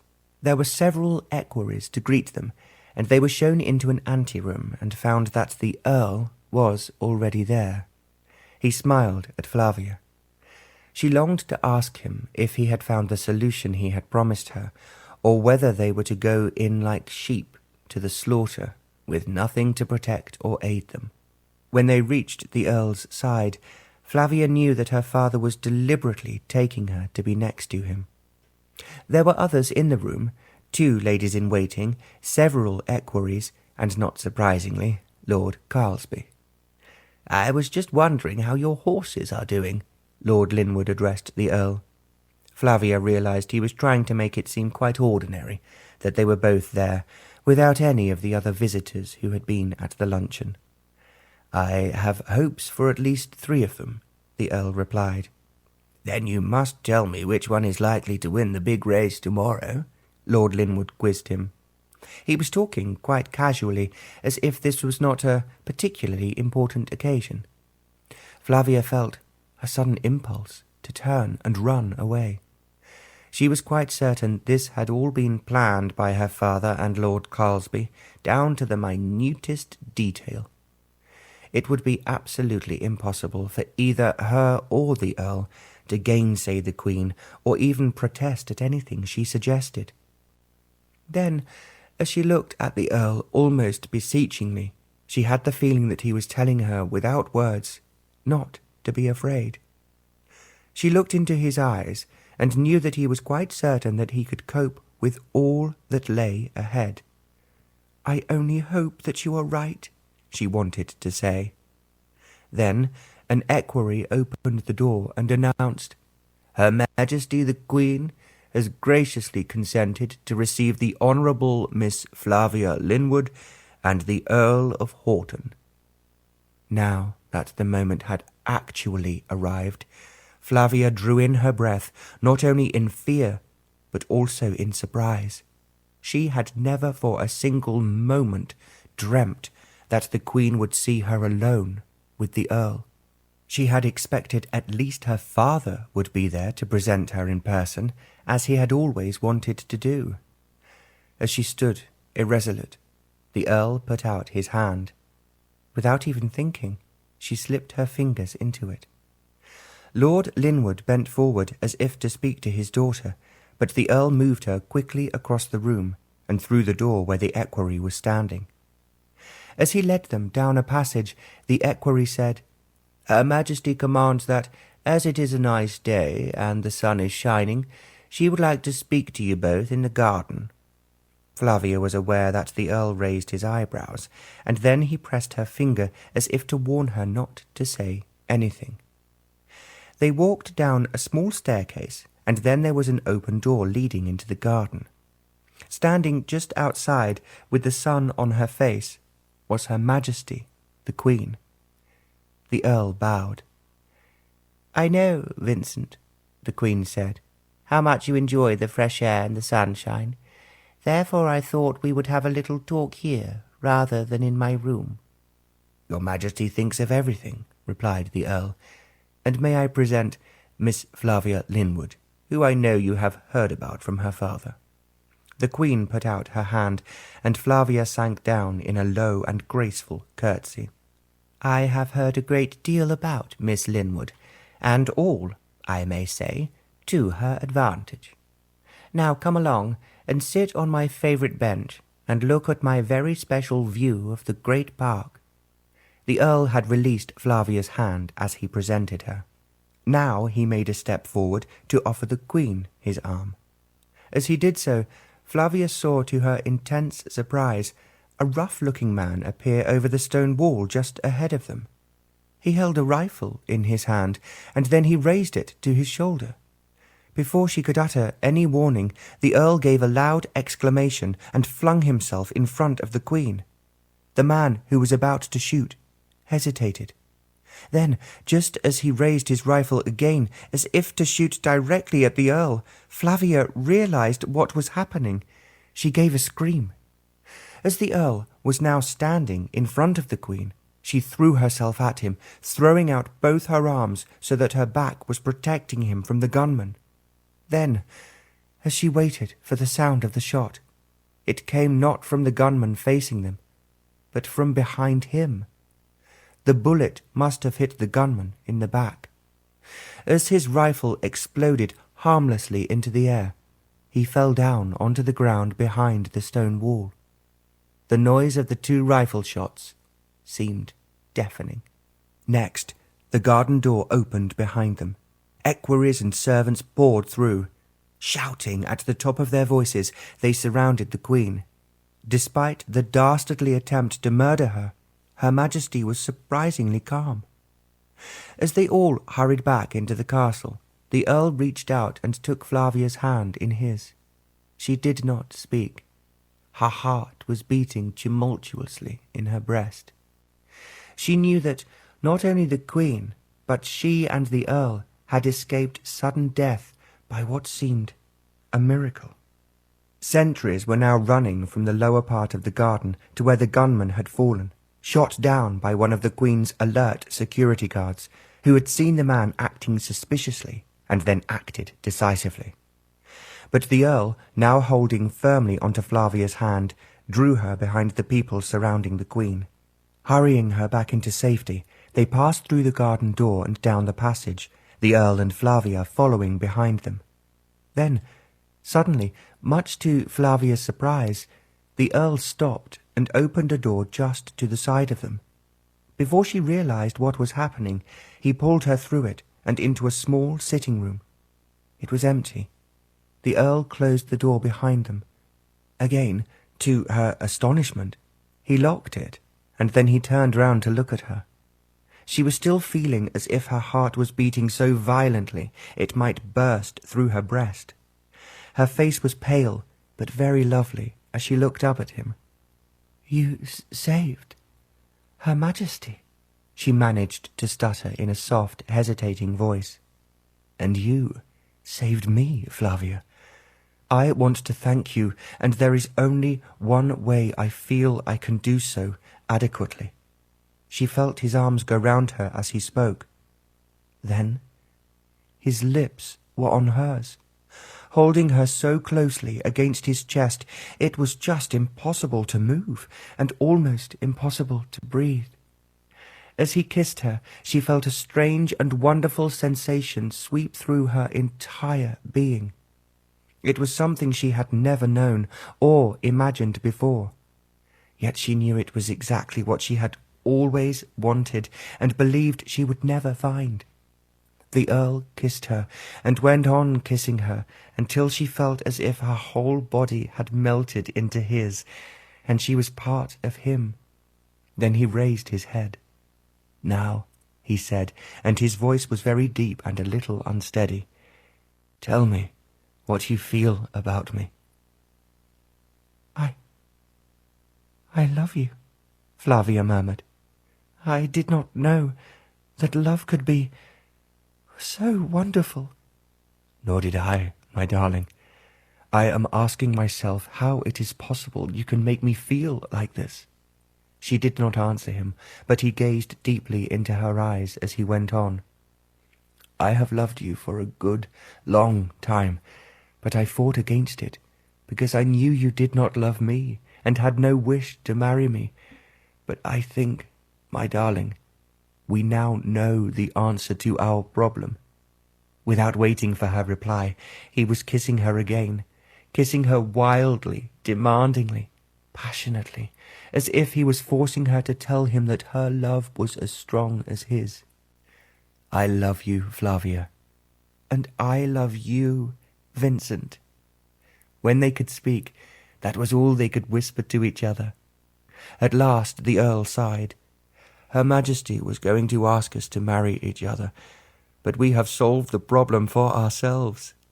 Flavia smiled, and then she asked the Earl, "Are you quite certain that is what you want?" "I loved you as soon as I first saw you," the Earl answered, "but I fought hard against it, being afraid that however much I tried, I could never make you love me." "I did not know that love could be so wonderful, or like this," Flavia whispered. "This is only the beginning, my precious. I think we will be very, very happy." "Papa and Lord Carlsby want to get rid of you," Flavia murmured, "because they thought you were a bad influence on the Queen. They at least will be delighted." The Earl was still, and she asked him, "What are you thinking?" "I was just thinking how boring it will be to keep hearing that it was their idea, and how clever they had been to know before we did ourselves that we loved each other." Flavia gave a little cry. "Of course they will say it, and a great deal more," she exclaimed. "Oh, we must listen to all that. It might spoil everything we are feeling now." "Nothing could ever spoil this wonderful love, but you are quite right to ask why we should listen to them." "How can we help doing so?" Flavia questioned. "We're going to run away," cried the Earl, "and the quicker, the better." "What do you mean, Vincent?" The Earl did not answer. Taking her by the hand, he unlocked the door and drew her through it. As he expected, the passage was empty. The equerries had obviously taken the Queen back to her private apartments. As he knew the castle so well, the Earl started to run in the opposite direction, pulling Flavia by the hand. He moved so quickly that it was quite difficult for her to keep up with him. As he reached a large door, he stopped suddenly. Putting his arm around Flavia, he suggested, "Now you must look pale and distressed." She had taken off her hat before luncheon because none of the ladies present were wearing hats. She put her fair hair against the Earl's shoulder, half closed her eyes, and then he put his arms around her as if he was supporting her from collapsing onto the floor. "Will you tell Lord Linwood that his daughter is suffering from shock?" he muttered to one of the assembled courtiers. "And I am taking her home." "I have just heard that there has been trouble outside in the garden," he replied. "Is Her Majesty all right?" "I think that she too is suffering from shock." Then, as if he could not waste any more time, he passed through the outer door. As he knew the way, in a very short time he found the chaise he had arrived in. Everyone appeared to be hurrying backwards and forwards, and no one seemed to notice them particularly. The Earl took up the reins, and his groom jumped into the seat behind. As they drove off, Flavia cried, "We have done it. We have got away.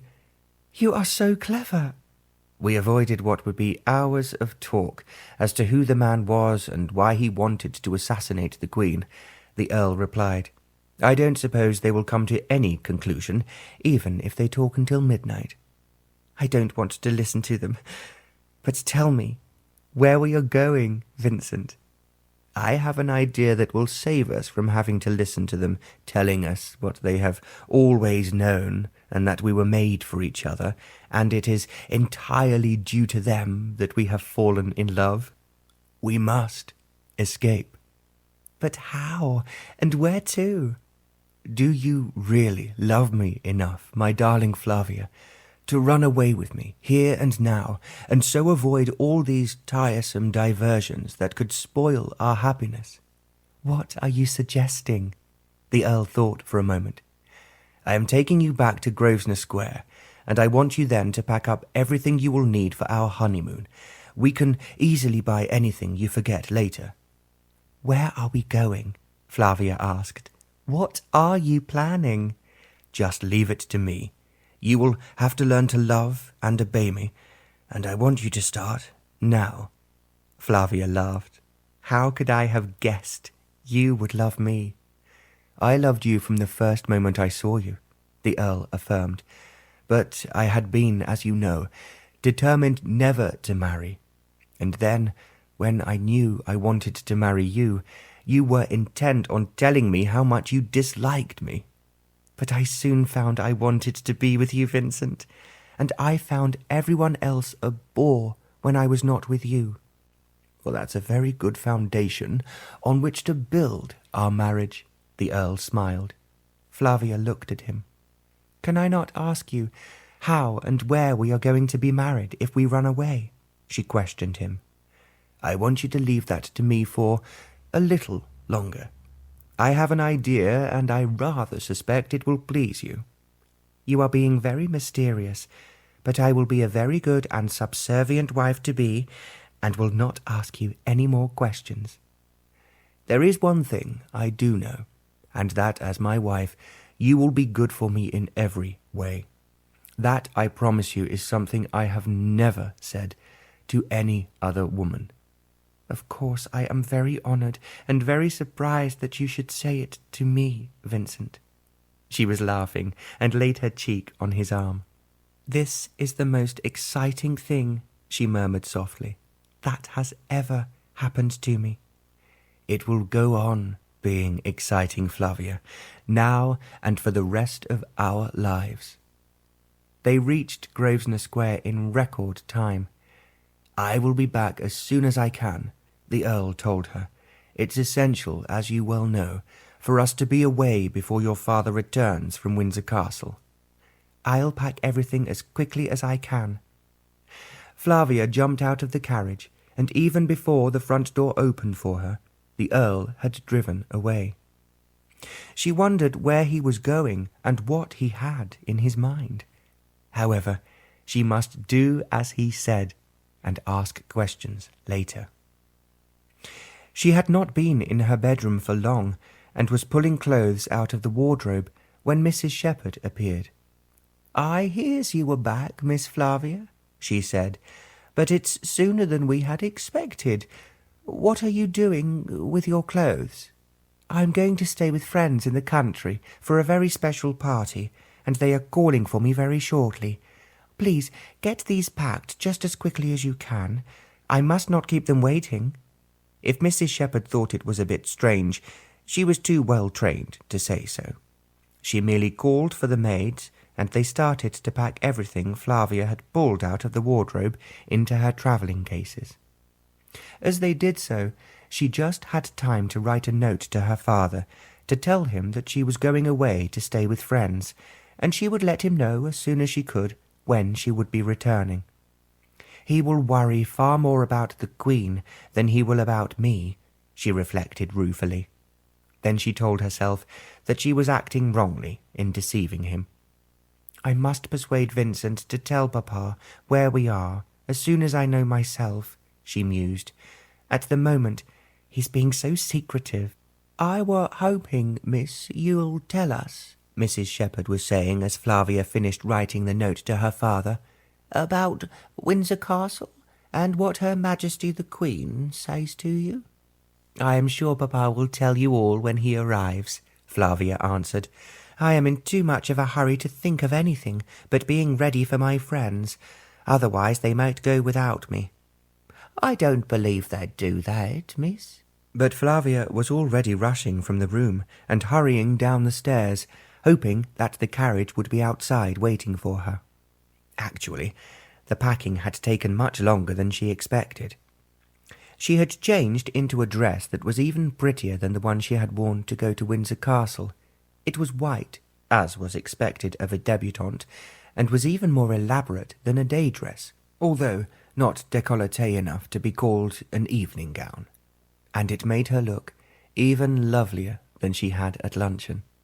As she tidied her hair in the mirror, she thought the Earl would want to kiss her again, and felt herself thrill at the memory of his fervent kisses, which she could still feel on her lips As a very last thought, she put her mother's pearl necklace round her neck and a bracelet to match it round her wrist. As she reached the hall, she heard a footman open the front door and say, "I'll tell Miss Flavia your lordship's here." To her surprise, she saw the Earl was not waiting as she had expected in his chaise. Instead, he was in a closed carriage drawn by a pair of well-bred horses, and her cases were piled onto the back. As she stepped in, Barker asked, "Shall I tell his lordship where you've gone, Miss Flavia?" "I have written a letter to my father. Please give it to him when he returns, Barker." She saw the surprise on Barker's face, and then the footman shut the door and sprang up beside the coachman. As they drove off, the Earl pulled her close to him and kissed her. They were long, demanding kisses, almost as if he had been half afraid she would not come at the last minute, and he would lose her. When at last she could speak, Flavia asked him, "Where are we going, Vincent? You have not told me anything." "We are going to be married, and everything is now settled just as I planned it would be." "What is settled, and where are we being married?" "I can tell you now," he said, "that I had hoped and hoped that you would agree willingly to marry me if you knew I loved you truly and wanted you. That the attempt to assassinate the Queen precipitated matters was just a piece of luck for me." The Earl's arms tightened round her as he went on.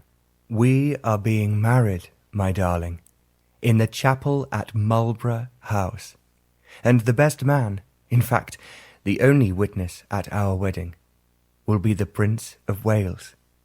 Flavia stared at him. "I don't believe it," she exclaimed. "I felt it would be the answer to all our problems from those who tried to interfere with us and get the Queen to force us into matrimony. The Prince of Wales was only too delighted to be one up, as you might say, on Windsor Castle. He has arranged for his chaplain to be waiting for us at his private chapel, and he will be there too." For a moment, Flavia gasped, and then she laughed. "I cannot believe it's true. It's all too much like a story in a book, and could not ever happen in real life." "I assure you it's all happening, Flavia. And because we are running away and the Prince is well aware that your father and Lord Carlsby disapprove of him, he is lending us his yacht to take us on the first part of our honeymoon. After that, we will decide whether we will go and visit the lands you have only read about in books or heard talked about by explorers." Flavia gave a cry of delight, but it was impossible to say any more, because the Earl was kissing her again. The little chapel at Marlborough House was in the garden facing the Mall. With a gesture Flavia thought extremely touching, the Prince of Wales had ordered flowers from the house to be brought into the chapel. There were 6 candles burning on the altar. The chaplain, wearing white and gold vestments, was waiting for them. The Earl entered the chapel first. Flavia followed, on the arm of the Prince of Wales. The service was short, but the chaplain, who was an elderly man, read it with great sincerity. It made Flavia feel as though every word spoken was blessed by God. She felt as if the angels were singing overhead, and that her beloved mamma was there in the chapel, praying for her future happiness. When they knelt for the blessing, the ring, which she learned later had belonged to the Earl's mother, was now glittering on her finger. When the service finally ended, they did not go to Marlborough House, but down to the Embankment. The Prince of Wales's fine yacht, of which he was exceedingly proud, was waiting for them. As soon as they came aboard, and the Prince had drunk their health in champagne, they moved out into the midstream of the river. As the Prince waved goodbye, Flavia slipped her arm through the Earl's. "I cannot believe this is true," she sighed. "How can we have been married so quickly and so beautifully?" Before he could reply, she went on, "How could you think of anything so marvellous as to ask the Prince of Wales for his private chapel?" The Earl smiled. "I knew the Prince had always resented your father and Lord Carlsby, knowing more about the affairs of state than he was allowed to know. He was therefore delighted for once to be first past the winning post, so to speak." Flavia giggled, knowing this to be true. "His mother," the Earl continued, "can hardly take the credit for marrying us off when he has already done so in his own private chapel at Marlborough House." His eyes twinkled as he finished. "Then, to have lent us his own yacht, with which he is determined to astonish all the competitors at Cowes this year, will leave the social world gasping. I do see, Vincent, it's all wheels within wheels. The only thing that really does matter is that we are married, and no one can take you away from me." Their eyes met, and it was impossible for either of them to speak. Then, as the yacht moved on slowly down the river, they walked into the saloon for dinner. It was only as they were finishing a delicious meal that Flavia managed to murmur, "I'm feeling rather guilty about Papa. I will have to let him know we are married." "I thought you would think that, my darling," the Earl replied. "As I felt the same, I asked the Prince to tell him all the details tomorrow morning." "You have asked the Prince to tell him?" Then Flavia laughed. "Oh, I see how your mind is working. It will be great delight to the Prince, as you have said, to be one up on Papa and Lord Carlsby, as well as on the Queen." "Exactly, Flavia. You do see that he has achieved with a wave of his hand what they have all been struggling for months to accomplish, but to no avail." They were both laughing. "You are so clever, Vincent. That is what I love about you." "Just as I love everything about you, from the soles of your feet to the top of your lovely head. Now you are mine. I will take very good care that not too many other men tell you how beautiful you are.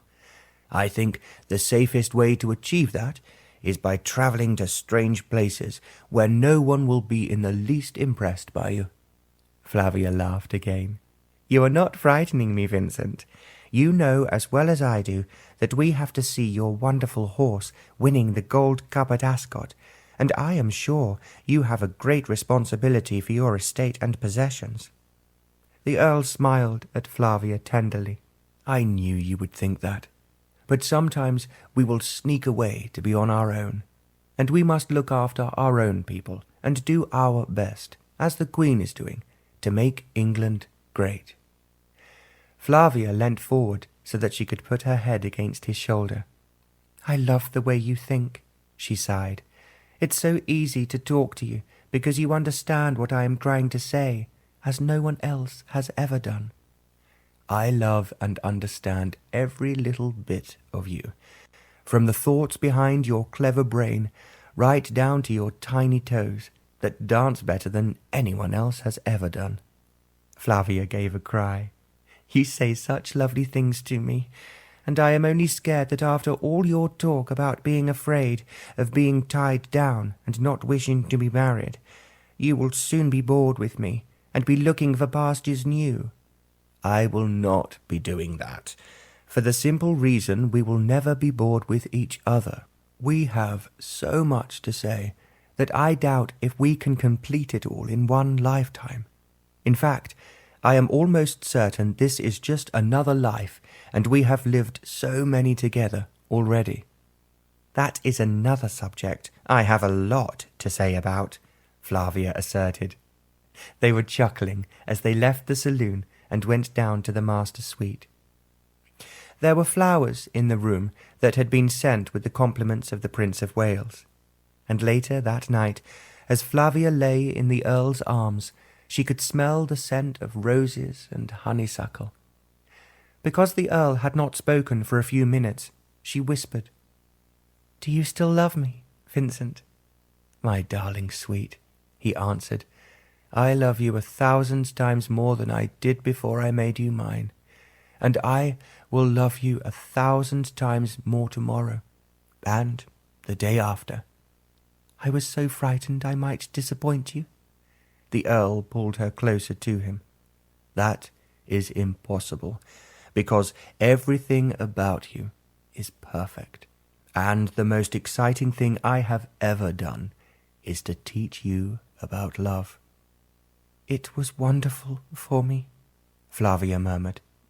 "It will be even more wonderful as we get to know each other better. This is the beginning of a new life and a new world, and I think you will find that every day we will grow closer and closer to each other." Then he was kissing her again, kissing her at first gently, then more passionately. The fire burning within them carried them both up towards the sky. It surged through Flavia's mind that when she had seen the shooting star, she had believed it would bring her luck. Now she realized that the shooting star had been the Earl himself all the time. He had indeed flashed into her life and made her his completely. As they touched the stars, the gates of paradise opened before them. They walked in to find, as they had already done, the real love that comes from God and is God. It is the sublime love all people seek, and only a few are lucky enough to find. "I love you, Vincent. I love you," Flavia whispered. The Earl's voice was deep as he replied, "I love, adore, and worship you, my precious wife. You are perfect, and no man could ever ask for more."